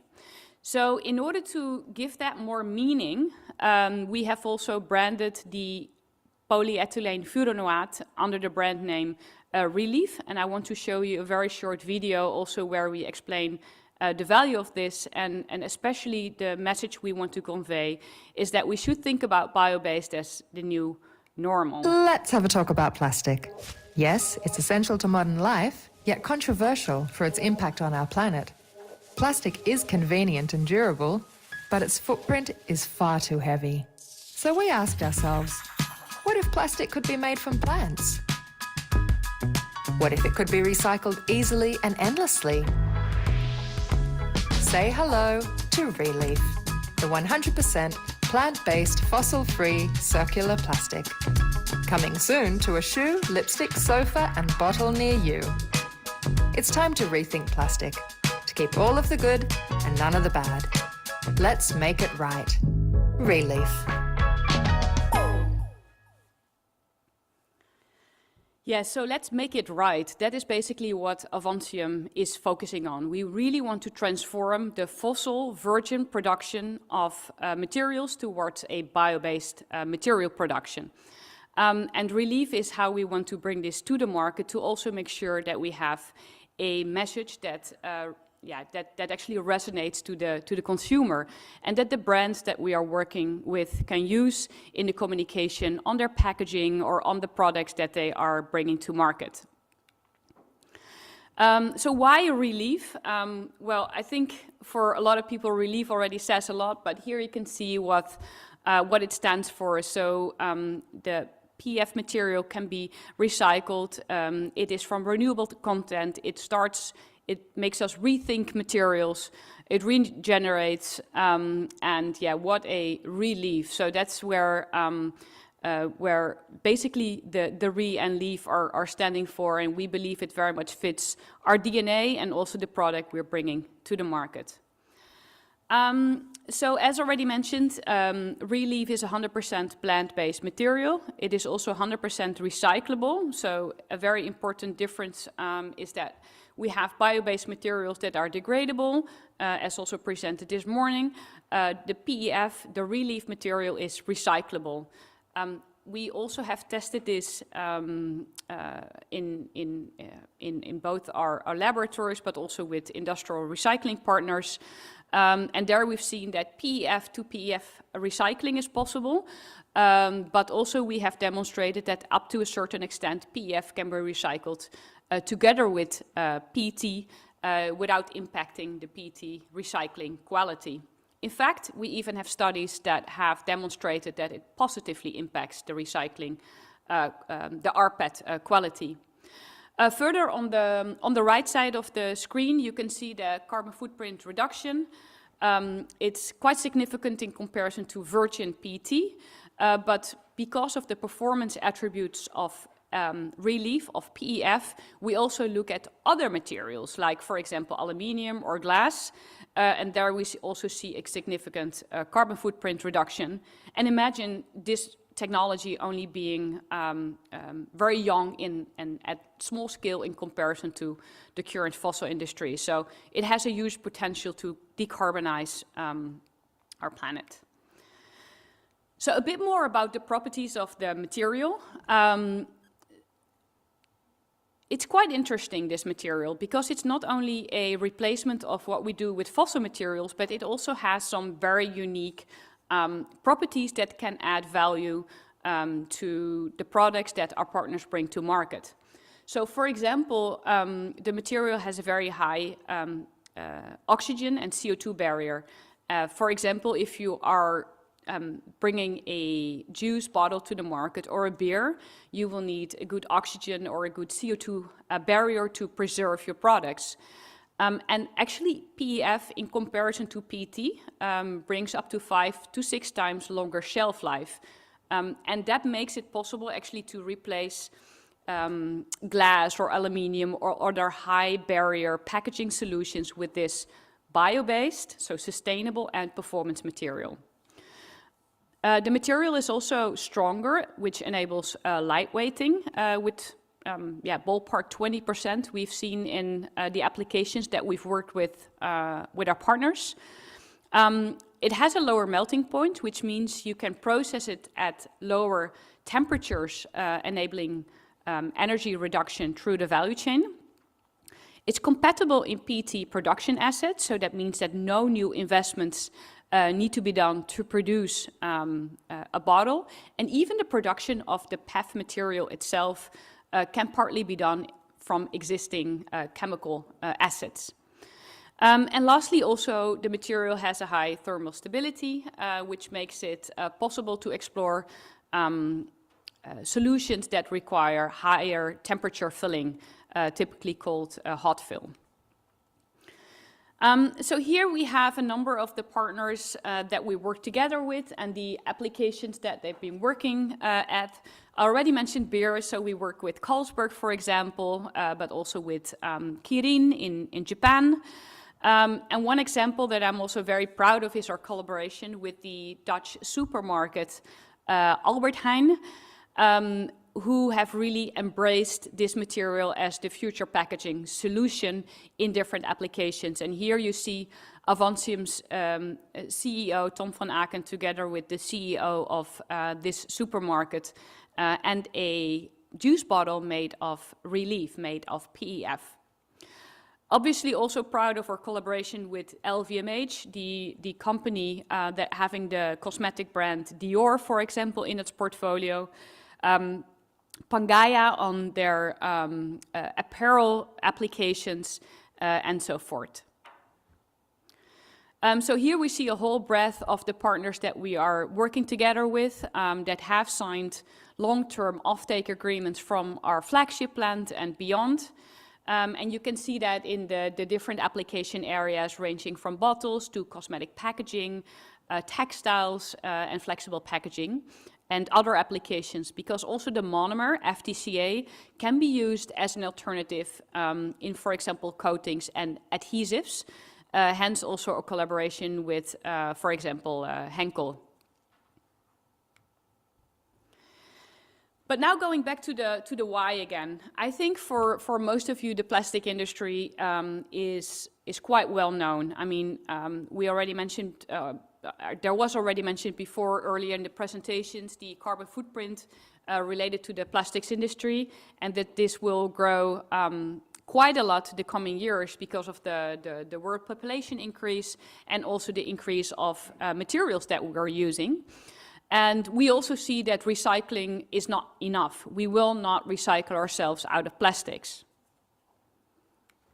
But there's more, because a lot of companies are looking at glass as a sustainable alternative, and the consumer also has a perception that glass is a sustainable material. However, when you look at the carbon footprint, we see actually that glass is among the higher ones in terms of carbon footprint if we look at those data. So, in fact, glass is not a sustainable alternative. when we talk about refillable glass, we see that this number is slightly better. However, I think it's an important notion that glass is maybe not the most sustainable solution when we look at alternatives to plastics. Aluminium is another one where companies look at a lot when considering alternatives of plastics. And indeed, aluminium can be well recycled. However, what we see is that when we look at the source of materials, bauxite is being used, and that's actually becoming a scarce resource, especially if we look at the car electrification and therefore the need of aluminium for that. So talking about competitiveness and talking about a European position in terms of feedstock, we really see that also there aluminium cans may not be the best solution if we look at where we want to be from a European point of view. So that means that alternative materials like glass and aluminium may not be the preferred materials to use. And then we see another trend is that actually we see a younger population, the Generation C, that is looking for new and innovative solutions. They look at healthy solutions, they look at sustainable solutions, and they look at smart and interactive packaging.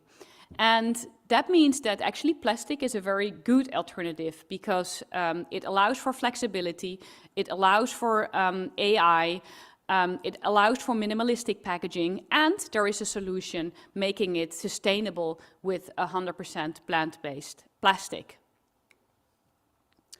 So summarizing, the material that Avantium is bringing to the market is having a high barrier performance, which means it enables highly sensitive beverages or food to be protected, and thereby also making it possible to be an alternative for glass and aluminium packaging. The material is fully recyclable, and Avantium has proven, together with partners, that it can be recycled in multiple loops without decreasing the quality of the material.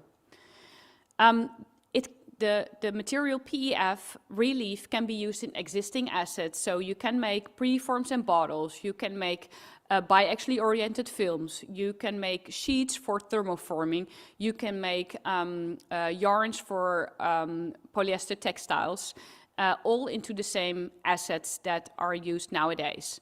So there's only a slight change in temperature settings needed, but no investments are needed to bring this material into the value chain of the large companies that that bring our food and beverage materials to the market.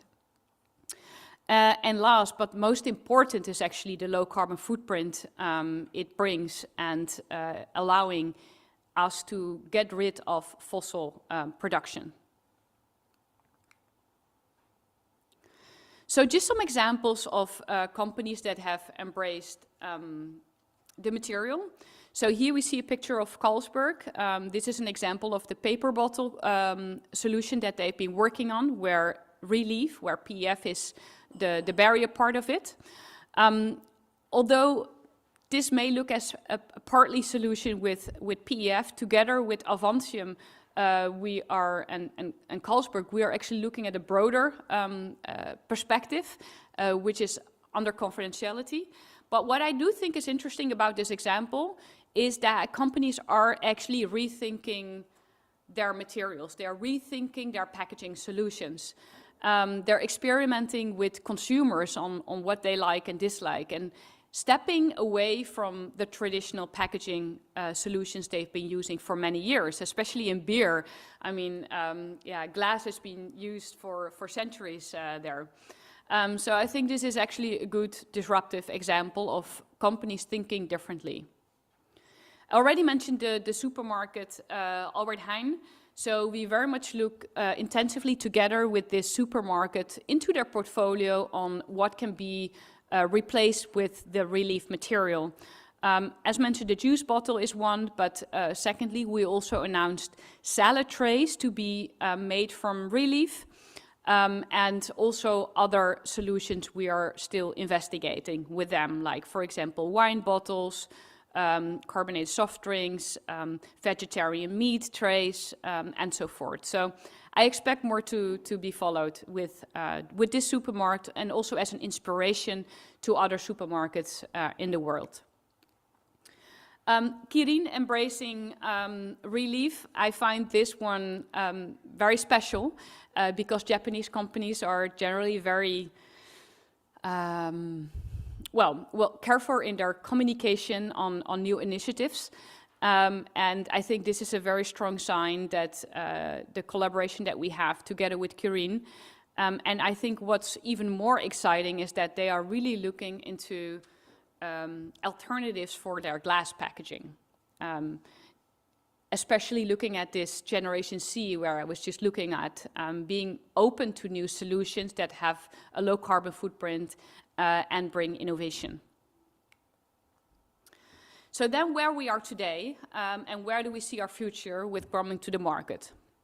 At this stage, we are still pre-commercial, so there is no commercial material in the market yet, but that will soon change.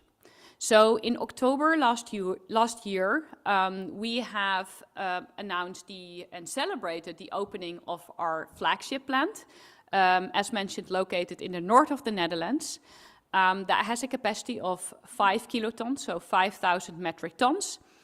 It is still very small in comparison to the PET industry, but it is an important first commercial step forward. And we are now in the startup and commissioning phase, so we anticipate in the course of this year to be commercially producing FDCA and PEF that will be in the hands of the consumer via the products that our partners are commercializing.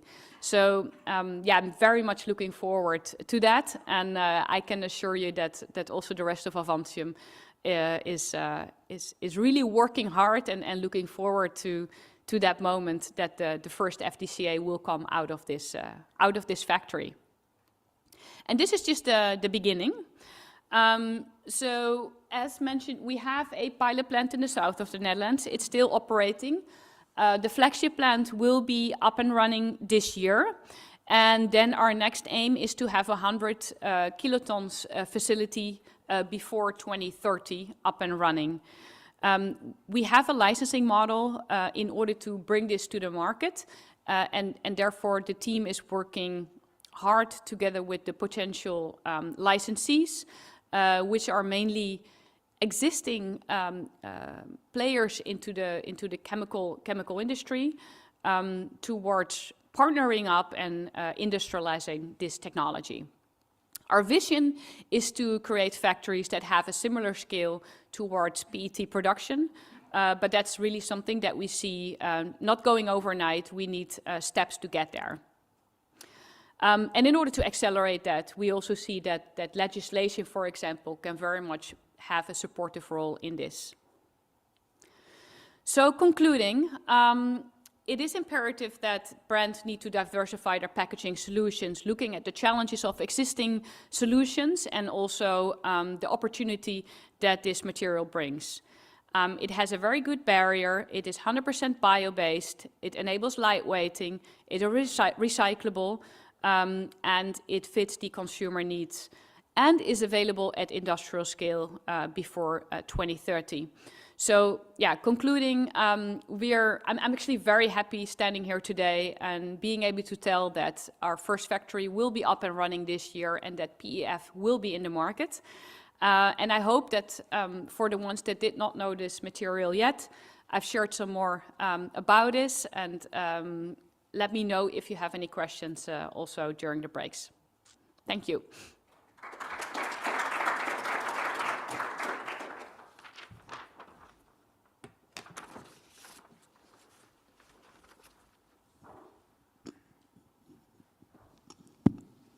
May I start? Yes, please. Thank you for your presentations. Very nice to know more about PEF. I have a question regarding the carbon footprint. You showed a comparison between PEF and glass and aluminum, and you showed that probably glass and aluminum is not the right choice, especially when you talk about carbon footprint. And then the plastic would be a good choice for that. So did you compare the carbon footprint also with other bio-based plastic as bio-HDPE that are also used for bottles? Well, we work together with the NOVA Institute in Germany on the carbon footprint calculations. We have not compared it with alternative bio-based solutions.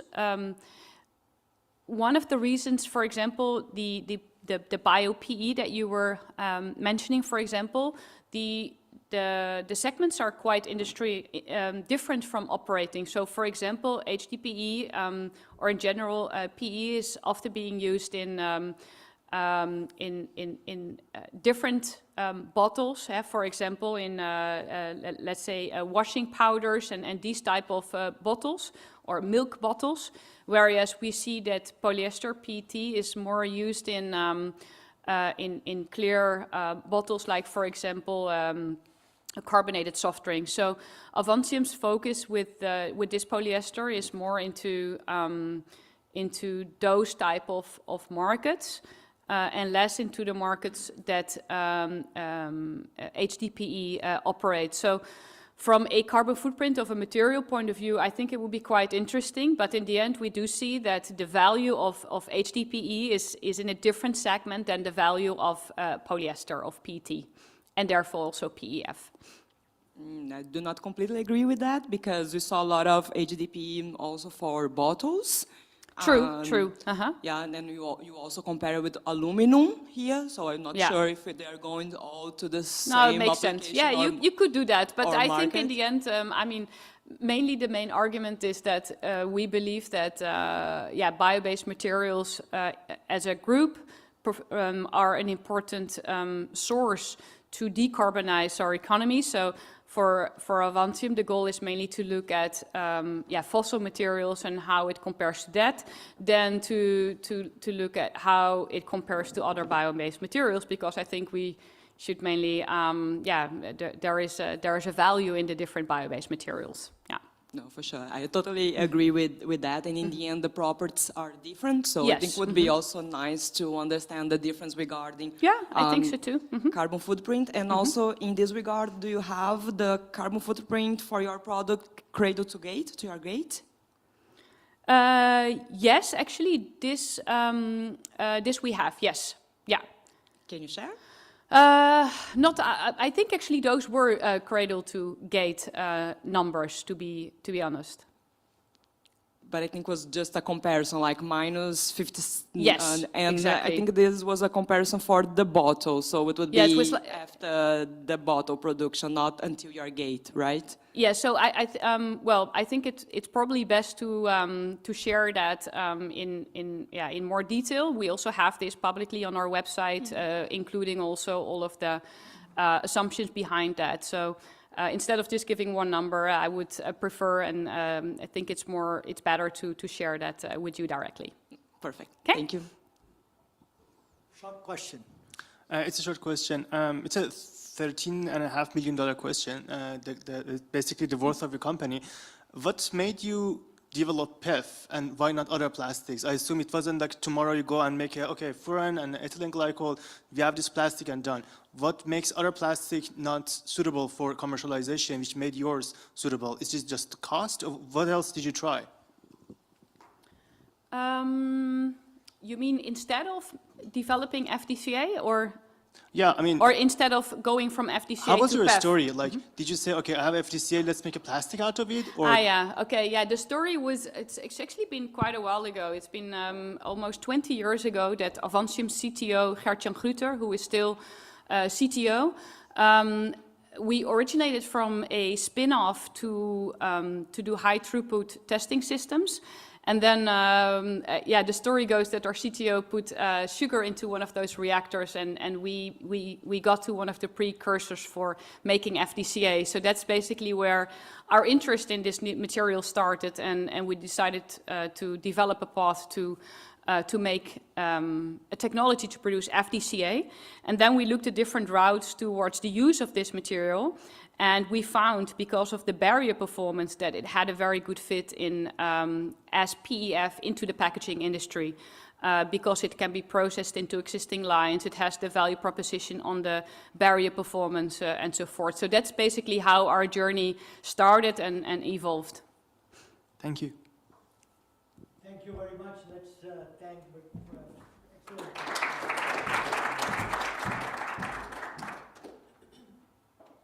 Our next talk is on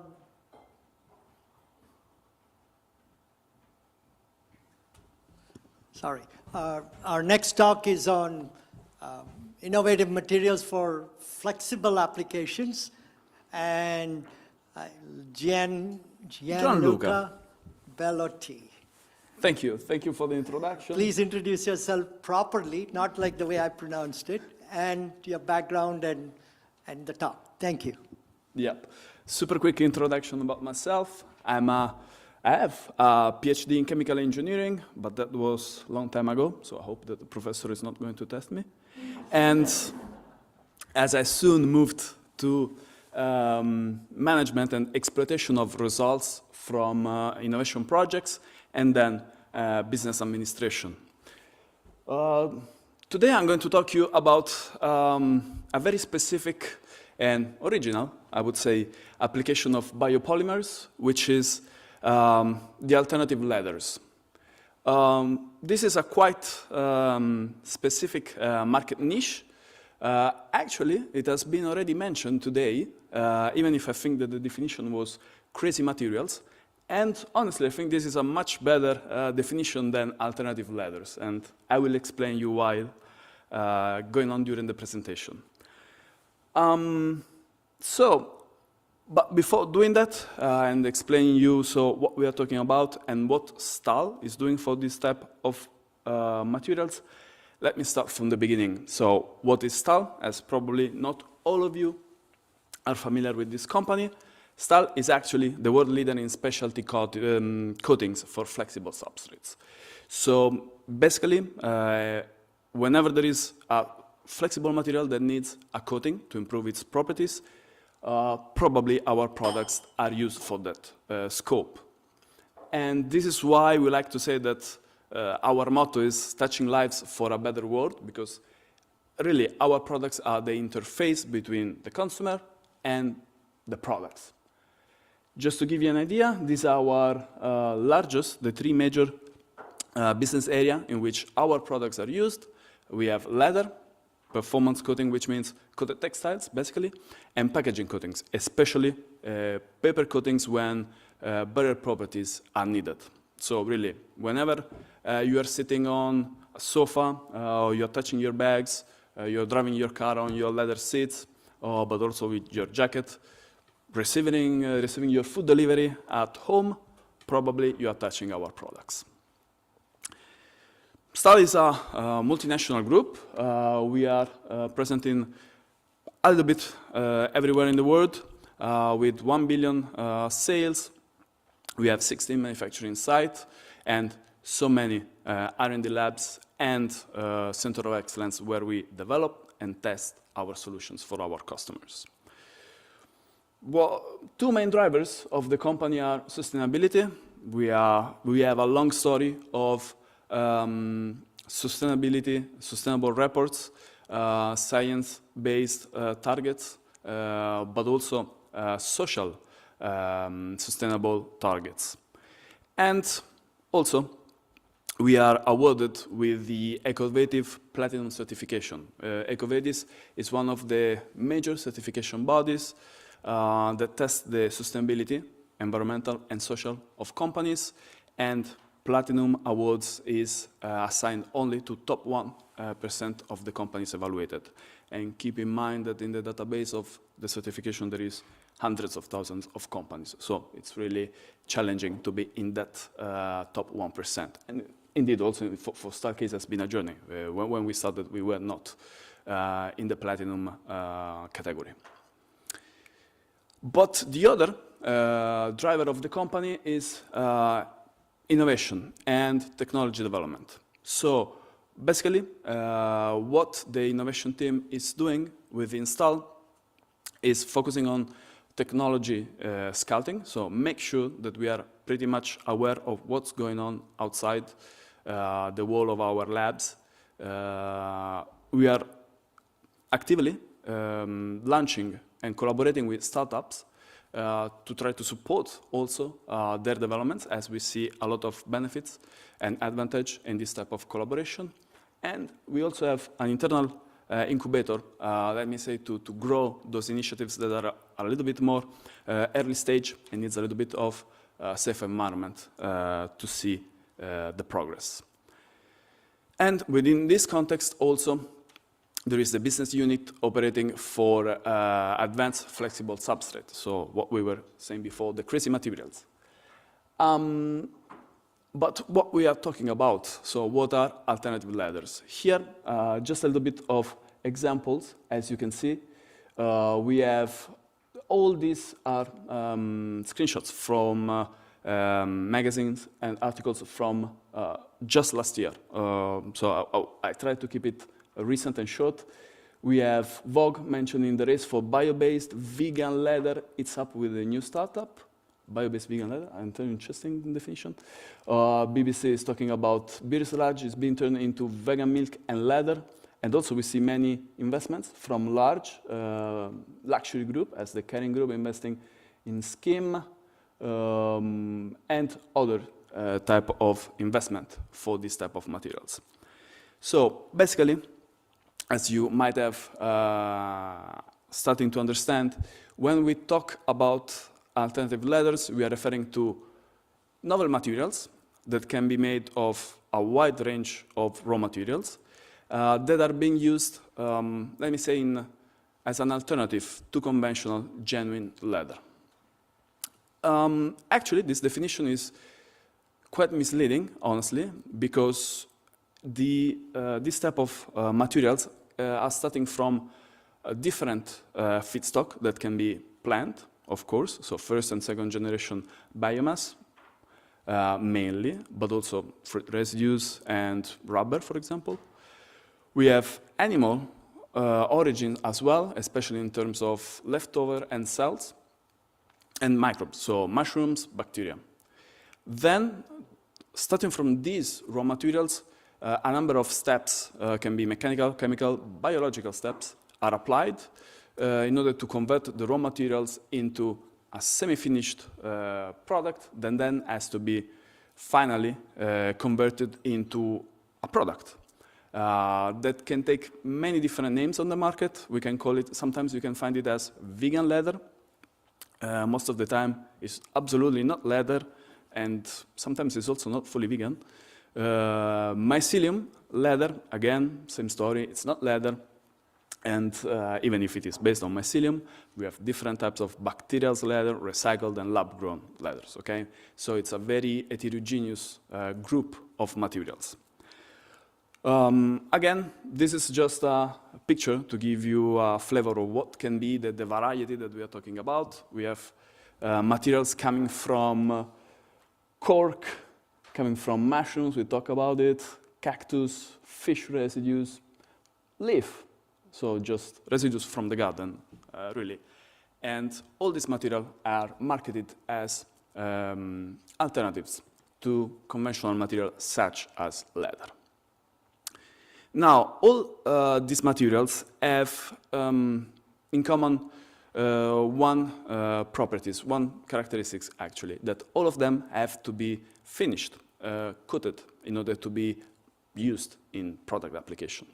And this is when Stahl comes into play, because Stahl is developing specific products for this type of materials. Typically, so far, these materials have been processed with the conventional chemicals and treatments that are used for genuine leather, maybe also based due to the names that this material take. But actually, it's a different chemistry, it's a different composition, different morphology, and so not necessarily the products for conventional leather are compatible with this type of substrates. Now, if you want to take a look at the different types of material, very quickly, we have within the terms of vegan materials, basically, we have coated textiles in which the coating is comprising a certain amount of biomass. It can be, for example, cactus dust. It can be residues from cellulosic residues extracted from different sources. But all of them, basically, we are talking of a dispersion of biomass into a resin, which is polyurethane most of the time, which is coated, which is applied on top of a fabric. The advantage of these materials is that they have good performance, and also they are already available on the market with a reasonable pricing. On the other hand, we are talking of materials that still contain fossil resins, and also have not a so great perception from the customers, because again, we are talking of a plastic-based material, so it's like a cheap replacement of a genuine natural material. Then we have mycelium materials. In this case, the manufacturing process is quite unique. Mycelium is we can call it, let me say, like the root of the mushrooms. From a biological point of view, this is a completely wrong definition, but to give you the idea that we are not talking of the mushrooms that we are used to eat, but actually the structure, the vegetative structure beneath the fruiting body, which are the part that we eat. Now, this part of the mushroom can be actually grown into sheets that then are processed, coated, and turned into flexible material that can be used for leather application. These materials are perceived as very valuable, very appreciated in terms of positioning. It's still very natural, has a nice feel and touch, but these materials are also very weak and expensive to be produced. So it's not so easy to scale up these materials and bring them to the market. Then we have a broad range of materials grown starting from cells. It can be bacterial, fermented, for example, in order to produce bacterial cellulose, or also animal cells that are grown as is done also in medical application for tissue engineering, for example. Again, very beautiful materials in this case, can be achieved very beautiful aesthetic, but price most of the time is crazy high for this type of materials. Lastly, recycled materials, which are very actually sustainable from sustainability point of view, which are very positive from sustainability point of view, but also these materials have a not great perception from the market. Now, all these products, as I said, have to be coated, and the reason why the conventional products used for leather are not necessarily suitable for this type of material is basically because we are talking of completely different substrate. And so while leather is based on collagen, most of the plant-based raw materials that we have seen before are based on cellulose. So we are talking, basically we are comparing a proteic structure, an helix, compared with linear fiber of cellulose. So completely different chemistry, completely different properties, and most of the time this results in a lack of softness, elasticity from the materials coming from plant-based. So now a question that probably is really one of the main topics about this type of material. Are those materials really sustainable? Because these are marketed as sustainable alternatives to leather, but is that actually sustainable? This is a very complex question. So I would answer with depends, which most of the time is the proper reply when somebody is asking if is that sustainable. First of all, it depends from the type of material, of course, that we are talking about, and it depends if we are really accounting for all the sustainability dimension. As been already mentioned today, the planetary boundaries approach to the sustainability aspect, which I think is the most correct way to tackle sustainability. We are mostly focusing on CO2 emission, bio-based content, but this is just one aspect of sustainability. And clearly, that's not enough to give a complete answer if actually the material is sustainable. Maybe it's 100% bio-based, but might not be sustainable still. Second, clearly depends if we have, if there are available quantitative data about all these sustainability dimensions that I'm talking about. This is the typical red flag when you see a sustainability claim on cloth or a label on the product that you're going to purchase. Bio-based, to which extent, is 5%, 10%, 50%. Secondly, if depends on the full life cycle of the product, so not just the manufacturing stage, but also clearly the end of life. And this is also has to be taken in consideration when we talk about recyclability. Often we heard talking about recyclability. Yes, the fact that a material is technically recyclable doesn't mean that it will be recycled. So there is also a very big difference from what can be done and what is actually done in the value chain. And finally, which is, I think, honestly, is the most important part, are also the consumption model. There are many companies developing sustainable products that even if the best case scenario, they are actually sustainable, if the consumption model is not sustainable as well, then there will be clearly a problem from resource consumption point of view. For example, fashion brands that are producing, that are using sustainable fibers for their clothes, then if they release a new collection every 3 months, and this is the case, well, probably if with one hand they're pushing sustainability, and on the other hand are also promoting overconsumption. Just examples. So, what Stahl is offering for this type of materials? Let me say we have 3 options. Those that are already available on the market. So we have product lines that contain renewable carbon content and that are compatible with the most stringent regulation certification scheme for the different applications that we are targeting. And we are also supporting the development of sustainable process for the manufacturing of this material. Then we are working on new products that will not be based on fossil resins, but will be based on bio-based molecules, both coming from innovative sources, ingredient, or from fermentation. And finally, we are developing completely new chemistries to try to respond to the needs of this material. Here, just an example, one slide example for all these 3 categories. This is the Nuvera product line, which is our line of bio-based polyurethanes. This is a full line of products that can be used for producing, for example, artificial leather. And I would like to point out the renewable carbon content that goes from 32 up to 72%. Some of those are calculated with the mass balance approach, others not. Regarding future solutions, we are looking mostly into proteins and polysaccharides from both animal and plant origin.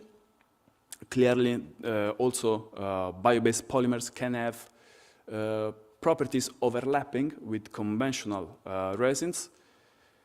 Clearly, so far, we are not yet there, okay? We cannot think right now to have a solutions 100% bio-based that can perform as all the polyurethanes that we have in our product portfolio, but this is the direction where we are going to.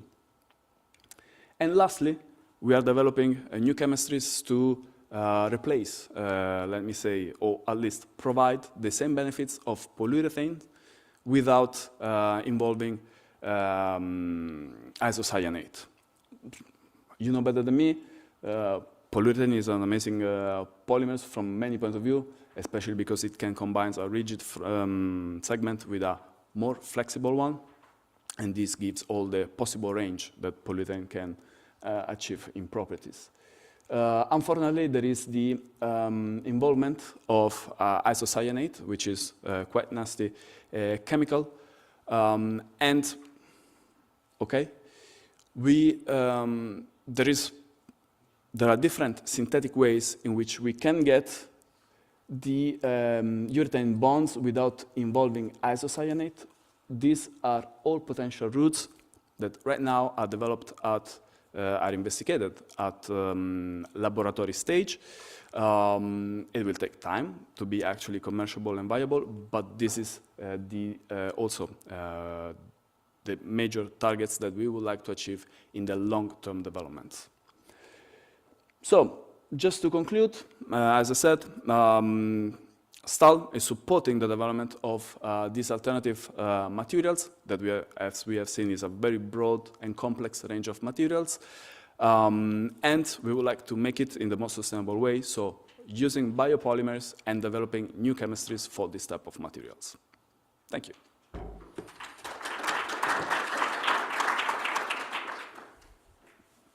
Questions?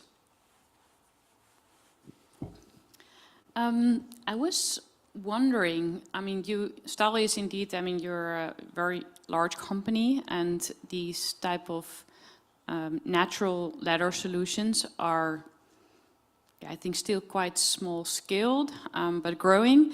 So one is, I was interested to know from the STAL perspective, how do you look at the future business perspective? And secondly, I was also wondering, would it also make sense to apply your solutions to, current leather options? Because, I could imagine that could broaden the potential, but I don't know how the market looks at these things, so it's maybe a crazy question. No, it's absolutely on point. Right now, these materials are really a niche market, okay? Most of them are not even commercial yet.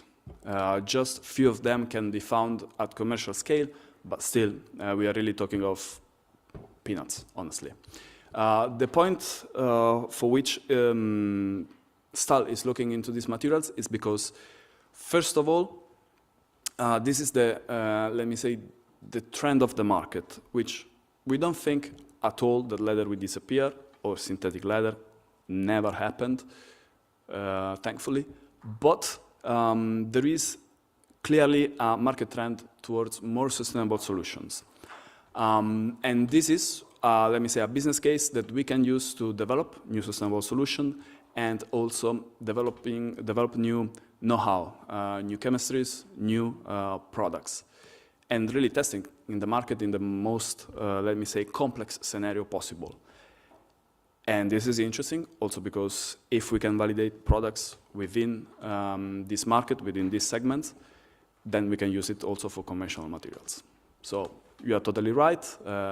This type of solutions that we are working on right now are focusing crazy materials, but clearly the target is to bring them back to conventional materials when scale will be proper, technology will be validated, and also we will be 100% sure that it's going to work properly. Any other questions? All right, then we will go on to the next speaker, Albin Kaelin. Thank you very much. And I will follow the same protocol. I'll let you introduce yourself and your background, and the floor is yours. Yes, thank you very much. My name is Albin Kaelin. I'm CEO and owner of EPS Switzerland. I have a textile background. I made the first cradle-to-cradle product in the world in 1992. If you're flying Airbus A380 and sitting in economy class, you are sitting on my innovation. Okay? So what is it all about? It's about cradle to cradle. So it's not about cradle to gate, what we heard a couple of times today, or cradle to grave. It's really trying to define something which is really something for the future. It's not a new story. The story is over 30 years old. Cradle to cradle vision was defined by a German chemist, Michael Braungart, and an American architect, William McDonough. And they defined 3 principles, and these 3 principles remained the same. It's just they weren't not really understood until maybe 10 or 15 years ago. So, and the first principle is, I think, really the backbone. It's really taking the way how nature works, which means waste equals food. So there is no waste in nature. So they define 2 cycles. So defining products in a way that they are safe for a biological cycle or for a technical cycle. So why biological cycle? So the challenge in a biological cycle is chemistry. So it needs to be safe for biological cycles. That's number 1. The second topic is, well, we have a huge problem in biomass shrinking, and agriculture is not able to stop the shrinkage. So we need industrial produced products to bring them back to biomass. We still have a huge problem today, basically defining products which are safe for a biological cycle, so industrial products, so we don't talking about food products. And the problem is, how can we make this closing of the loop economical feasible in an industrial composting or in a composting? And this issue we have solved about 5 years ago within a project. But the big obstacle still is that basic authorities are not approving this. So we are totally blocked. We cannot close the loop for biological cycles for industrial products. And the EU Commission knows about this. I was invited by the EU Commission in 2018 on traceability of problematic substances for recycling in public hearing, and I commented this issue. So, but it's still not basically defined as a solution, but I think we are dependent on this. The second one is technical cycles, so materials that we cannot basically biodegrade, they should be kept in a technical cycle, and the big issue here is we need technology, we need huge investments in technology. The second element is energy. Cradle to cradle ones, basically we have enough energy from the sun, so 100% renewable energy and no fossil fuels, can make quickly, and diversity, so not only biodiversity, everyone talks about biodiversity, as well the ESG principles ask about biodiversity topics, which are quite relevant for companies, but diversity as well means, you know, how can we balance the use of resources on the planet?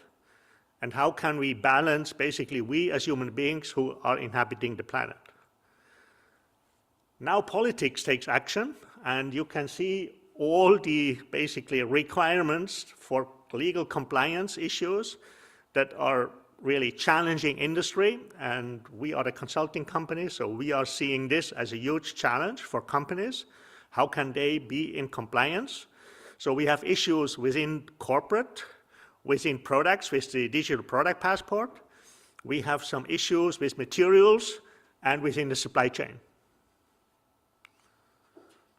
Our company, EPS Switzerland, was established 15 years ago. We have been able to establish a network of trust. So it's defined for a circularity. You cannot be based on a linear system, so based on all control. So you need to build a network of trust because you need to close the loop.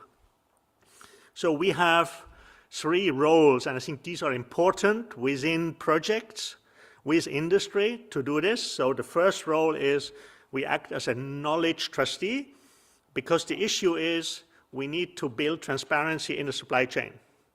So industry is required by legislation to disclose all toxic chemicals above 1,000 parts per million, 0.1%. We want 100 ppm, 0.01%, or full disclosure. So how do you get this information? It is confidential information. Tier 1, Tier 2, Tier 3, Tier 4. We will get it. We are signing NDAs. We receive the information. We give it to science to make the assessment. The result is cradle to cradle. The result we can communicate, but the information remains with us. And this works with hundreds and thousands of companies within the supply chain. The second one is science. You need to define science not a linear way as it is being perceived. you need to make it circular.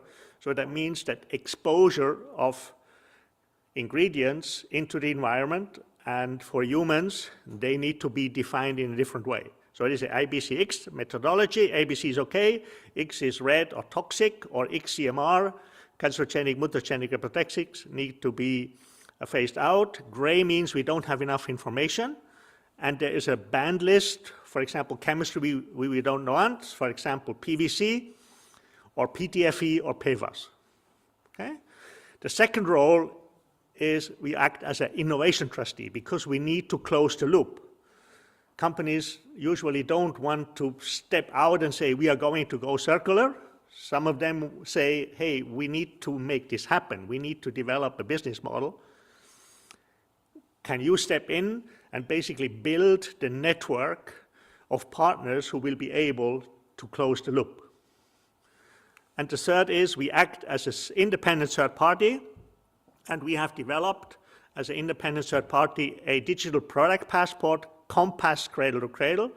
So the Compass Cradle to Cradle, we have made a trademark in 2021. So it has nothing to do with basically what the EU Commission is coming up with, the taxonomy compass or with the competitive compass. So it was our idea. And basically we would like to cover governance, risk management, EU legal compliance framework, physical performance, material health, product circularity, energy, CO2, environment, water, earth, social, EU taxonomy, GRI, SDG audit, and transportation. So we want to show compliance. So we see 4 elements as crucial. Number 1 is innovation. Second is material health. Okay, so that is really safe. Third is circularity. And fourth is compliance. And we can see that all the certification schemes out there, they are basically only covering part of it.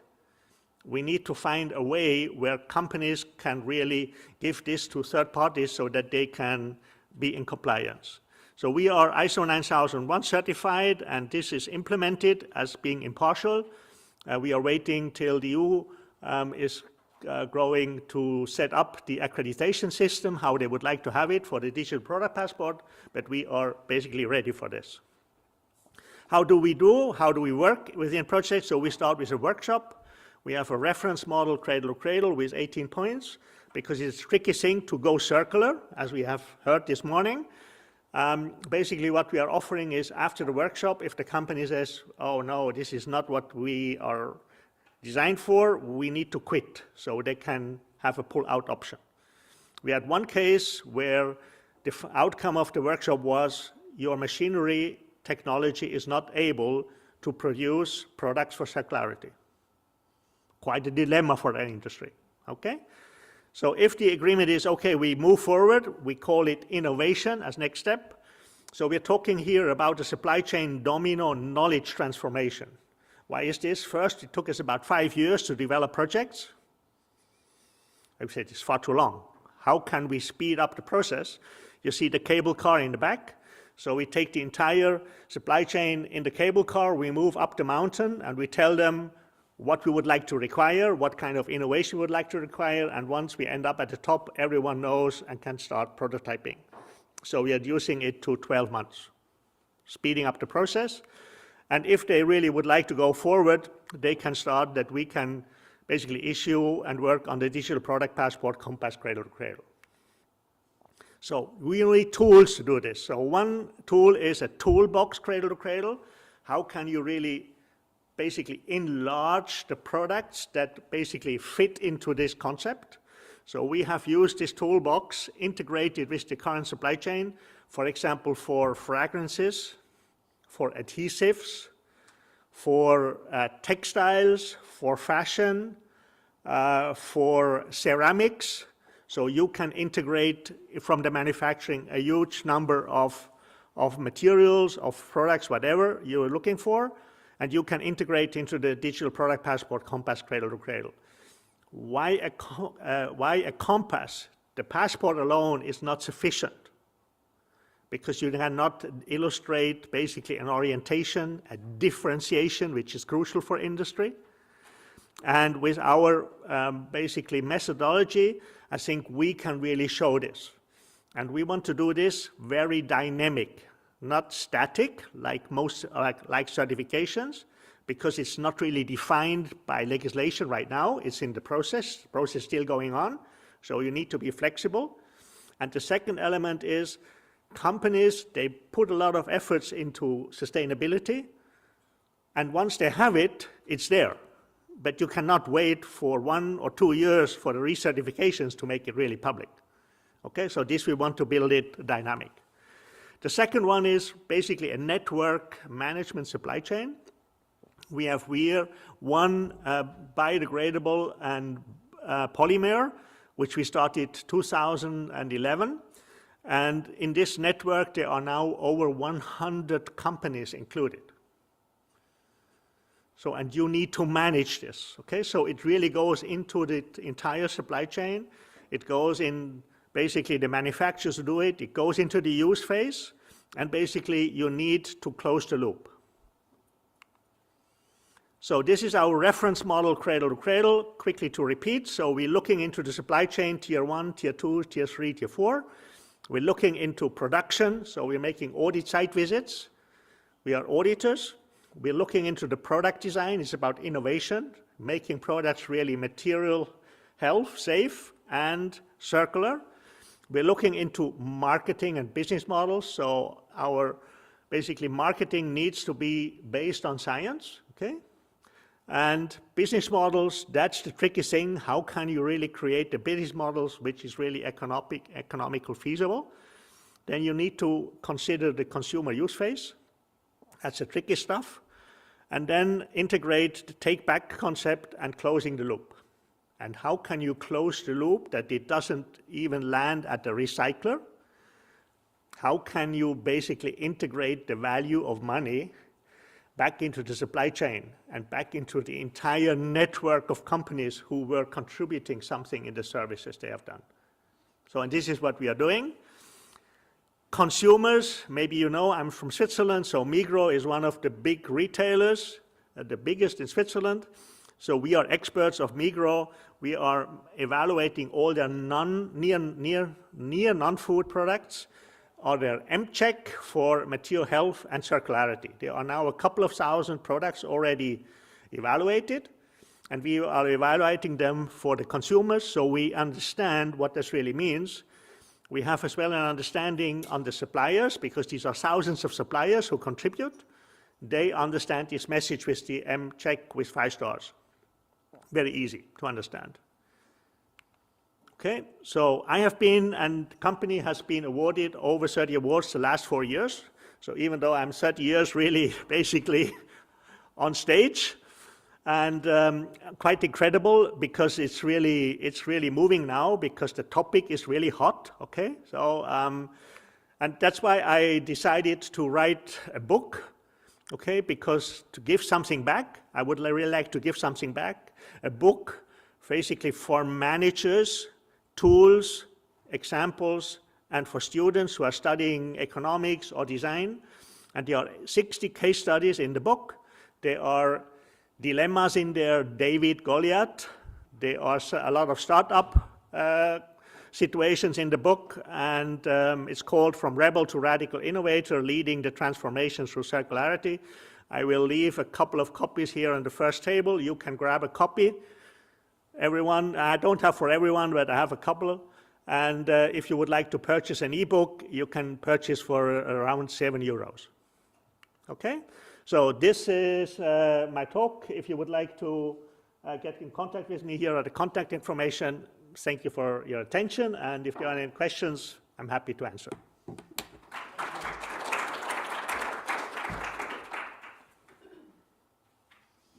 Questions? I will start the question thing. It's been a long time since you presented, and it has become the staple of many presentations, this technical nutrient cycle and biological nutrient cycle.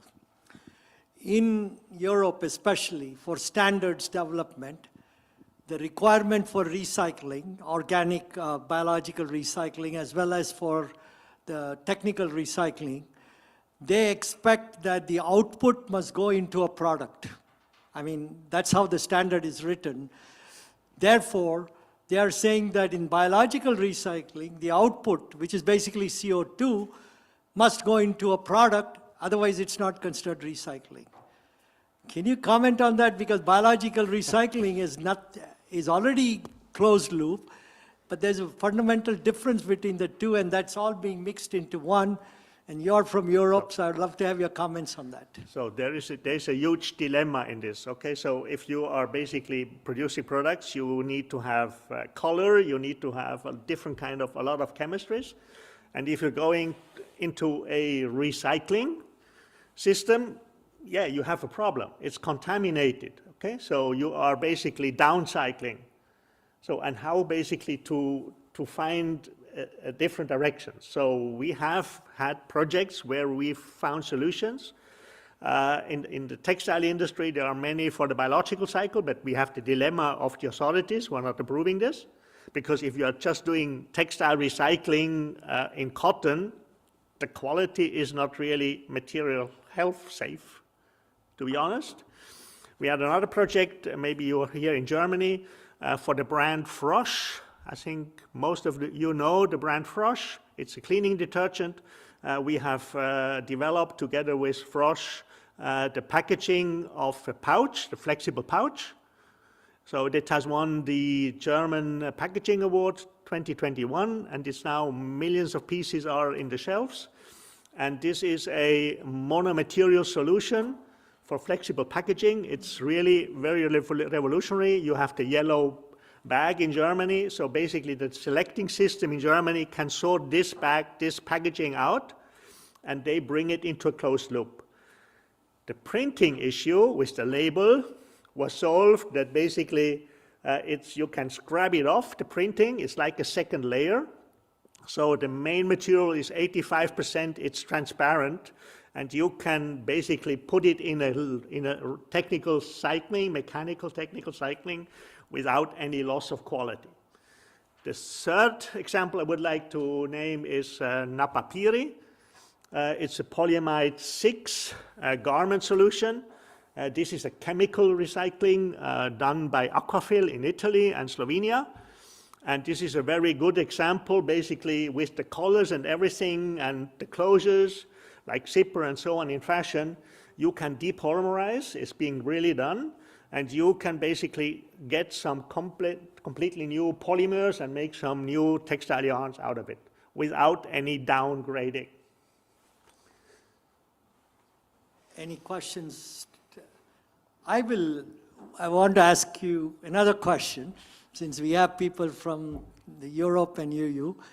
If I make a polymer, and we are talking a lot about compostable, biodegradable polymers, that goes into this biological recycling route, right? Like you showed there. Why should I have to demonstrate that the CO2 and methane has to be put into a product before Europe will certify it as recycled? At least that's what I hear about it. What is your thought on it? And maybe you need to send a copy of your book to them to read. Yes, okay. So, you know, the topic is the topic of biomass. So what can we do to basically stop the shrinkage of biomass? And the idea is really to use industrial produced products to bring back to this. If you're going into the textile chain, okay, with all the chemicals included there and colors and printing inks and everything, if you're going into recycling, it's downcycling. So, and to get out of this, you need to basically do this the reverse. You need to really bring it into biological cycle. Therefore, we designed 20 years ago biodegradable elastomers. So we need to go into new development of new polymers, okay? Because with the existing ones, you cannot do it. And a lot of these stories are basically in the book. Very good. Yes, I was hoping you were going to ask questions. I have a question. So this approach that you're showing, the cradle to cradle, is to address the issue regarding waste, right? But when we, as our previous colleagues shared about the sustainable, is not only one factor. We have a lot of factors involved to say that the product is sustainable. So what would be the carbon footprint, especially in this example that you talk about, this nylon 6.6 that it's possible to depolymerize, because we are seeing that the chemical recycling could be a nice option when you talk about use the waste, but we see that the carbon footprint is much higher than the normal polymerizations technologies. So how do you address these other impacts? So, very good question. So this basically was phased out during the development of Cradle to Cradle, because we had the idea of 100% renewable energy and no burning of fossil fuels at the time. So now, 30 years ago, we have a different kind of a situation. So now we are incorporating it, of course, within this. We need to. I'm gonna read your book to better understand this. Perfect. Thank you. All right. If not, let's thank the speaker for... and that, I think, sets the stage for the next presentation. Janie. There's. So this would be leading perfectly to your talk on about bioplastics and pros and cons for it. Please join me in welcoming first. Hi. Hi everyone, and thank you so much for inviting me to this conference. I'm here as an NGO. I represent BUND, so Friends of the Earth Germany.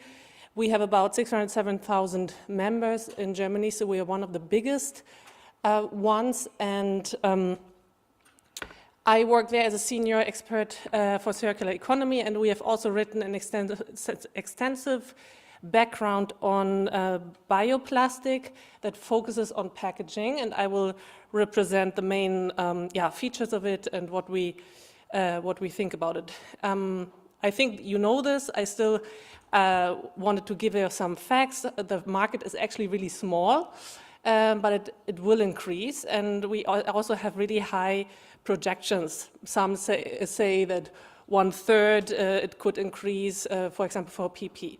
The main area of bioplastics at the moment is packaging, but also for agricultural films, we see it for consumer goods, electronics, and so on. We as BUND, we mainly criticize that the focus on single-use packaging is not sustainable, especially if you take into account the many aspects. Actually, the people that spoke just now also mentioned that we need to look at the whole system, and we need to tackle more than the carbon emissions. So we need to really take a good look. And the focus on bioplastics as solution distracts from the necessary and systemic change to unpackaged goods, and also we demand reuse as the new normal. And this could also be, for example, from bioplastics. We don't know, but we don't think that replacing single-use to single-use is sustainable. You also know that, it was also mentioned in the talk before, that there is some bio-based drop-in plastics like PE and PET that actually can be recycled. Because there's an infrastructure in Germany, also in other countries, but there's also others where there is just simply no infrastructure, so it cannot be recycled. I wanted to shed light on the safe planetary boundary for novel entities. It has been already exceeded in 2022. It was the first assessment published of the planetary boundaries related to the novel entities, and those novel entities also include plastics. So plastics is one of them. And the researchers concluded that the boundaries have exceeded, and it raises the risks to the stability of the Earth system. I mean, you know many aspects, and we hear it every day in the media. I don't know, maybe you know in Greece it's now 30 degrees. You know, it's like the climate is going crazy. we need to take it serious. I mean, this was just the news from today, I think. So the scientists say we need better risk management, monitoring, and a reduction in production and release of pollutants, and also plastics belongs to this. And it's really urgently needed that we return to the planetary boundaries. I brought you these pictures, how, the safe planetary boundaries is, an analysis, and you can see how, year after year we have more boundaries being exceeded. For plastics, we know we have this extreme persistence that is really problematic, and we have primary and secondary microplastic that just can and will never be eliminated after release into the environment. So we demand that materials and waste streams of polymers have to be reduced drastically. So when we talk about bio-based plastics, we know that there is lots of studies, lots of research, and we know it can mitigate some impacts also on climate change, for example, by reducing carbon emissions. But given the scale of plastic production, the resulting increase in biomass demand could induce really detrimental land use change at a global level. So we cannot simply replace the plastic amount we have with bio-based plastic. And this study, I really recommend you to read it. I also put it in the on the slide. It's from January this year, and this evaluated the land use impact of bio-based plastic replacement up to the year of 2040, and it also said that if we at the global level expand the bioplastic production, let's say in the extreme that that global production is going now, this could lead to a 22% increase in cropland expansion, to a 35% increase in the area of cropland undergoing intensification. So, for example, some extensively used areas in Brazil that are used for some cattle land will be converted into intensively used sugarcane monoculture plantations. And it would also increase 20%, it would lead to a 20% increase in deforestation relative to the baseline scenario. So we should worry about these numbers, and we shouldn't want this intensification and this massive use of biomass.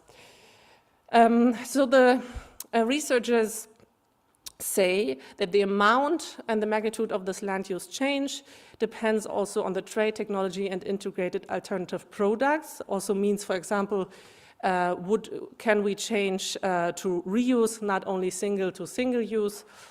And the researchers also say that a decreasing plastic demand and production may prove a less risky strategy. We cannot recycle our way out of the plastic crisis. I brought you one of the many pictures we have of a comic that we published.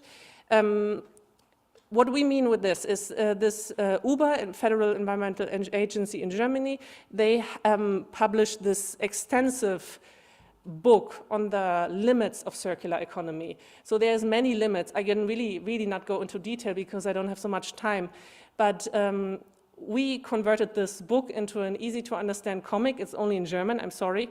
But I just wanted to tell you that every recycling process leads to some material loss. We cannot change that. There's simply dissipation. And it's just one of the many aspects. So we need to take into account that circular economy is limited. And there's many more aspects that I cannot go into detail now. I talked shortly about the sugarcane bio-based plastics. Probably you know that it's really not sustainable. When you buy some single-use food or drink containers here in Germany, they are often made from sugarcane and then labeled as green. We say, okay, this is really not sustainable. It's monocultures. It has a high water and fertilizer use. If you really take into account all the gas, for example, that's needed for the fertilizer, it is really not sustainable. They are using pesticides. Some are not even legal in the EU. So there's many LCAs that show this is not sustainable. We have biodiversity loss, we have competition with food production, and we also have land that is taken from people and used by big corporations. So this is one bad example of bio-based plastics from our point of view. We are also critical on composting, and the reason is that composting is, from our point of view, a disposal, because all the energy that is used to produce the product is actually lost. There is no nutrients for the plants, and new disposable products need to be constantly produced again and again. You also probably know that there has been a huge discussion on the bags for collecting organic waste, and they actually do not compose in the industrial plants. So the decomposition takes too long, and there's many plants in Germany that are super angry about those bags because they can also not distinguish between plastic and bioplastic. So they actually use a lot of energy, and it's really super work intense to get those bags out. And some also prohibited completely. It depends on the Kommune. And we also say that the standards for compostable plastics, they still tolerate some microplastics, and they also do not take into account possible toxicological effects of chemicals that actually, so if you compost something, the whole product goes into the soil with all the chemicals and everything that is inside. And that's usually not transparent, but also not in the standard. It is not part of the standards. There are some standards for this for those plastics, as you know. So I wanted to shed also some light on toxicology and additives. So bioplastics, as you know, often contain the same additives as fossil-based plastics, including softeners, flame retardants, colorants, UV stabilizers, biocides, fillers, and so on. Many of these additives are actually toxic and suspected to be harmful to human health. And studies show that bioplastics also release many chemical substances that may have potentially toxic effects. Since I started working for BUND, there's every year or every month, there is like more and more chemicals that have been proven to be actually bad for human health. These additives, there's two categories actually, the intentionally and the non-intentionally additives. So the first ones are known to manufacturers. It's usually not transparent because it's just not transparent what people put in there, what producers put in there. And then we have those non-intentionally added chemicals that they just are a product of the process. And I mean, they are not intentionally there, but they still are produced just in the process, in the different steps. And it's really crucial from our point of view to assess their human and ecotoxicological effects, and also their persistence in the environment. So we know that those have really lots of bad effects. There's many studies. It's also super complex because we're talking about thousands of chemicals. And I can just give you a short summary here.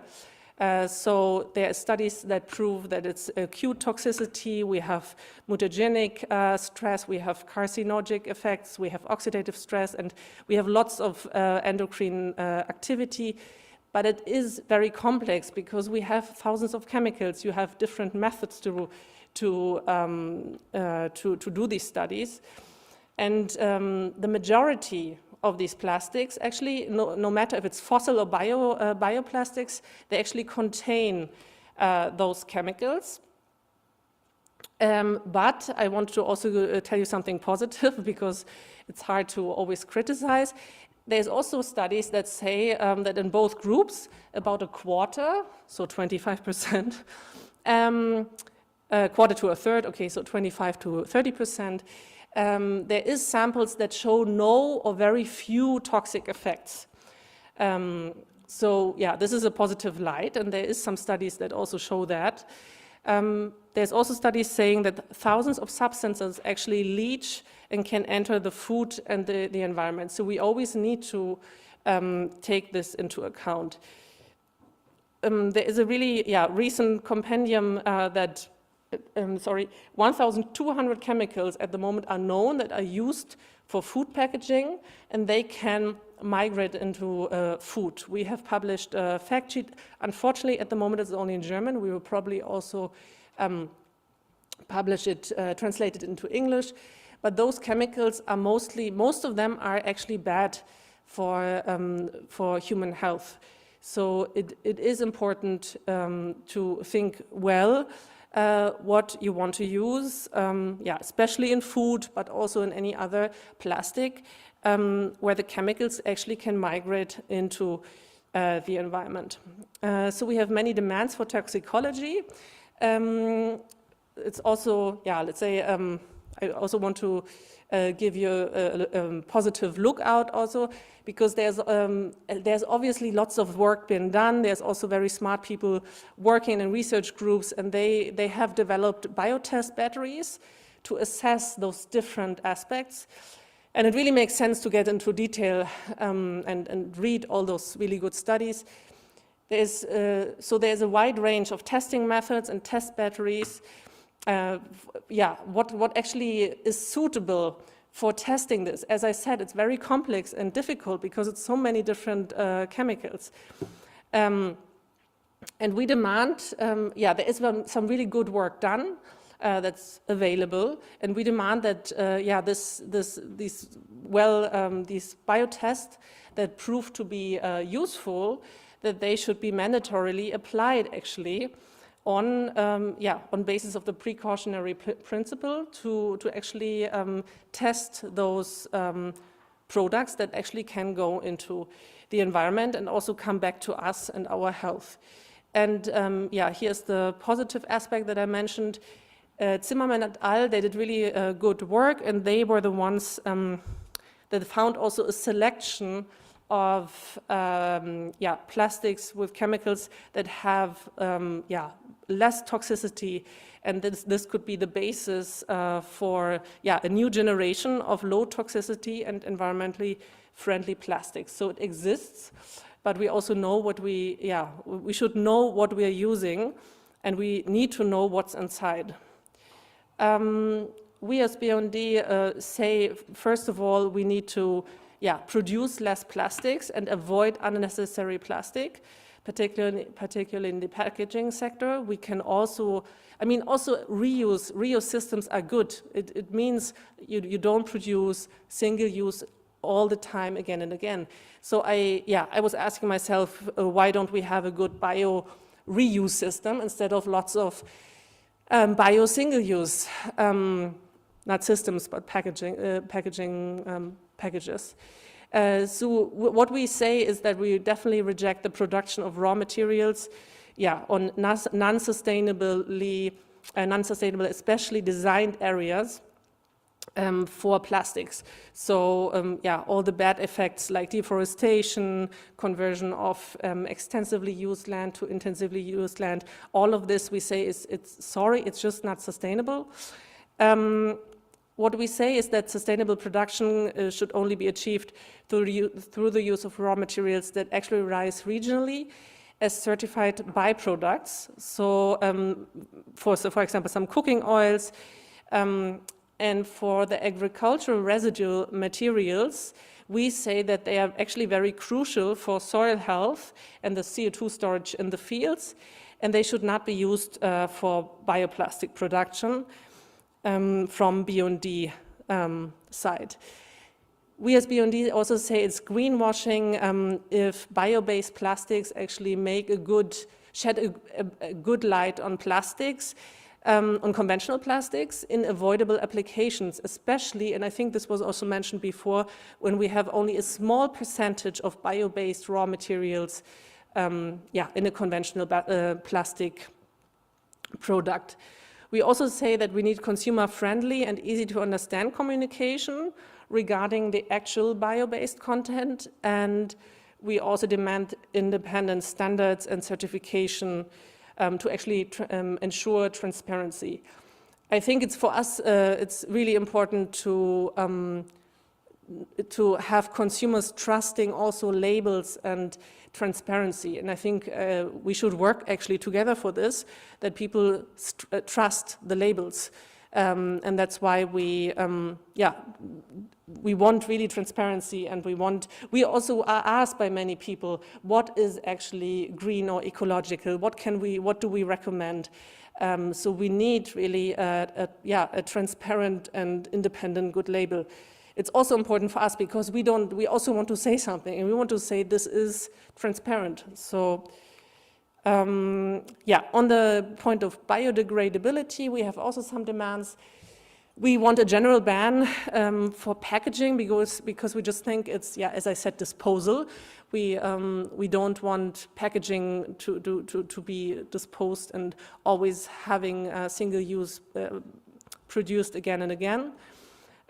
If proven meaningful applications for biodegradable plastics are established, then we also demand that conventional plastic should not longer be permitted in those cases.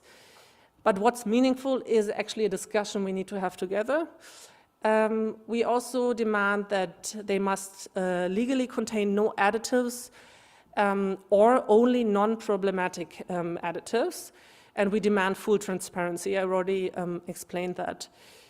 And we also demand they must be fully biodegradable outside of industrial composting facilities.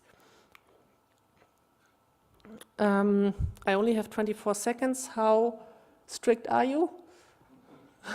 Okay. I will be quick. We say, that we shouldn't approve those plastics for disposal through composting facilities. As I said, in Germany we have lots of problems with that. And the use of products such as mulch films in agriculture should be minimized as possible. And we should also establish return and recycling systems, and preferably deposit-based for those films. It's the same as in packaging. Reuse and return systems are better than single use. We have many more demands, but I will leave you with that. I focused on the bio part. But we also demand reuse and unpackaged as the new normal. We also ask and demand actually a production cap for plastic production in the Plastics Treaty. We demand full transparency of chemicals, and we have many more demands. Anyway, thank you so much for listening. And you can reach me at the BUND site and also read our 30-pager of bioplastics, but it's only in German.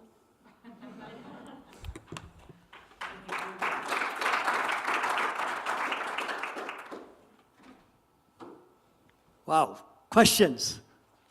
Oh, over there.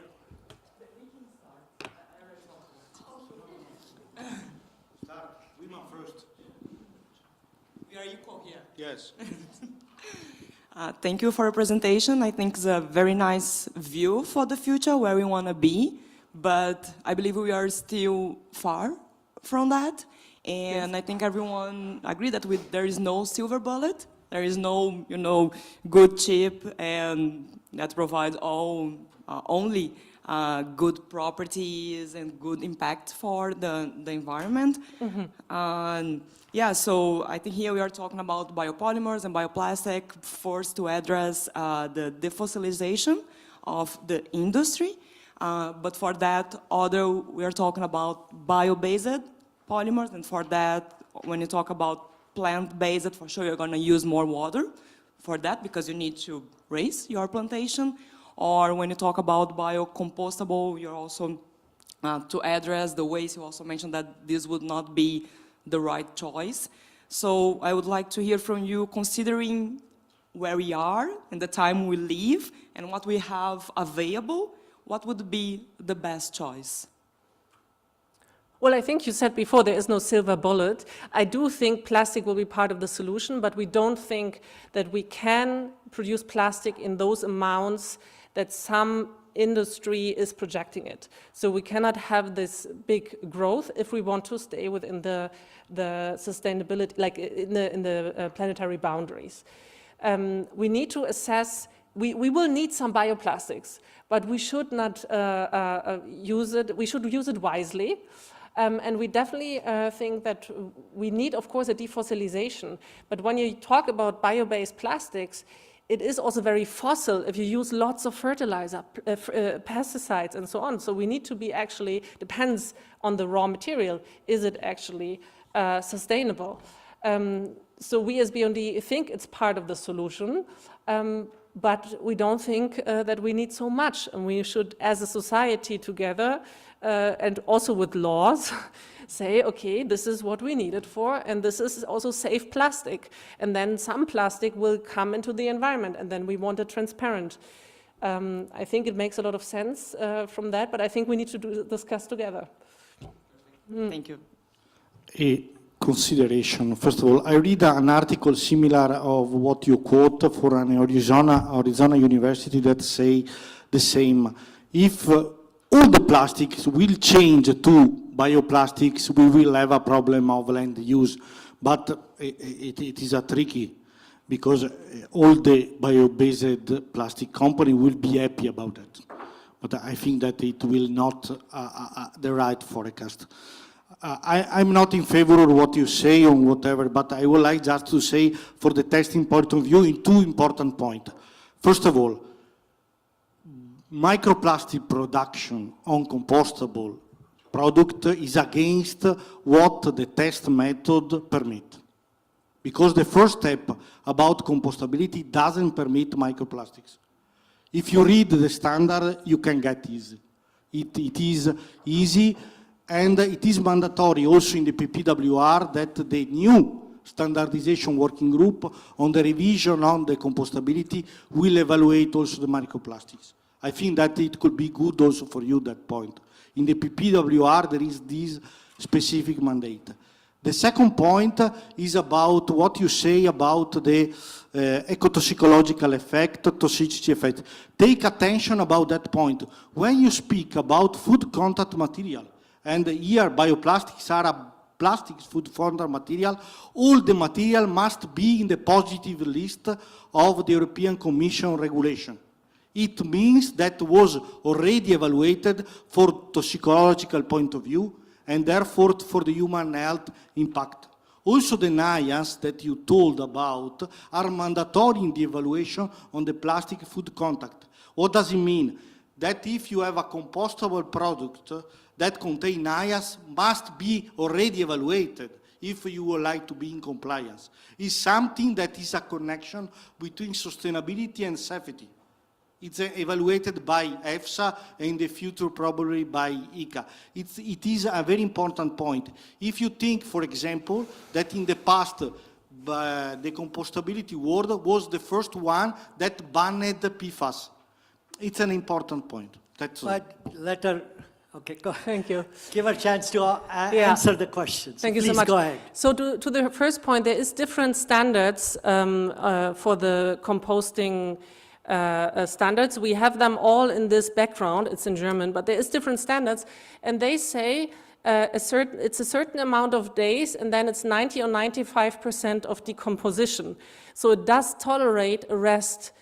This is part of the standards, and this is, yeah, I mean, this is... No.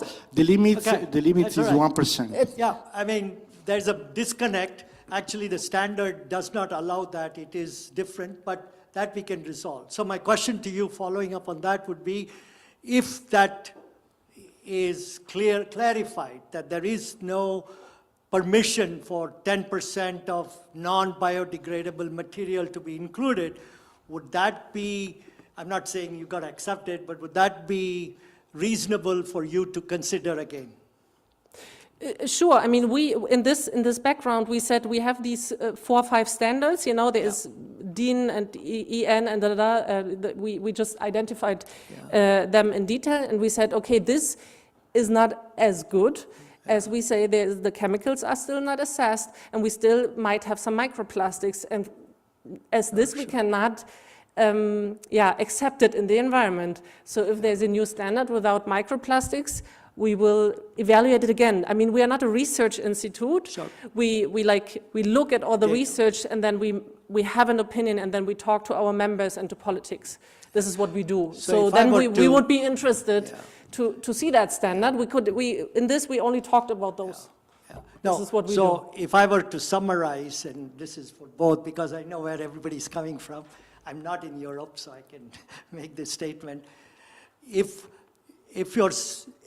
the standards and data is provided which shows no persistence of microplastics, which is one of the requirements of the standard, it is growing that way. And two, the issue of, in your slides you had about production, the use of agricultural, forestry, feedstocks as an issue, land use and all.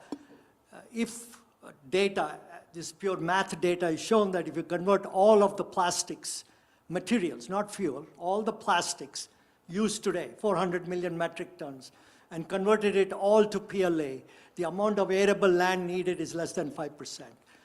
This data you should take into consideration as you look at these policies. So what I'm saying is this is an emerging, evolving area.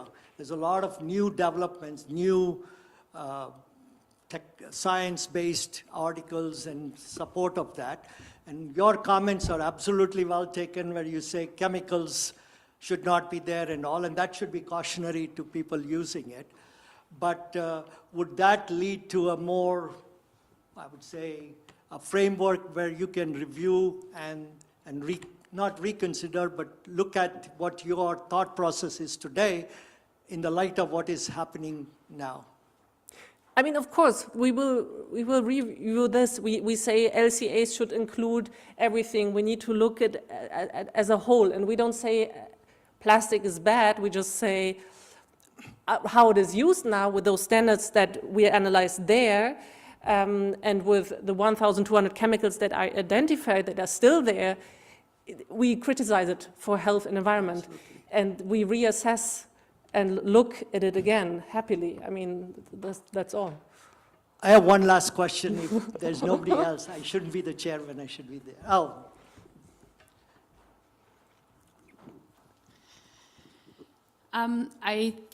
What I wanted to start with is that what I think you presented, let's take a different. What you presented, it resonated very much with me. I work at Avantium, a company commercializing 100% plant-based and recyclable polymer. But at the same time, it also made me think, because although on the one hand it resonates a lot, right? So if we continue our lifestyle basically as we do, we will harm our environment, we will harm ourselves, and so forth, right? So I think that's something we all realize. But we also realize in order to find a solution there, we need to change. And the change will come from a lot of different factors. So one is we need to use less resources, right? So that's the reuse, for example. Ideally, we would, if the virgin material we produce, that it would be, for example, only 20% of what we need, and that the rest of our demand would be in the cycle all the time, being it either reuse or recycle. I mean, I think these type of visions are very important. What made me concerned is that it also gave a bit the perspective that bioplastic is bad. And although you nuanced it just now in the Q&A session, I see a bit the negative impact it could get on, for example, legislation and so on. So my question would also be, how can the solutions that are being developed and that are needed to defossilize our industry be part of the total solution, and how can it become a more, let's say, inclusive part of the full argumentation that as an industry we need to change, because if we continue like this, it will lead to huge environmental problems. So that was a bit my question. I mean, I'm happy that we will discussing here in, I think, 40 minutes or something. It's a big question. Maybe more during a coffee break Yeah, to talk about, yes. Yeah, I'm happy to discuss it. I actually brought you also some, I said, okay, these test batteries that showed 1/4 is good. This is the way to go to. I mean, this is what I brought you here. And my role is, to look at health and environment at the moment and say, we are in the wrong direction. We need to change also together with industry. And I do think that you're part of it. But we need to do this together. Okay. It's complex. One last question, if you permit me, as chair. And I wanted to clarify this because it seems like you do not consider industrial composting as a potential end of life for the plastics. I guess that's your thought process now. Especially on packaging. Okay. This is so what, this is where we are at. My question on that is, the composting which is being promoted or needs to be done is to handle the 60% plus biodegradable organic waste, nothing to do with packaging, food waste, paper and all, which cannot be put in landfills or open dumps because it will generate methane, which has a 25x GWP. So they have to go to industrial composting. Therefore, any packaging or product, doesn't mean plastic or anything, which is attached to this food area must be compliant with industrial composting. Otherwise, you will have the same issue of microplastic contamination. So my question is, don't you think it would be better to ensure that packaging, irrespective of paper, plastic, should be compliant with the food waste and other products being used, which is going into industrial composting? We still think that reuse should be the normal. Agreed. Yeah, but and then you separate it, and you ask me if you... Separate that. That absolutely is there. Yeah. But there's still going to be, unless you don't use at all, which is another alternative. But I am asking the question that if I have to use a material, whatever it is, plastic, paper, or packaging or otherwise, you have the choice, don't use it. But let's say you use it, and since much of the food waste and other regularly generated organic waste has to go into composting, it should go into that. Yeah, absolutely. Therefore, anything which is associated with that should be compliant with, not with composting, because that's where it is ending up in. That's the rationale. You mean the plastic that is together with the food? Yes. And other products associated, because that's going to industrial composting. And so if you don't have it compostable, then you have a problem with all the composting of food waste that you are going to promote. Yeah, I don't really see that problem. I think there is really smart people thinking of good packaging that doesn't come together with the food. So I think we should still separate it. But But what the question is, if you're not going to be able to separate it, which I believe will be there, if not in completeness, will be there, then the issue of industrial compost. So plastics, industrial composting is not meant as a treatment, which is what you rightly say, as a treatment for, or as a solution for plastic waste management. That's the message loud and clear. Yeah. What I am suggesting to you to think about is packaging and plastics, which are for whatever reason used with food, paper, which cannot be separated, which cannot be pulled out, has to be compliant with whatever end of life has been designated for food and paper and other organic wastes. And therefore it should be compostable. That's all. Let's talk in the coffee break, because I don't see that we need that. Okay. But let's discuss it, okay? That's a different discussion. I don't see that we need it. But you talk to me, and then we have a coffee. Thank you very much for listening. And you deserve the coffee break now.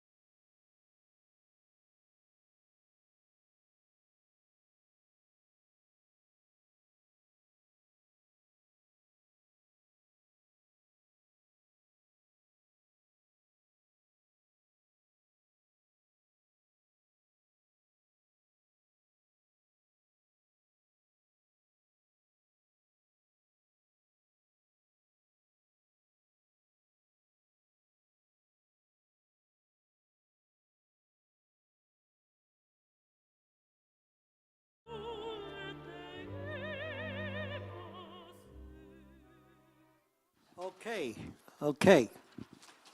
Shall we get started? Yes, please. You have the task of bringing this group back to life again after that tea. So, then let's do it right. Is this, I have to... You turn it on? What's up?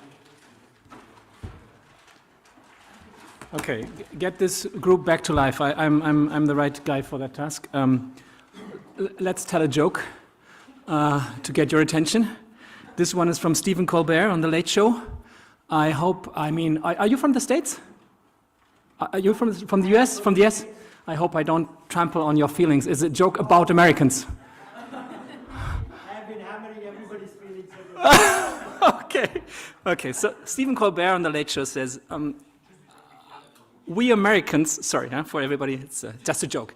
We Americans treat climate change like soccer. We know it's out there and that it really matters to the rest of the world, but no one can frickin' make us care about it. Right? Okay, so anyway. The UPM is a Finnish company. Yes. And I like Americans. It's all good. No harm, no harmed feelings. Okay, so this is a commercial presentation. I will probably go over some slides because you're very technical people sitting here. I don't have to explain you the biogenic carbon capture cycle, but anyway, what I'm going to show you today is how UPM is basically enabling 100% bio-PET solution based on wood. That's one of the slides that probably you don't know, you don't need. PET is made of MEG and terephthalic acid. Full point, full stop, and we can do/enable both from wood, and this is what I'm going to show you today. First of all, in a nutshell, why would I even think about using bio-PET in a packaging? There's a lot of recycled PET, etc. This one has a really cool claim. It's really local, European-sourced, renewable wood with the best-in-class, basically net zero footprint, which I'm going to show you later on. The recyclability of this product is really 100%. It's a drop-in, it's PET, it's the same molecule, and it has the same, quality properties as traditional PET, such as durability, etc. Pharma and food compliance, all tested, all taken care of. And then usually the brand owner comes, but okay, I have 50% recycled PET or even 100% recycled. Okay, no worries. Why would I add bio-PET? Well, because the recycled PET has its problems and limitations. It's typical, getting more gray.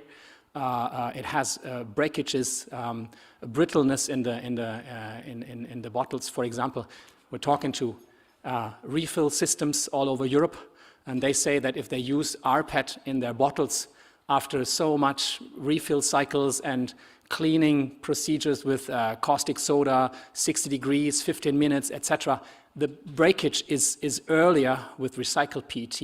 You cannot fulfill the whole 15 refill cycles, for example. So that's where bio-PET is taking its stance, its role as a complement to recycled PET. And that's also an interesting graph in where we as UPM PET and UPM Biochemicals and also the Nova Institute Renewable Carbon Initiative sees the role of bio-based plastics. This is a graph for all plastics. You probably have seen that before. Even if we're gonna go for 100% recycling, the industry, refill, reuse, reduce, that's all before, but recycling as the last step is not working on 100% scale. There's always a need for some virgin material on all plastics, and this is where bio-based is actually going to close the niche, and that's also, let's say, a sustainable look on 2050 scenario for bio-based plastics, rather than replacing all virgin material. There's not enough biomass on the planet for that. But I'm probably, kicking in open doors here. UPM, who's UPM? UPM is the Finnish paper company, one of the biggest in the world, second in Europe. We are the only paper company listed in the Dow Jones Sustainability Index. In terms of sustainability, We are top-notch, having all the, let's say, certifications you can think of in the top level. Why do I say that? Because we need to be very cautious with green claims, false green claims. We don't want to say anything and don't say anything that is not, fact-based. It's a Finnish company. Finnish people are very sustainable thinking. They're practically tree huggers. They are born in a country where 70% is, covered by forest, and this is in their DNA. Besides all the left side, which is paper, and we're backwards integrated into the pulp and into the forest, we're one of the biggest forest owners in Finland, one of the biggest forest material buyers and transformers in Europe.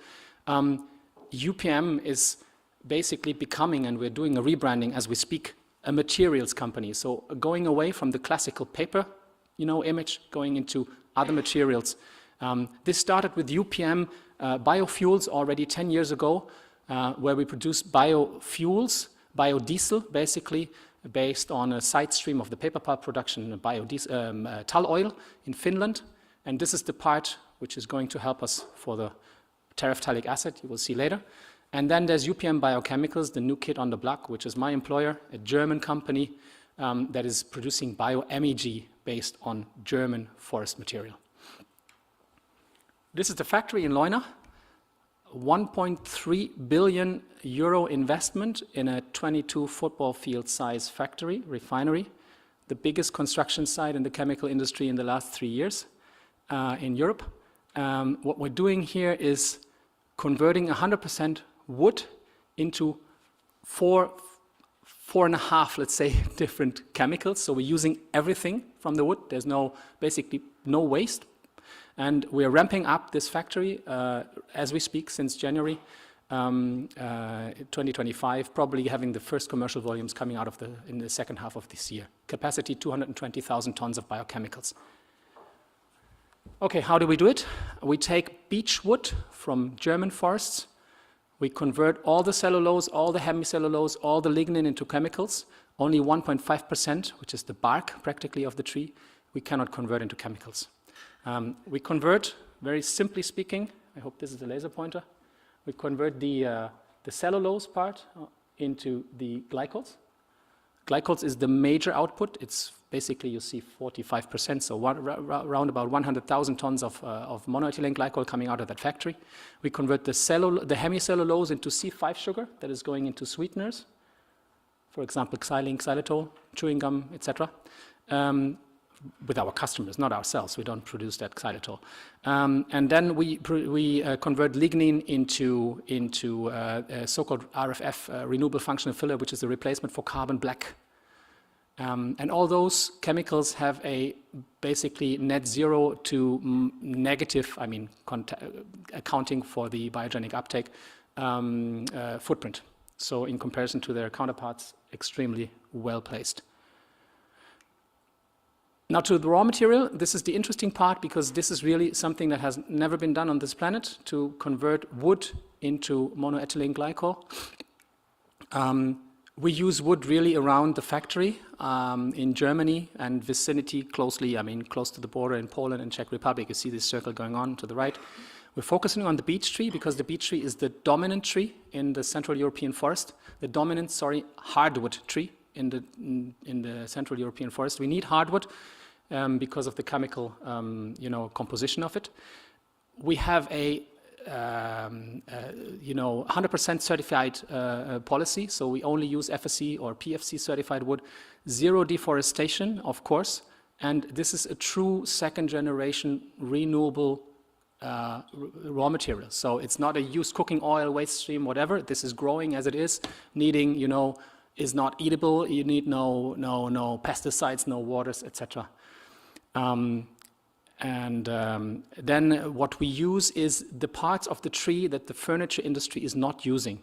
So if typically a beech tree, which is not very much liked by the furniture industry because it has not such a big stem, when it's harvested, the stem goes to the furniture industry and all the branches, etc. of the crown of the tree are too small to be used in furniture production.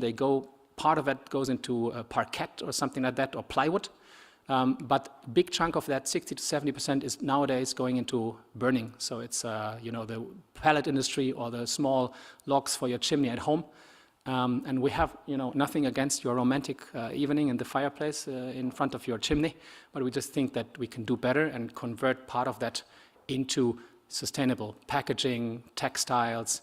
We're even using monoethylene glycol is going into the coolants of your car. The rosé liquid you have in your combustion car is monoethylene glycol. And an electric vehicle actually needs double the volume of monoethylene glycol in the cooling of the batteries. So a lot of outputs there with a certain life cycle. This is probably what you all know, renewable carbon cycle. Forest material takes up the CO2. We convert it into biochemicals for the existing supply chain. So it's a drop-in chemical. And then at the end of life, CO2 is going back to the atmosphere. So now the big question, the million-dollar question, how can we do 100% bio-PET? And now Ramani is not there. Oh, I'm happy about that because it's mass balance, of course. We have basically two market approaches. One is this on the left side, which is the option one. It's a so-called partial bio-PET, because the bio-monoethylene glycol we produce is really 100% dedicated bio. This leaves our factory 100% bio. You can make the C14 carbon dating analysis, and no doubt about that. Then option two is partnering up with our biofuels colleagues that besides biofuels, they produce bio-naphtha. Also 100% bio-dedicated. And now we are relying then on a third party outside of our company to convert this bio-naphtha. So let me just quickly, go back, explain this to you. So the upper part is the Leuna factory, which is producing the biomag, 100% bio here. Then on this level, you see the softwood-based paper pulping. This is something that we do for paper, where you have a tall oil stream. That's basically the black pitch, the resin coming out of the softwood from Finland. This is converted in the biofuels operation in Finland into bio-naphtha, also 100% dedicated. How does this work? Anyway. And then a third party will convert that into terephthalic acid. And this is where mass balance comes into the game, because those crackers are so huge, so big, that even if we would fill them with the full capacity that we have, it's basically not possible to have a one-on-one production nowadays with the existing assets. But I must say, for the brand owners that we talked to, and that was different a couple of years back, they more and more are really prone to accepting mass balance as a solution. I mean, at the end, a lot of those brand owners are dealing with polyolefin that they want to turn into bio-based, etc., and there's no way around mass balance there either. Having said that, this is a bio-based, this is the carbon footprint of a PET models, model data from EcoInvent 3.10, with a bio uptake of our materials, 2.3 tons of CO2 taken up per 1 ton of PET. Then we have the terephthalic acid emissions inside of our factory and the third party. We have the MEG emissions, which you see are very, very low here because we have a unique process. Then the polymerization in, let's say, a company like Indorama or whoever would do that, and we would reach carbon net zero a little bit below. Of course, this is with, as I said, carbon uptake being calculated in. If you don't do that, we're at basically plus 2.3 as compared to PET carbon footprint 3.10 EcoInvent is like 3.4, I think, tons per ton of PET. Anyway, at the end of life, if you have this cut-off 0-0 approach, we would have the benefits again on the bio, but you know that probably.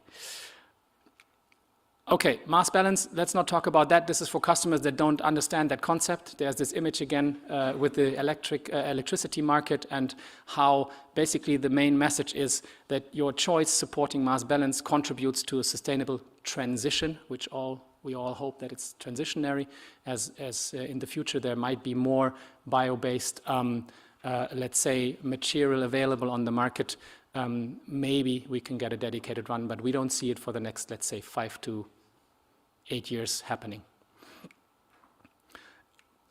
Okay, possible collaboration scheme for, our customers would be companies like Selenis, Indorama, Plastipack, very agile players on the European market.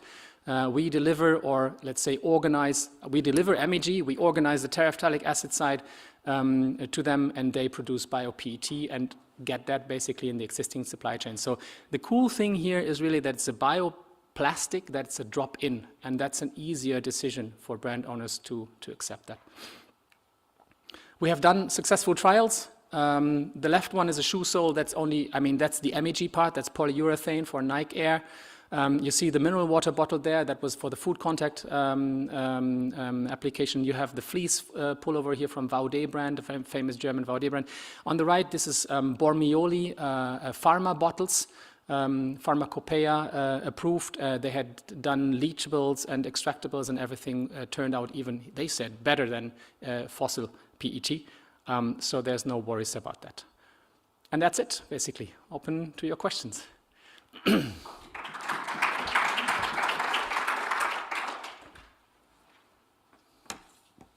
Questions? No questions? You can hammer them. You can hammer me. Can I have a go at you on mass balance again? Oh my! Go ahead. No, I think the story you have is good. UPM Chemie is big on bio. So my question to you is... By the way, Ramani, when you were out, I said, oh, he's not there, so I'm going to tackle... finish up biocarbon. Because I had my mass balance sheet there when you were out. No, I got in to see the last of the class. No, just to keep the discussion going and making it lively, why do you need to use this word mass balance and claim something which doesn't have? You know how to measure biocarbon content. You guys are basic in bio. Yeah. Why don't you measure it and say what it is? And if it is not there, say it is 0, but I'm using so much. I mean, am I totally off base here? It seems with the entire industry talking about this mass balance and how to claim bio without having bio. That's what you're trying to say. Well, for us, I mean, from our point of view, is basically we don't want to lose the value of that bio-naphtha we are basically putting into that process, right? So, and this is clearly, I mean, when we talk to brand owners, we need to have a very thorough discussion about what they can actually claim. And it's clear that this is bio-attributed even, so it's not really, I mean, it's sure that there's no connection in the, you're right with the, physical molecules not being there at the end, probably. But let's say, I mean, that's as I said, this is the transitionary solution. It's like I see it like the hybrid cars. I mean, if you wouldn't have started with the hybrid cars, we wouldn't have electric vehicles today, because it was something that you need to do to get people, I don't know, to start at any point. But anyway, I'm not a specialist in that. We have a full LCA department and sustainability people. I'm just the stupid new business development guy. But I hope I answered it. I got somebody to ask a question. Thank you. Janine Cordovan, BND. Yeah. I wanted to know, so you take that wood, is it, which wood is it again that you're using? So in the Nordics for the naphtha, it's the softwood that is harvested in Scandinavia, basically for the paper pulp production, and the waste stream tall oil is used for the naphtha. In Germany, it's Buche, it's a beech tree. Okay, so I mean, you probably know that the forests are now emitting emissions, they are not carbon sinks anymore, but they're emitters.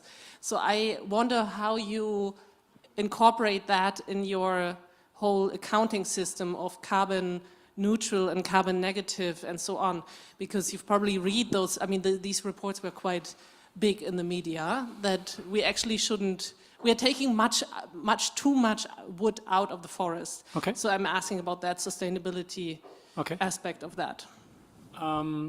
Okay, so let's say the answer that I can tell you, because my knowledge is not going further than that, is that FSC and PEFC certification is not allowing to take more wood out of the forest than is growing at the moment. So what I'm saying is that when I go with customers, we're actually going to the state forest in you know, Middle Deutschland, close to our factory, taking brand owners there, and then the forest owners or the foresters, they explain to us that they have, for example, this is a very graphic image which I like, they have the 6/7 rule. So for every 7 parts of biomass that is growing, they take out 6 parts. So let that be trees or something like that. So in 1 year you have 7 trees, I don't know, growing. I mean, it's not that, you know, it's a too simple image. But that's how I understand that FSC and PFC certification works to control that you cannot have a forest having that certification when the biomass is reduced. And in terms of emittance of the forest, that's a question too high for me. I was of the opinion, and I have stuff to read at home that says that that is carbon, that is part of the European, that the forests are part of the European carbon sink, let's say, policy or whatever. That they are part of that you know, strategy. So I would expect that they do their job. But sorry, yeah. Yeah, I mean, they are not sinks anymore. Yeah, there were a lot of articles, so please take that into account, because I mean, we as BND are also very, I said it before, we like standards, we want transparency, and we want also trust in these. So it's really important to be, like to tell the truth about what's actually carbon negative and positive. I'm not saying you're lying. I'm just saying. No, of course. I'm just saying how are you incorporating these facts that have been quite big in the media, that we are taking much too much out, and they are not sinks anymore. Just wanted to, I can leave it with that. Just wanted to add that. Okay.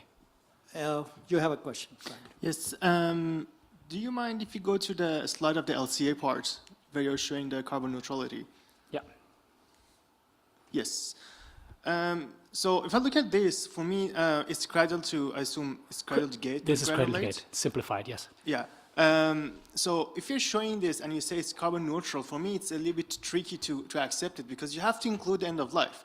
The reason I say this is because imagine you have a PTA process that is also has a low carbon footprint. You end up with negative carbon footprint. So it means, okay, tomorrow I'm rich, I'm going to buy billions of tons of your product, and I'm helping the environment. Exactly, exactly. This is a very good, let's say, image that you're saying.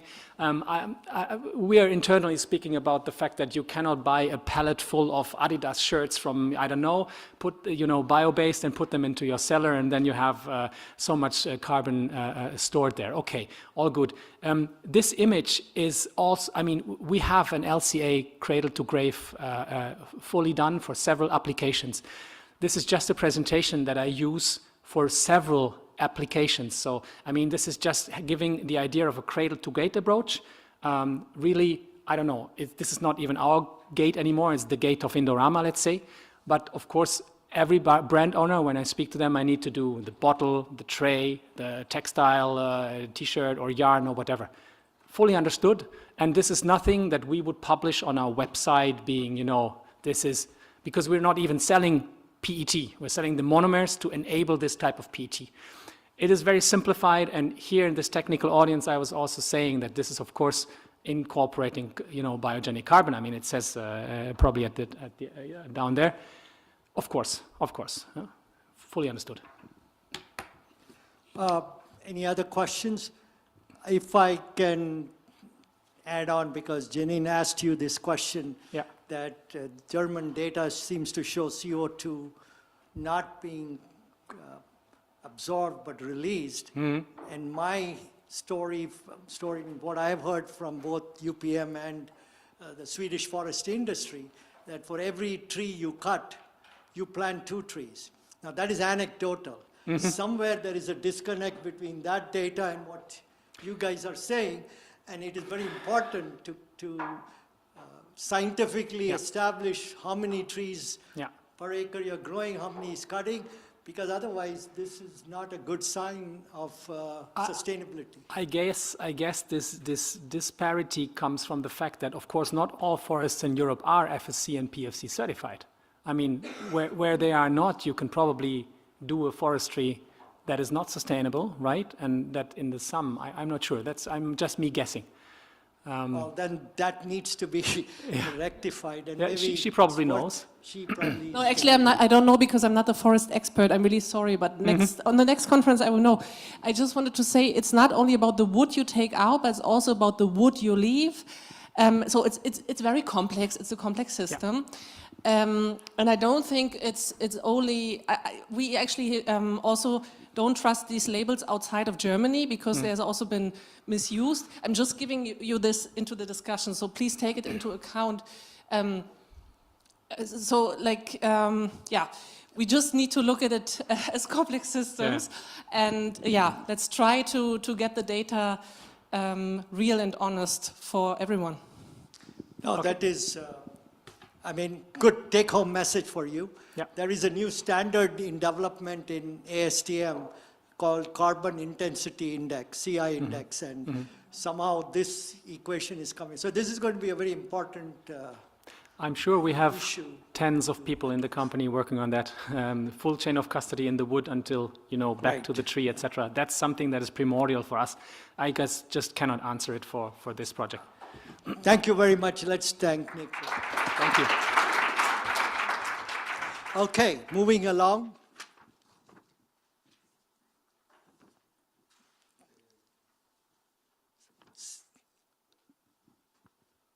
You are going to be speaking. I was wondering where is Patrick Hirsch, and he's going to speak on sustainable biocomposites, based on polyamides and natural fibers. The floor is yours. Yes. Please welcome Hello.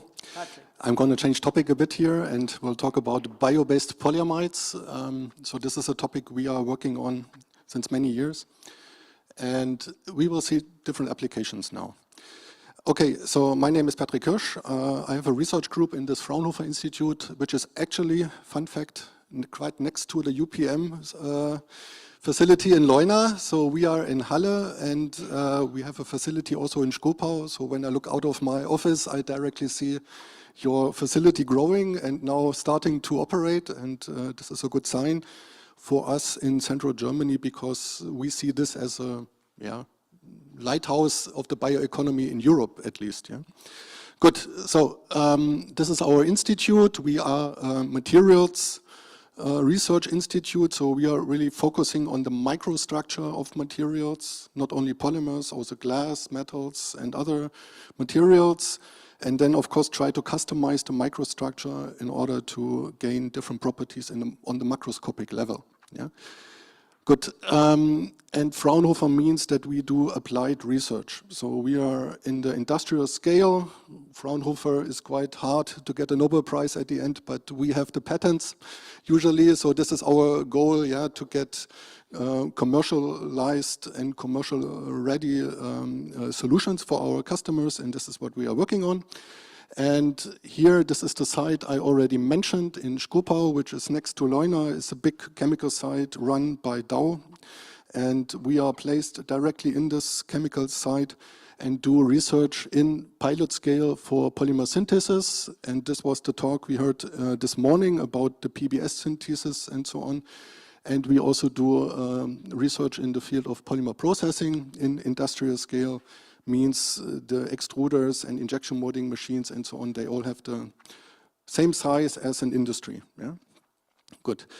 So this scenario we all know, despite all crisis in industry, we will face an increase in the production, in the polymers and consumption, mainly due to the fact that still in Asia and India and Africa there is population growing and more consumption of goods and plastics at the end.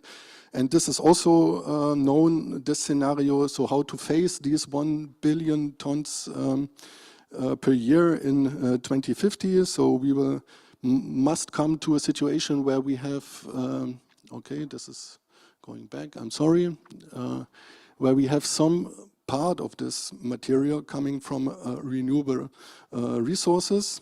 And what I just want to mention here is the fact that if we claim, okay, 20% of the polymers will be bio-based in the future, we have conversion rates of, let's say, 3 to 4, means we have factor 3 or 4 of feedstock we need in the future to come to these polymers, by fermentation or other processes. And this is the field of second and third generation of feedstocks, where we really need to think about how to come to these several hundred of millions of tons for the feedstock we will need. Good. So we also focus on this, but strongly also on the recycling part of this scenario. So we also research in the field of recycling of biopolymers, even though they are maybe biodegradable. Good. Why are natural fibers interesting? And I mean, this topic is very old. Since many decades, natural fibers are used in plastics as reinforcement. This slide shows you in the sustainable idea, they also can act as a carbon storage. Yeah? And this is interesting, especially for long-term applications, yeah? Like for buildings or for automotives, for example. Yeah? Each automotive has a lifetime of maybe 10 years, 20 years. And if you put these materials inside an automotive, this can help to optimize the sustainability of these applications. And this is why we are focusing on these materials as reinforcement in plastics, not only in biopolymers, but also for conventional plastics. As an example, you can see here the different fiber materials like hemp and flax, and this is what we are also doing. These materials are growing in Europe, especially in Germany. We will see a lot of hemp growing in the future and will be used for industrial applications.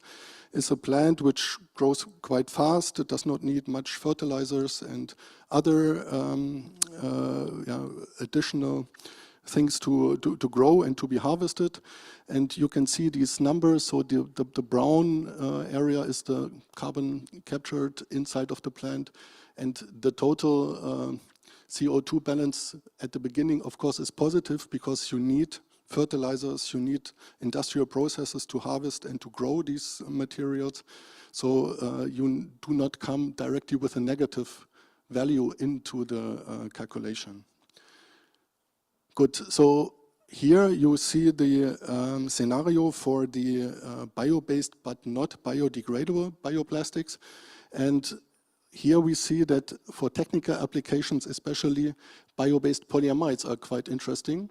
So these are materials coming from castor, from castor oil. You can synthesize bio-based polyamides. Today, what is active in the market in a commercial scale are these three types of bio-based polyamides. So you can see PA610, this is partially bio-based, just the sebacic acid here is bio-based and the caprolactam still is petrochemically based. But there is a fully bio-based version which is PA1010, and here you have also the fully bio-based option which is PA11. This is also quite long already in the market, and with these three types of materials we are working and try to replace conventional polyamide 6 products with new compounds and new materials and new approaches. Good. Some information about the properties of these materials. So if you see what is quite challenging, if you want to combine polyamides with natural fibers, is always the melting temperature, the processing temperature, because here it's above 200 degrees Celsius typically, and this means you come close to the degradation temperature of the hemicellulose and of the lignin inside of the natural fibers, and therefore you need specific approaches to maybe modify the fibers or to run specific compounding processes to get the combination done of the bio-based polyamide and the natural fibers. Okay, this is what we do, and what we also do is we investigate new copolyamides, bio-based copolyamides, and this is what you will see also in the future in the market. You will see copolyamides of different types. Here I have an example of PA611, and you see with an increasing caprolactam content, so the PA6 content is increasing, you get a decrease of the melting temperature. And this is an effect you can directly use and directly customize, yeah, for natural fiber reinforced composites, because the lower the melting temperature, the easier and the better the combination with the natural fibers and the compounding. Additionally, by making these copolymers, you can customize the properties. Here, for example, the strength of the material is also depending on the caprolactam content, and therefore you can customize not just the processing behavior, but also the mechanics at the end. Good, so this is the process chain. If you want to make such compounds, natural fiber reinforced polyamides, you use, of course, the polymer, the fiber, and maybe additives. Then typically a twin screw extruder is used, and then the product is done by injection molding. This is the typical process chain you can use, and what you will have at the end is a compound which is quite comparable in the properties. You can see here the stiffness, the elastic modulus of the material, up to 50% of fiber. In this case, it's a PA11 with beech wood fiber. We also investigated in this, which is quite close to glass fiber reinforced polypropylene or other conventional plastics used in automotive applications. And here you can see you have a completely bio-based option with the same properties as conventional materials for this technical applications. What we also do is we check the availability of higher performance composite materials, and this means typically you must increase the fiber length. So mechanics in composites is depending on the fiber length. The longer the fiber, the higher the mechanical properties. And what we do here, you can see, is we combine actually continuous fibers. This is a flax fiber mat with a film, yeah, of bio-based polyamide. And then at the end, you get a so-called unidirectional reinforced polymer, which is shortcut UD tape. And this UD tape can be stacked in different layers, and then you have the option to customize the mechanics over the thickness of your part. And this gives much higher mechanical performance. So you can see that the elastic modulus, so the stiffness goes up to 20 gigapascal, so factor 5 to 10 of the normal polymer, and the same for the strength. And what is also interesting is that due to the amide groups, we do not need additional coupling agents to the fibers, because automatically their hydrogen bonds are forming between the fiber surface and the polymer. So the adhesion between the matrix and the fibers is originally quite strong. So here you can see the process chain to make out of products, yeah, out of these materials. So what you need is a heating cell. Typically, the heating up is done by infrared. Here you can see the infrared heating station where you place these laminates, and then automatically they get transformed into the mold where the forming and 3D shaping of the material is done. And then overmolding gives you this kind of structures which are light and stable and can replace this kind of materials in automotives, which are today done also by glass fiber reinforced conventional plastics like polypropylene. Here you can see the bending behavior of these materials, and we investigated also the foaming, yeah, of the injection molding material. And you can see a foaming gives you a reduction in the mechanics, but also a reduction in the density and in the weight. So also there's an option for lightweight design of these materials and better performance. So what we are also doing is the numerical simulation. So it's also good, of course, to be able to predict the behavior of these parts and materials. And what you can see here is that we are quite close already with our models. There are some mismatches because of the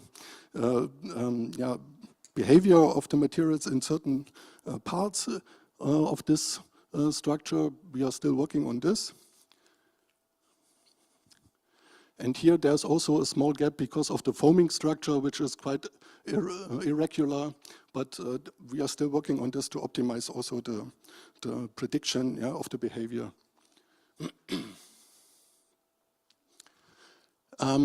Another option to even improve the mechanical behavior and the high performance behavior of the material is to combine it with metals. So polymer metal combinations are quite common in automotive industry, and this is what we have shown here as well. And due to the fact that metals can be recycled very easily, you also gain benefits in the sustainability and in the carbon footprint of these parts. And especially the impact behavior gets improved if you incorporate a metal part into this structure. This is what you can see here. So the energy uptake with the metal is much higher than without. So this is without the metal layer. This is with the metal layer.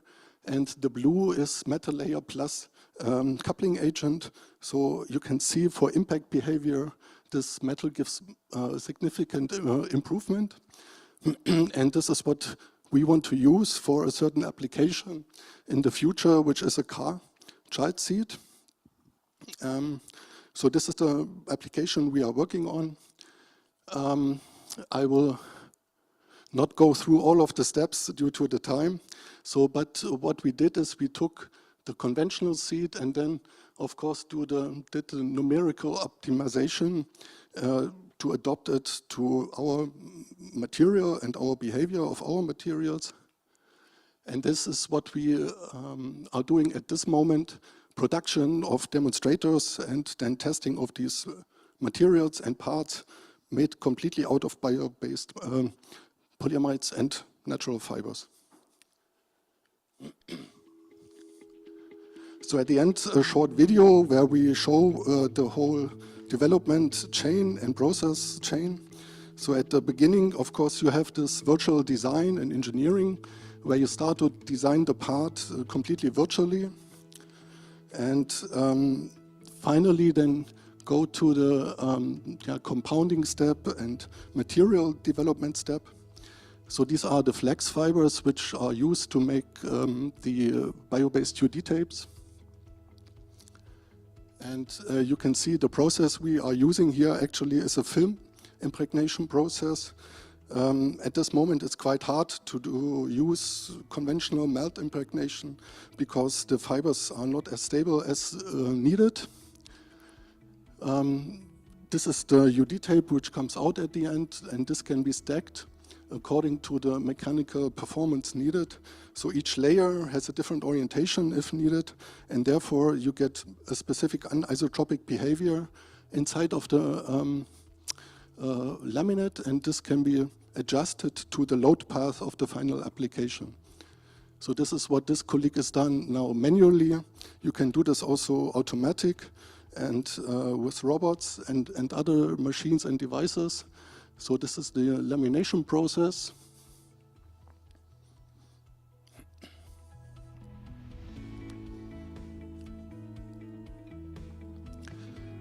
And from this step, the next step would be the thermoforming. This is what we have already seen. Here you can see the typical process to make these short fiber reinforced materials where we use typical twin screw extruders and melt compounding processes to combine biopolymer, in this case bio-based polyamide and wood fibers. And at the end you get the pellets for the injection molding process.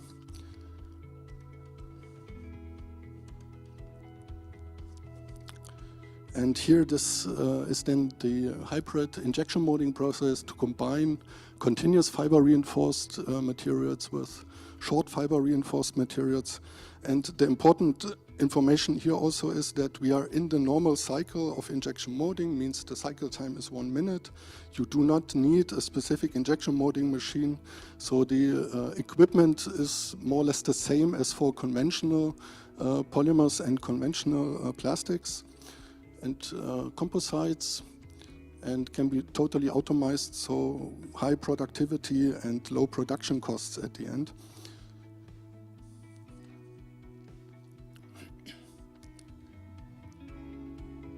Good. Of course, the testing and validation of the properties is also something which is done, and then I would like to thank the supporting funding, and of course I would like to thank you for your attention, and I'm happy to get some questions from your side. Thank you.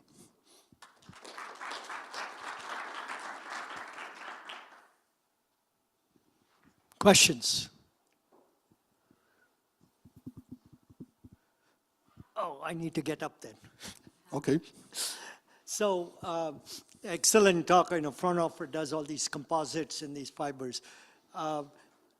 Is there any which is commercial now? I mean, or in the process of commercial? Yes, in the marketplace? Yes, of course. I have not shown all of the Sure. products we already did. I can tell that many products are developed right now in the sports sector, skiing and so on. There are some products, and the child seed is also an actual product we are working on, which is planned to be commercially available in the next years. And therefore, the question for all these composites, especially for composites, would be, what do you perceive the end of life to be? Is it recycling? If it is recycling, how do you see it recycled?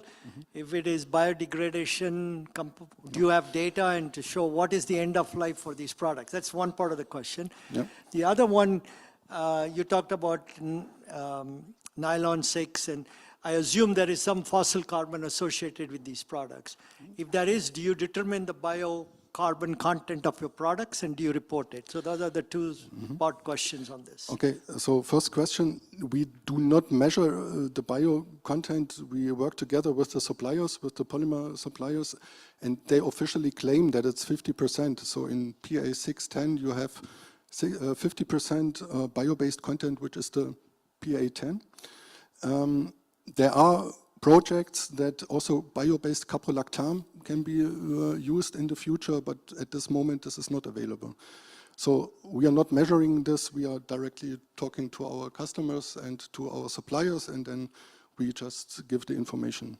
And yes, recycling, we also work on the mechanical recycling of these materials. Of course, this then more is like a downcycling, so but it's a cascade of use. For the continuous fiber reinforced materials, if you recycle them mechanically, you can use them as short fiber reinforced materials in the next step. This is what we have already shown. And there are new approaches where you get the monomers back, which is not chemical recycling, which is enzymatic recycling. So let's say biological recycling in a big bioreactor, and there you also get the monomers back and also the fibers back. This is where we are also working on and try to get this on a bigger scale and so that it's available in the near future. Yeah. I think the critique is, which you just heard in one of the talks which was presented, is we use the word bio pretty loosely, right? And therefore, it would be valuable if in future products like these actually have an experimental validation of what is the biocarbon content, whatever it is. And two, when we talk about recycling, everything can be recycled. And so how do you see the supply chain, the value chain doing that? Because unless you link these two, we are always open to criticism. Yes.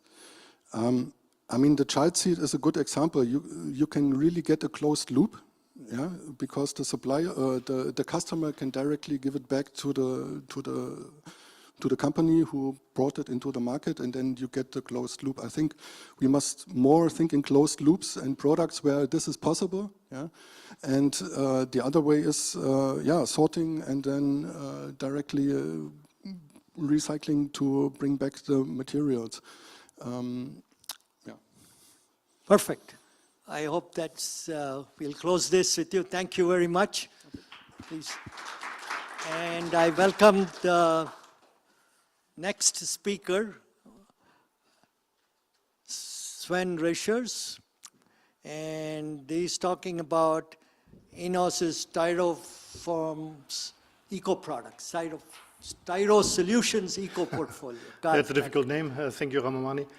Maybe a quick intro. I'm always happy to come back to Berlin. More than 30 years ago, I studied at the Technical University here. I'm an industrial engineer. I had the pleasure to work for a couple of multinational companies. I started my career at DSM, later worked for many years for BASF in all the regions of the world. And since more than 10 years, I'm with INEOS. I'm not sure if INEOS is familiar. A lot of people always think INEOS is a sports company because our owner is very much into sports, Jim Ratcliffe. And you see some of the activities from Formula One, from cycling, all the way to soccer. Actually, INEOS is a privately owned company. It's one of the biggest chemical players with more than 60 billion in revenue across the world. We do, of course, also a lot of chemicals, but also a lot of plastics from polyolefins, PVCs, raw materials for PET, and also we do styrenics, where I will talk about. Maybe one important topic, INEOS as a group is, as I said, globally really active, but also very committed to Europe. You may have heard about Project One. INEOS is building a new cracker in Antwerp. There was no cracker investment in Europe for the last 30 years. So it, I think, shows the strong dedication to Europe. And this new cracker will be the most efficient cost-wise, but also from a carbon footprint. It will be 1/3 of the best crackers which are existing today in Europe on a carbon footprint turnout. I am with INEOS Styrolution. So INEOS has a very federalistic system, and Styrolution is a global leader in styrenics. We're also present in all the 3 regions. We are the #1 player in polystyrene and also in styrene monomer and in ABS. We serve all the industries from household, automotive, toy, sport, leisures, and also healthcare. When we talk about sustainability, and I've been now working in the sustainability area more than 6 years after I came back from Asia. I also represent INEOS Styrolution in Brussels in one of our sustainability associations. We have a very aggressive and very clear pathway what we want to achieve. So up to 2030, we want to reduce our carbon footprint by 45% in Europe and want to be net zero by 2050, not just as INEOS Styrolution, but the whole INEOS group. We want to bring in recycled material, which also would include bio-attributed polymers, up to 500,000 tons by end of this decade. And what is always absolutely important for us, we always want to ensure 100% regulatory compliance with all of our products, either if they are conventional or our eco portfolio. How we can make plastics more sustainable. So our aim is always we either use recycled or we use renewable attributed materials, but we always aim to have the same performance as our conventional grades. And that's where we have introduced our eco portfolio more than 6 years ago at the K-Show in Düsseldorf. And these are really drop-in solutions. We are not aiming for downcycling. If you look at the different recycling technologies, of course today I will talk about renewable feedstock, but we're also putting a lot of effort into mechanical recycling.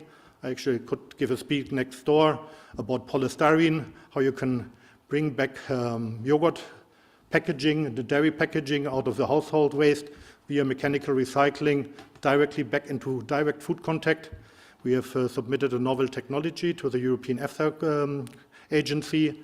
I also could talk about depolymerization, where we also use different kind of poorer polystyrene waste and go via depolymerization. We are a partner in Antwerp, company Endeavour, and then they produce recycled styrene monomer, which we then can use again.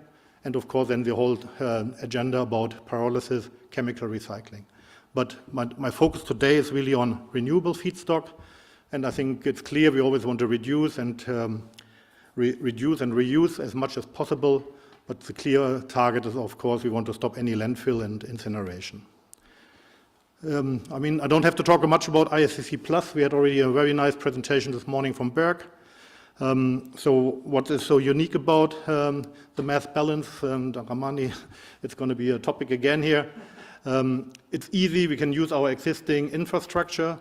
And what is ideal about it, as INEOS Styrolution, we use styrene, we use acrylonitrile, we use butadiene, and within the whole INEOS group, we can produce these key raw materials in the meantime based on a bioattribution. And of course, these are all then certified via ISCC+. We, as INEOS Styrolution, have decided just to use raw materials, what we call biocircular under ISCC+. I'm not talking about circular products today, but we have a clear nomenclature then for our products. We call them always with a BC index. And so you've seen how it works. I don't want to go back to all the references we have seen before, but we can use our biocircular feedstock. We go via the refinery. We use then bio-naphtha, biogas. You've seen UPM today talking about it, other big companies out there like Neste. And then we can use these naphthas and biogas into our crackers and then go via the normal process to produce our polymers. And in the meantime, we really can produce the whole portfolio we have with bioattribution. And the big advantage is, of course, we have quite a range of products which are based on mechanical recycling. And that always is normally our first choice. Whatever you can recycle mechanically, we aim to do it in mechanical recycling. But there are certain applications, but also products, like especially transparent materials, where it's much more difficult always to find recycling solutions. And there we have found that bioattribution is really a nice solution to come up with sustainable solutions, especially also reducing then your carbon footprint. And that's what we have seen customers are really eager on. I'm not focusing today on packaging. To be honest, we don't really have much solutions on bioattributed and packaging. There we really focus on recycling. So the applications you will see today, these are more or less all durable goods, where we really are aiming and bringing in bioattribution. Maybe starting off with medical, which is a very important market for us, very highly regulated, where you have to fill a lot of tough requirements. And there we have now introduced bioattribution, and you will see now a couple of charts always going into the details, which grades can be used. Here we have, for example, an SMMA polymer, which we call NAS. And then you can see it's a biocircular polymer with 70% attributed biopolymers. And it's really a drop-in solution here for these auto-injector housings. It's actually the transparent part you see here.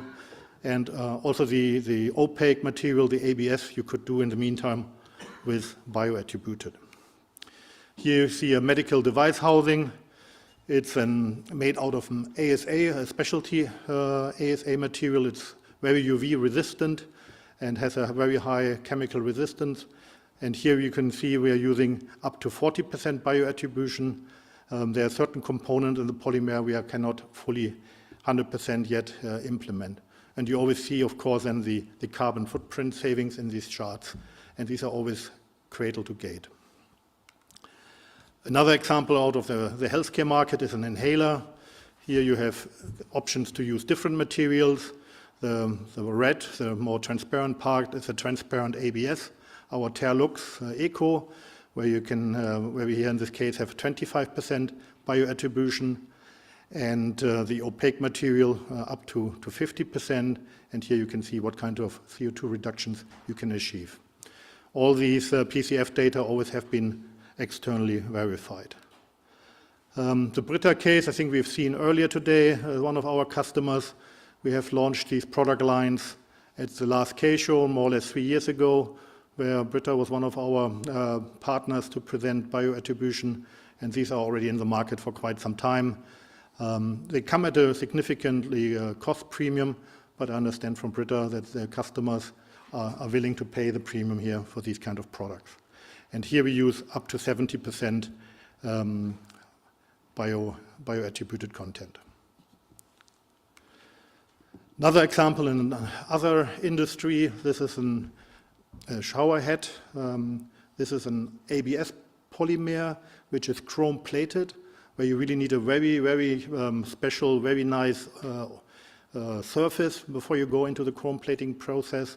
With recycling, this is going to be really, really a difficult one, because if not, then you would have a lot of scrap rate. So here, this company, Hans Grohe, a German producer, has decided to use our Novodur Eco with 50% bioattributed content. Also then in flooring, this is a soft material, a styrenics butadiene copolymer, our Styroflex, where we have now options also to go down up to 60% bioattributed content, and it is used by the company Nora Care already since a couple of years. A big market for us, of course, ABS is a toy industry. Here, a very nice example from Playmobil, Geobra, where we actually are selling our Terluran Eco GP22 BC100. So that means all the components of the ABS, the styrene, the butadiene, and the acrylonitrile in the meantime has been bioattributed. And then you can see here also a very nice carbon reduction in this kind of example. Other example out of the toy industry, Tönnies. It's more maybe familiar here in Europe or in Germany, where the company has decided also to use a specialty ABS, a pre-colored ABS. In this case, they're using a 50% bioattributed one, achieving a reduction of 68%.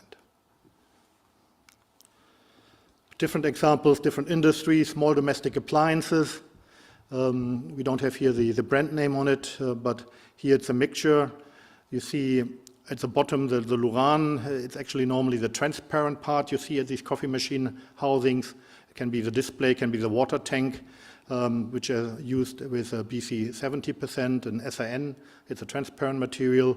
And actually the other part here, just as a reference, is an ABS product based on mechanical recycled, where we use then ABS waste from WEEE, which is then mechanical recycled for this application. So actually customers using both in their applications, really depending what they need and what is available today to achieve the requirements. Another nice example is here with the customer SodaStream. Again, it's a combination of both. Transparent part here are made out of our SIN, up to 70% bio content. So that means on the SIN we replace the styrene, we replace the acrylonitrile, or part of the acrylonitrile to achieve the 70%. And then especially the black parts, again, would be a mechanical recycled ABS. But you also can see, always when we compare mechanical recycled versus bioattributed, once you use bioattributed polymers, the CO2 impact is always much higher.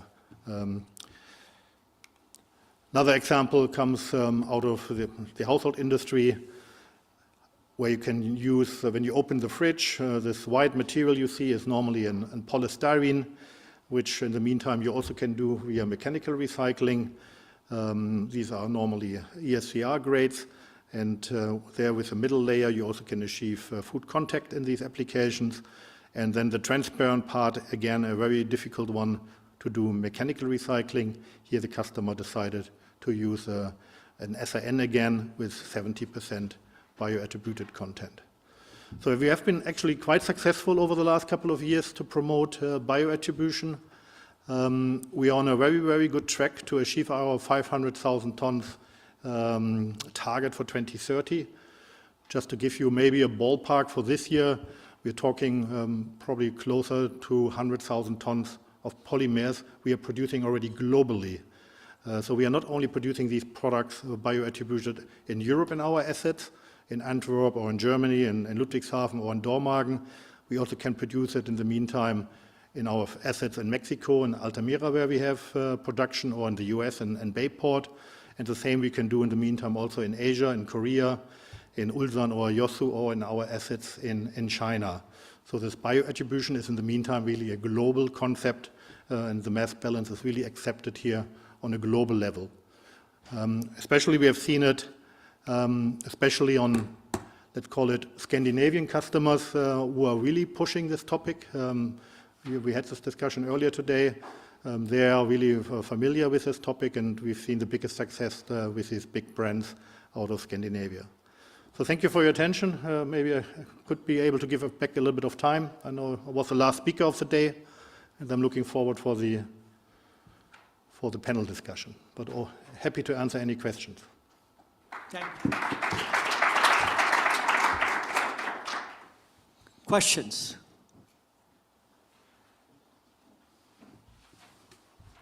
Okay, I'm asking again, but if nobody else wants. Thank you for this presentation. You said in the beginning you think that reuse is also important for you. So are you doing anything in reuse? Because you talked now a lot about recycling and other parts, but mainly recycling. So and bioattribution. So what are you doing on the other steps of the waste hierarchy? And I also have this question of you say you save 1 million tons of CO2 up until 1 year. So how much million tons you're producing? So just to understand what's the magnitude you're talking about. So on the reuse, of course, we're working very much with customers to find reuse opportunities. But okay, in packaging, this is of course a challenge. At least not that much. But in household application, of course, we try to work with our customers. You've seen Brita. This is clearly an example where the customer is going to use more and more reuse. Also the example from SodaStream, I think, where you avoid bottles. These are clearly reuse examples where we try to push with our customers. We're also looking, of course, into our supply chain, what we can do better. A lot of our material we are selling is in bulk. But of course, we also have packaging materials, either 25 kg bags or octabins. And so also we're looking into opportunities, how we can reuse, especially the octabins, multiple times. So these are ideas we are working on. On the second question, on the carbon emission, this is based on our baseline of 2019. And we want to reduce, based on the baseline 2019 up to 2030 by 1 million tons. And I think, I have to double check, but I think we are in the range of, let me double check, I think 10 or 11 million CO2 at the moment on a global level. So it's a 10 to 15% reduction in the meantime. And then more to come over the years to come to be net zero by 2050. Yeah. Yeah.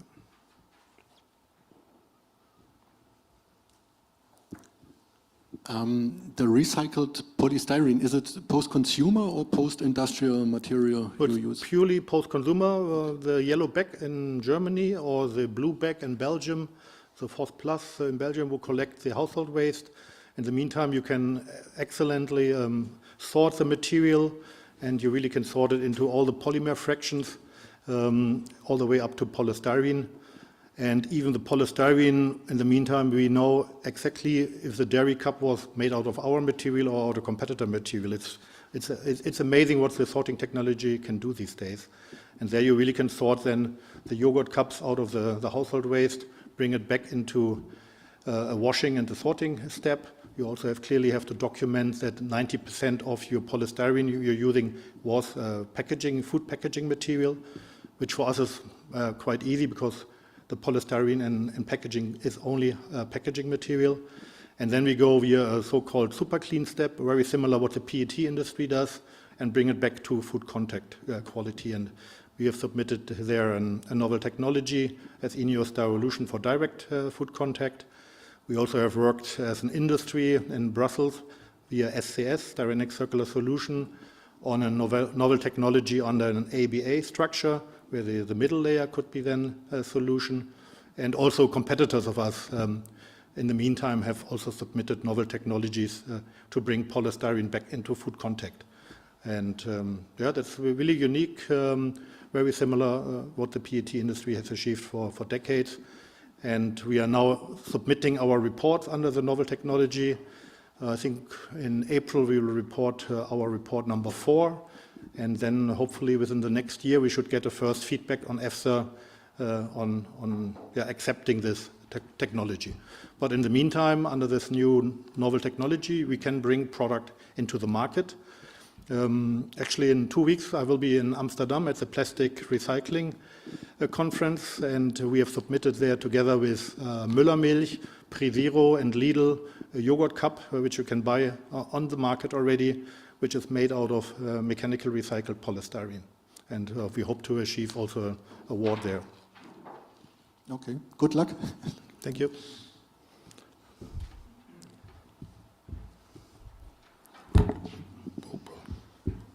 I have a question about the legislative part. This morning, we also talked about the inclusion of bio-based into the targets for plastic users and brand owners, especially related to the PPWR.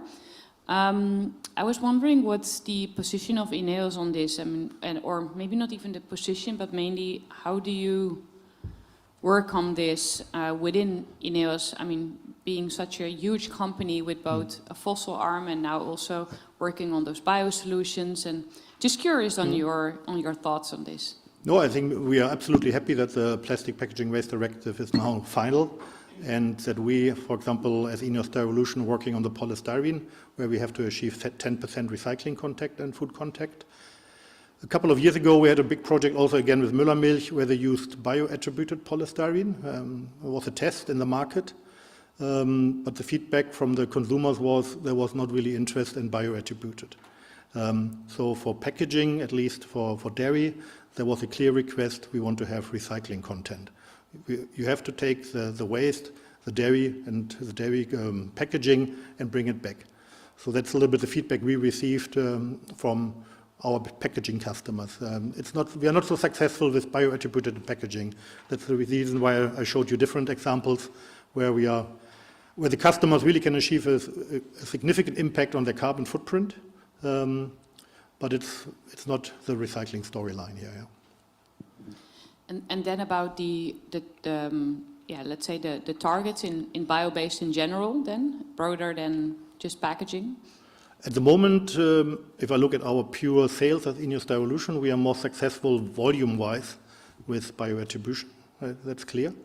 The challenge on recycling is the excess of the waste, and also then bringing it to the market. The biggest challenge is for us is really the OEMs, the brand owners. The Plastic Packaging Waste Directive only comes into play in 2032-ish. And we had a big project where we wanted to build a big washing and sorting center in Germany, actually, where we had to go for a major investment with our partner. And at that time, we also asked the big brand owners, can you commit to take the material? And at that time, the brand owners were not willing to take long-term offtakes. So therefore, we also have postponed this project. So we are now in a more on a smaller scale ramping up. But the big solution we had to postpone because the brand owners are not ready yet. That's our view. Brand owners have probably a different view, but we are very much convinced that our solution will work. And of course, we'll continue to work to make it successful with our partners. Any other questions? All right. Thank you very much for the presentation. I think we have a panel discussion, and can I invite the panelists on the stage? And the moderator is Susan, and I can now listen, correct?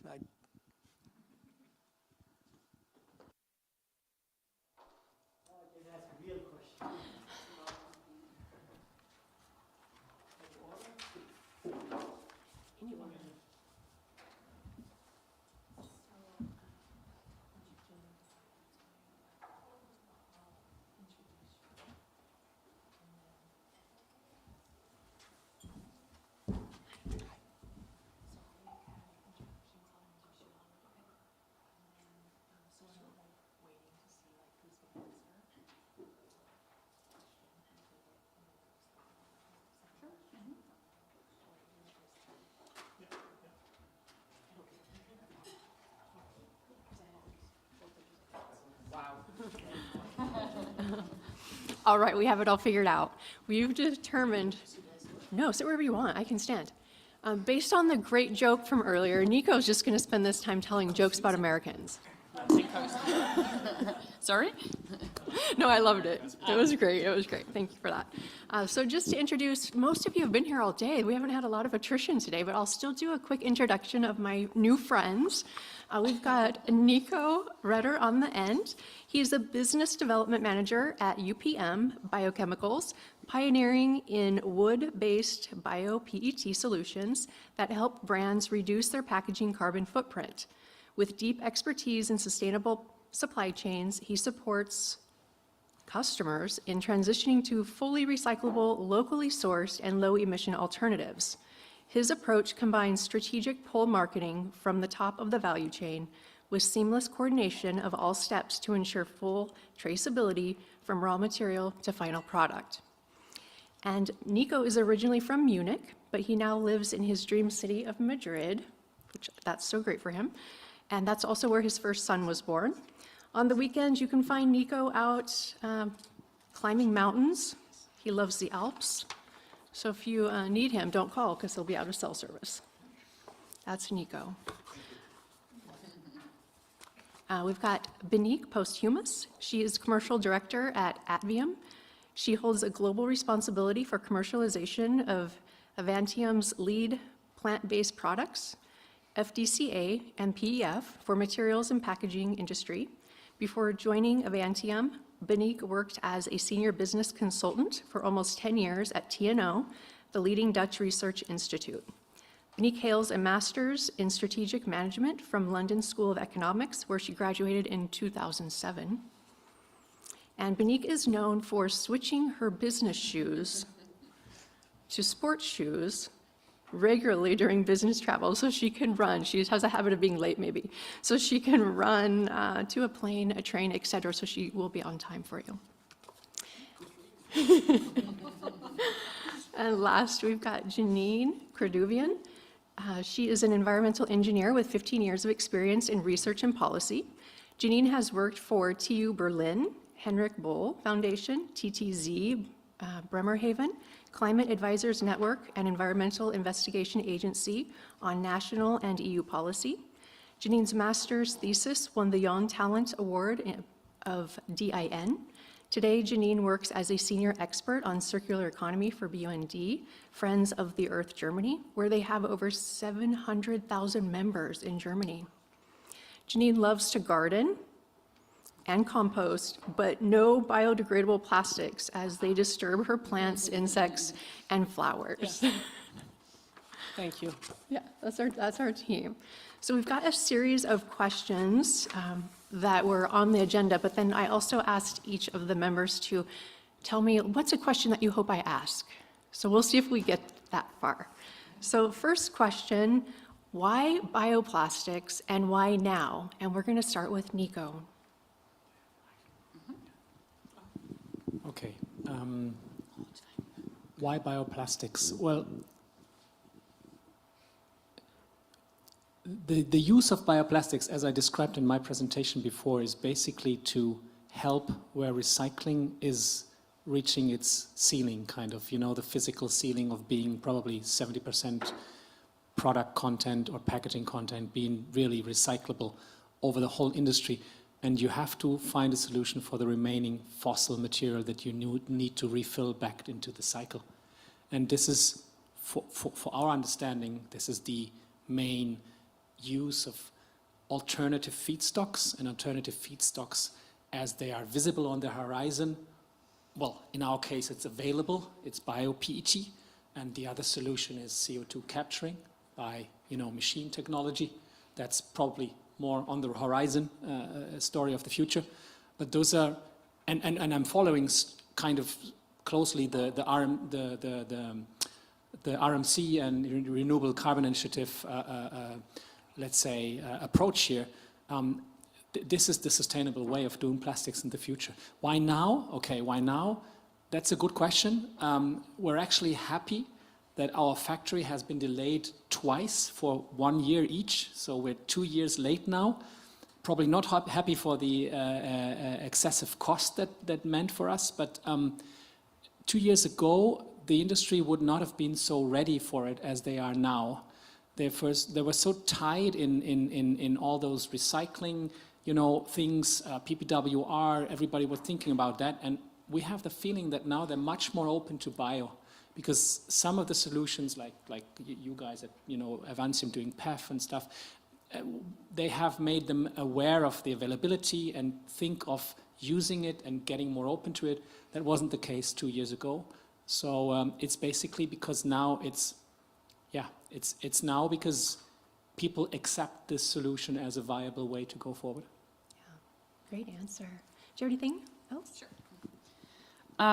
Yeah, I would say, why not yesterday, right? I mean, I think that, looking back, the question is, why did we design, or why did we use oil in the first place? I think it was really a coincidence, kind of that we started inventing that, well, all the uses that you can make from oil, including plastics. But if you think about it, it's absolutely destructive, and we really need to change how we do things completely. And one part of that is that we should not use oil to make our materials, but we should make them from renewable sources. So I'm still questioning why not yesterday. So that's my take on this one. Yeah, awesome. How about you, Janine? We as B&D think that we systemically need to change the system, and bioplastics will play a role, but it will not play that big of a role that maybe some industry wants it to play, because it's just not sustainable if we're actually, if we honestly look at what's happening and what negative impacts it has. I also talked about that in my talk today. Yeah, so the question for me is how to change systems that we actually create really green products that are not toxic for the environment, for the health, and how to keep them as long as we can, and in systems that are also resource and energy efficient, how we can keep them as long as we can and not have 100 loops that are actually not sustainable, and also have standards and actually honest balances. It was mentioned before, carbon neutral, carbon negative. These are all nice words, they sound nice, you can sell bioplastics with it, but you need to look at the whole balance. You need to make a real full LCA, you need to include more parameters, you need to look at the end of the life of the product. So all in all, we criticize parts of it, but we also think it's part of the solution, as oil and gas is absolutely not part of any solution. And sorry, one last sentence. This whole carbon capture thing is a scam, and we really criticize it. There's lots of information. This is not the topic today. I just wanted to comment. We would rather want to see good non-toxic bioplastics than any of the other false solutions. Good. All right, second question, we're going to start with Benique. What is the new solution and technology to bring bioplastics to the market? Well, there are many solutions that have been presented today. So, and I think we need all the innovation to make a change here. We also see that the materials that we use have different requirements. So, for example, making a carpet is different from making, I don't know, a car interior, for example. So we need to see how those new biomaterials fit the requirements of the market, and how we can close those loops. So I think that's a more general answer. I mean, of course, representing polyethylene furanoate from Avantium, 100% plant-based, 100% recyclable. That means that, that for us, this is a key new solution that comes to the market. Especially going commercial this year, it's going to be super exciting. So, that's the one I shared today. So I can only share that during this panel, of course. Great. How about you, Janine? Well, our point of view is that I do believe that we need innovation, but the question is always what's actually innovation.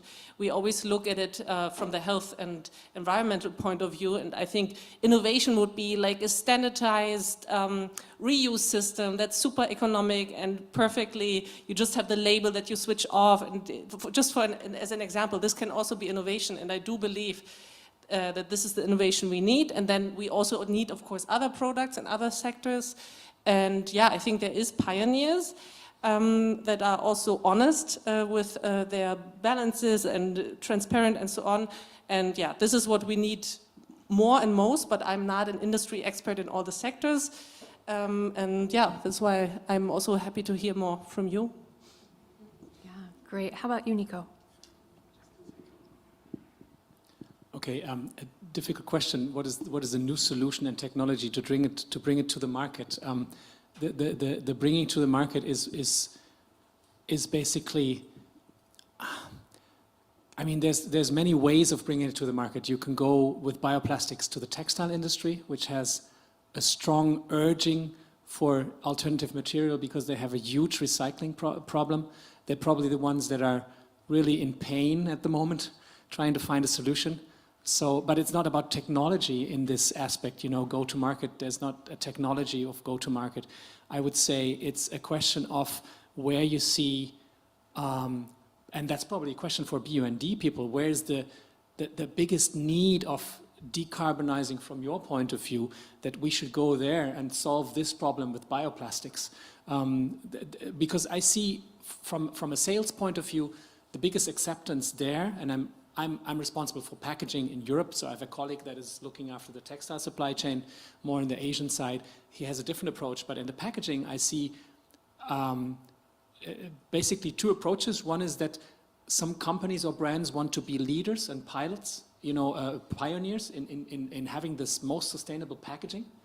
And then there's others that have a pain point where they say, I urgently need some solution, and you could be part of that. Yeah. Oh, I love that you said that there's a pain point. If there's pain, there's always a story. Yeah. And that's where we can get really human and come together around that. That's great. Thanks for that insight. Janine, for you to kick off, what are the core elements of bioplastics at scale? I cannot really start. Sorry. I need to. Yeah, of course. This is a very industry question. Yeah, okay. Sorry. What are the core elements Maybe of? I can react. Yeah, of course. Okay, bioplastics at scale. You need to have a raw material source that is offering scale, right? And you need to have. It's really a hard question, huh? This. I mean, acceptance. Look at all the. We're from the PET, PEF market, but there's a lot of interesting biopolymers out there that probably are so small yet still that they really have a difficulty finding this scale aspect, right? I mean, being compostable obviously means that you will never have a use in a refill system, right? I mean, stuff like that. Probably textiles is also very difficult because you want to wear them. I mean, not a fan of fast fashion here. I wear my clothes like 10 years. So if they compost when I'm sweating or something, that's not really a solution. So, I mean, bioplastics can only prosper when the niche is big enough for them to get certain scale. And I see that in textile and packaging for my part, which is PET. Maybe I can react a little bit to that, because that is also a question I have. We as B&D, we always want products that last very long, you know, and then like, this is a question I have to industry. I mean, you cannot create a product that lasts very long. You repair it, you fix it. Of course, it's different in every sector and so on. And then it falls down on the ground and decomposes, you know. I mean, it just doesn't, it's not possible, you know. And that's why we do have there, let's say, a problem of interest, because I'm always interested in long lasting products. And also in fashion, actually, if you look at fast fashion, yeah, I mean, I see that you have good clothes, but many people buy a t-shirt and wear it once. It's also a single-use product, and I do think this is definitely a pain point, a sector where there's a lot to be done. And I'm not really sure what bioplastics can do there, because our point of view is always repair, you know, like bring the products again into place. Always talking about the limits of recycling. I do think also bio will fill a gap there, but before that, there's two other steps of the waste hierarchy that I always want to shed light on. Yeah, and just one thing to add is that in order to really scale, there is the element also of financing, for example, of legislation, that are very important for new technologies to flourish, right? So that is a crucial element. It's something that is very difficult also in Europe. We see that the funding schemes are very challenging to obtain. There's not really a venture capitalist culture in Europe. Although Avantium has been successful in raising capital, it's been a very long journey to get here.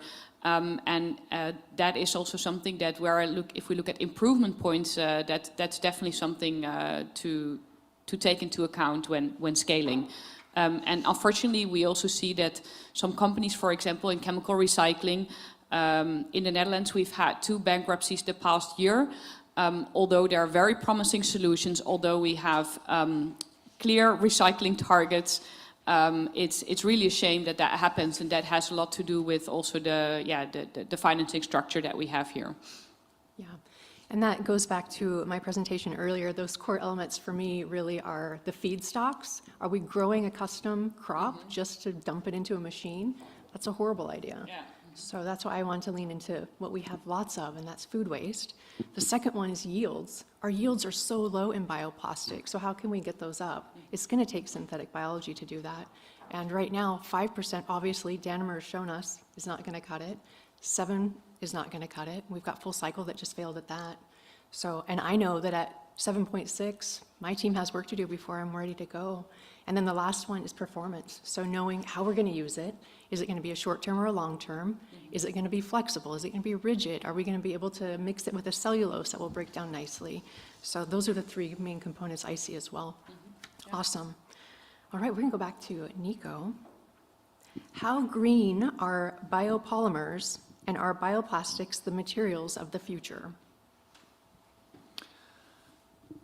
Let me ask the last one first. Are bioplastics the material of the future? They are not the material of the future, they are a material of the future. I think there's a lot of solutions for the future, and I like one approach that I have learned from the German refill system of mineral waters, where I have lots of contacts in the last years, because they actually want to create the most sustainable bottle and solution.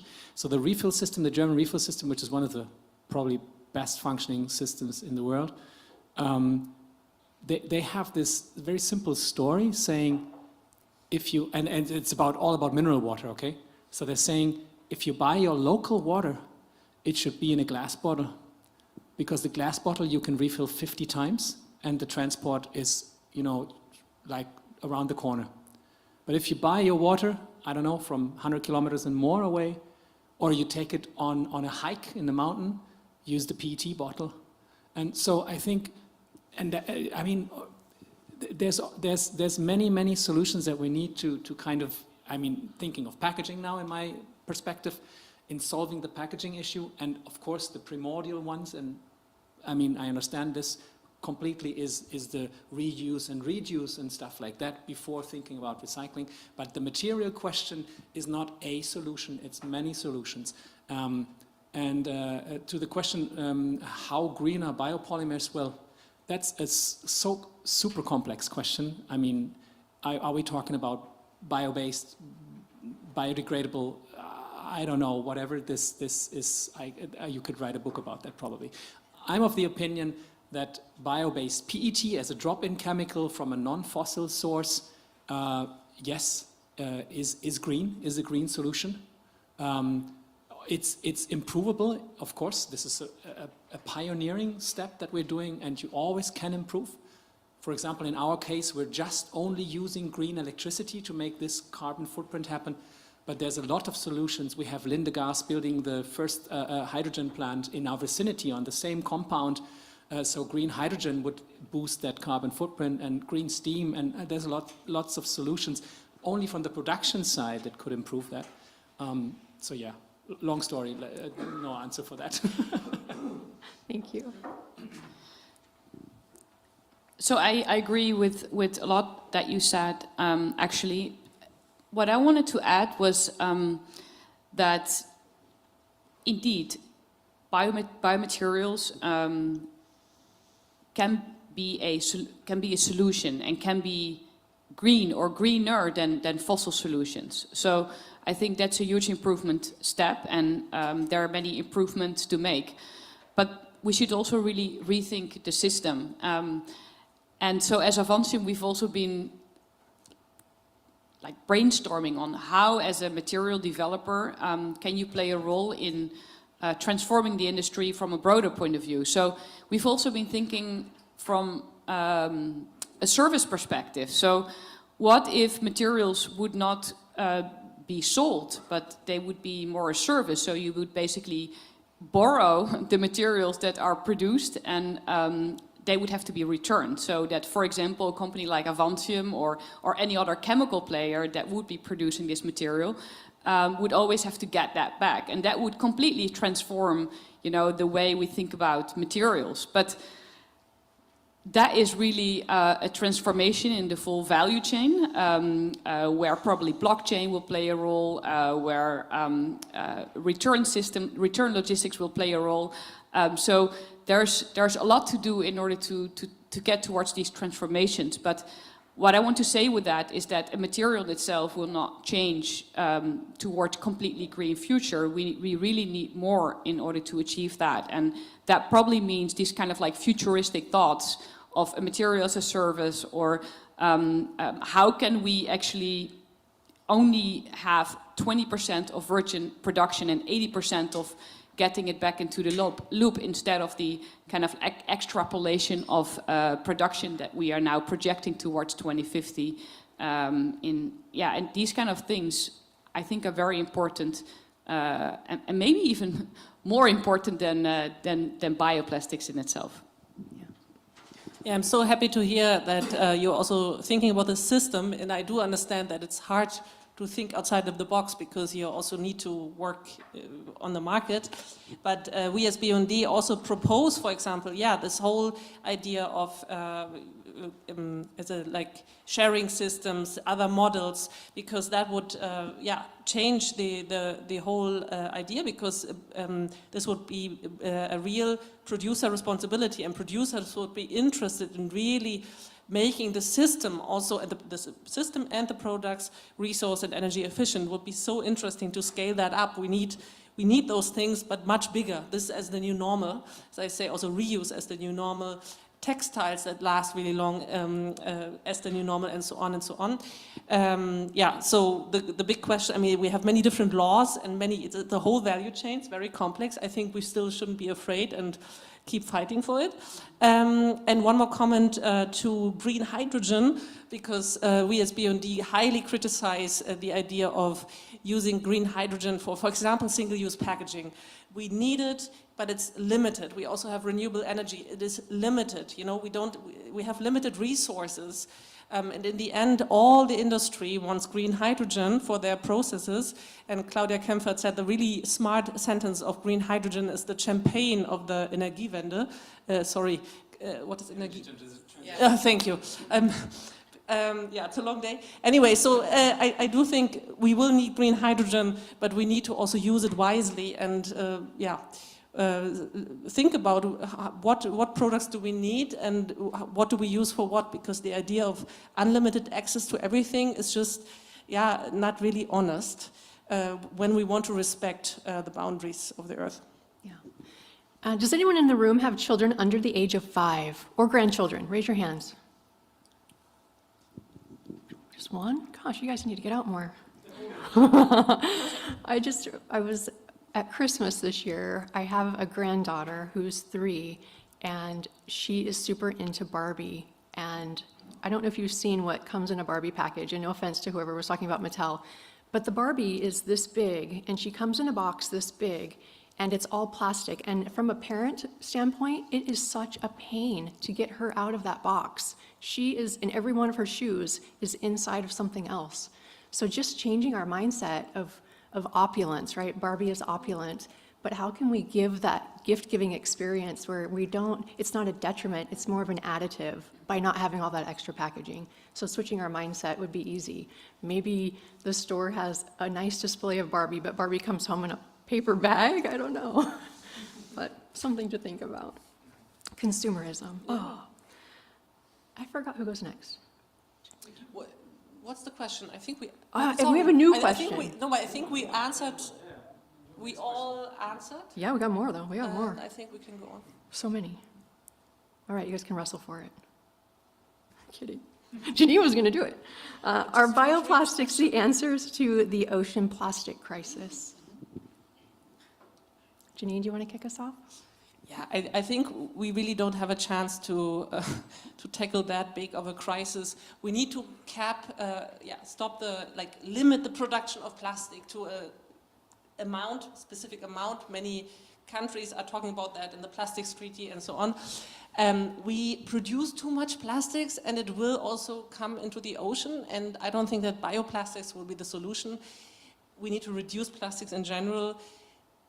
And yeah, the question is too simple. Yeah. Nico, anything from you? I would say the answer is no. On this simple question, are bioplastic the answer to the ocean plastic crisis? No. If it's perfectly compostable, that's not my part of the technology, but if it's perfectly compostable in water, then probably it will help, okay? But what is? Let's think about PET plastic bottles. If they were done on bioplastic it's not a solution to have them floating around in the ocean being from bioplastic. No, not a solution. So this part cannot be solved. And if the general question here is saying the ocean plastic crisis solved by bioplastics, no. Yeah, fully agree. In order to prevent waste, we have to get towards less littering, we have to get to better collection systems, we have to get towards better recycling infrastructures. Those are really the solutions to prevent plastics from getting into the ocean. Yeah, good answers. We have another one that is fairly similar. I think I'm actually going to skip it. Mm-hmm. Okay, I'm going to skip it. So I'm going to go to a question only for Nico. Only Nico. He's going to feel so smart. How can bio-based plastic help shape the future of circular plastic? Yeah, that's okay. That's going into the same direction again. That it is taking the role, and I don't want to repeat myself too often there. It's taken the role of a niche filler where recycling systems are reaching their boundaries, and I think that's the role. That even also from the availability of raw materials perspective, the bio-PET approach can only be solving a little percentage of the plastics demand.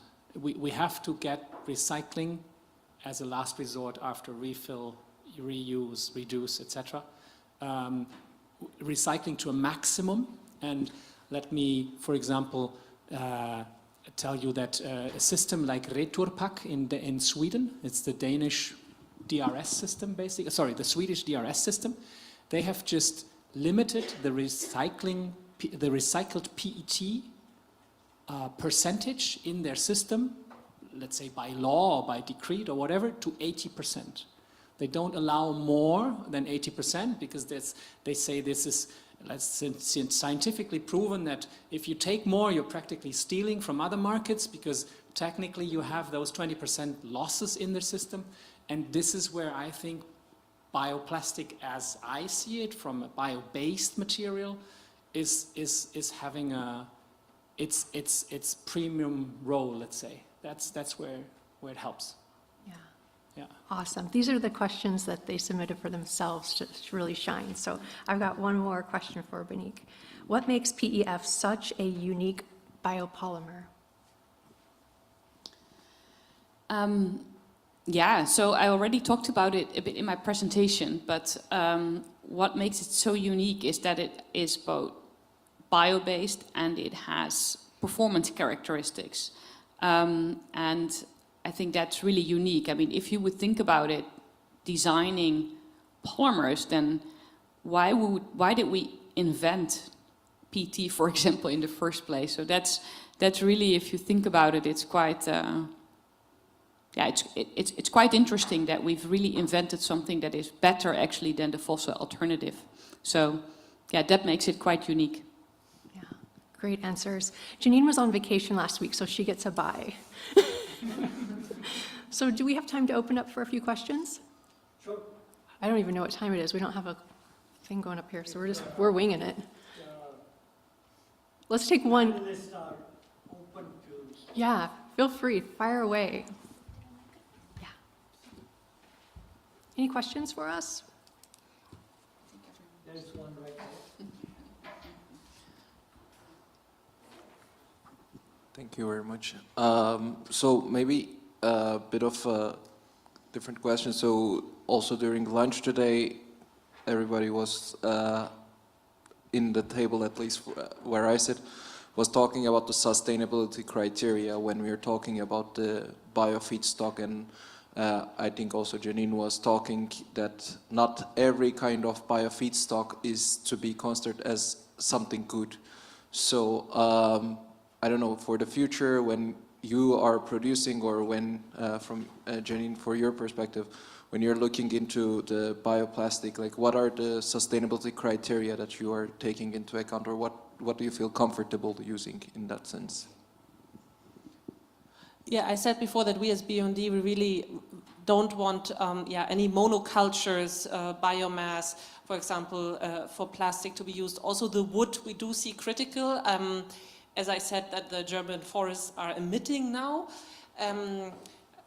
Like we think that there might be some industry rests that can be sustainable, but that's basically it. This is our opinion, because we also think that agricultural residues need to go back to the soil. It's a discussion that we should all do together, but we as BUND say, yeah, there is not so much biomass that is actually sustainable in the end, if we are honest. Yeah, from the various reasons, but I will not go into detail now. Yeah, that's our point. So I think we have to really look at all the different feedstocks that are available. So one thing is for sure is also that for the production of FDCA to make PEF, we're only making use of the side streams of agricultural crops. That is also what is only commercially available right now, but that's a so-called sustainable feedstock source. But looking forward, we are testing and developing also alternative feedstocks. And one which is quite interesting to mention also is actually also a bit of a sad story. But in polyester cotton, so that's a combination of polyester and cotton that is often used in the textile industry. Unfortunately, actually, so half of the polyester production goes into textiles. And then half of the textile use of that polyester never actually sees the market. It's actually because of the fast fashion, right? So you see that that's being often landfilled or burned. A large part of that waste is containing cotton. And Avantium has developed a technology to split basically the cotton and polyester and convert that cotton as a feedstock to make FDCA again. And for the polyester part to chemically recycle that into the monomers. So whether that's that's a sad story from a textile point of view, but it's also again a way to make use of waste. Yeah. Great, we are out of time, so let's give a hand to our panelists. Good job, guys.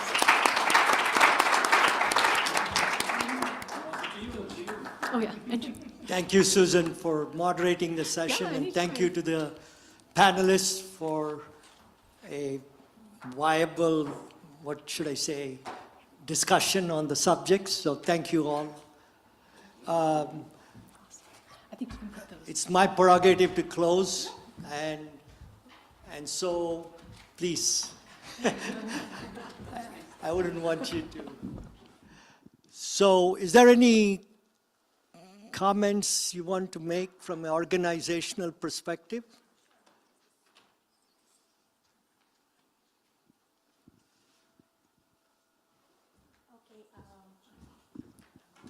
Ladies and gentlemen, just few last words from my side. First of all, I would like to thank all our speakers for coming, for their commitment and very interesting presentations, all our participants for joining the discussion and asking interesting questions. Tomorrow, the organization and all the coffee breaks will be held as today, just here in the foyer. For the lunch, again, we will go to the same restaurant as today. I would like to remind you to fill in the evaluation forms, which you have in the conference materials. You can evaluate the organization, the speakers, the venue, and also bring some ideas for future events. Before everyone breaks home for their own arrangements, I would like to invite everyone to the stage for a group photo, and then we have prepared for you a welcome / evening drink just in the foyer. So tomorrow we are starting at 8:30, so I hope you will have a nice evening, and now please everyone to the stage. Thank you very much and see you tomorrow.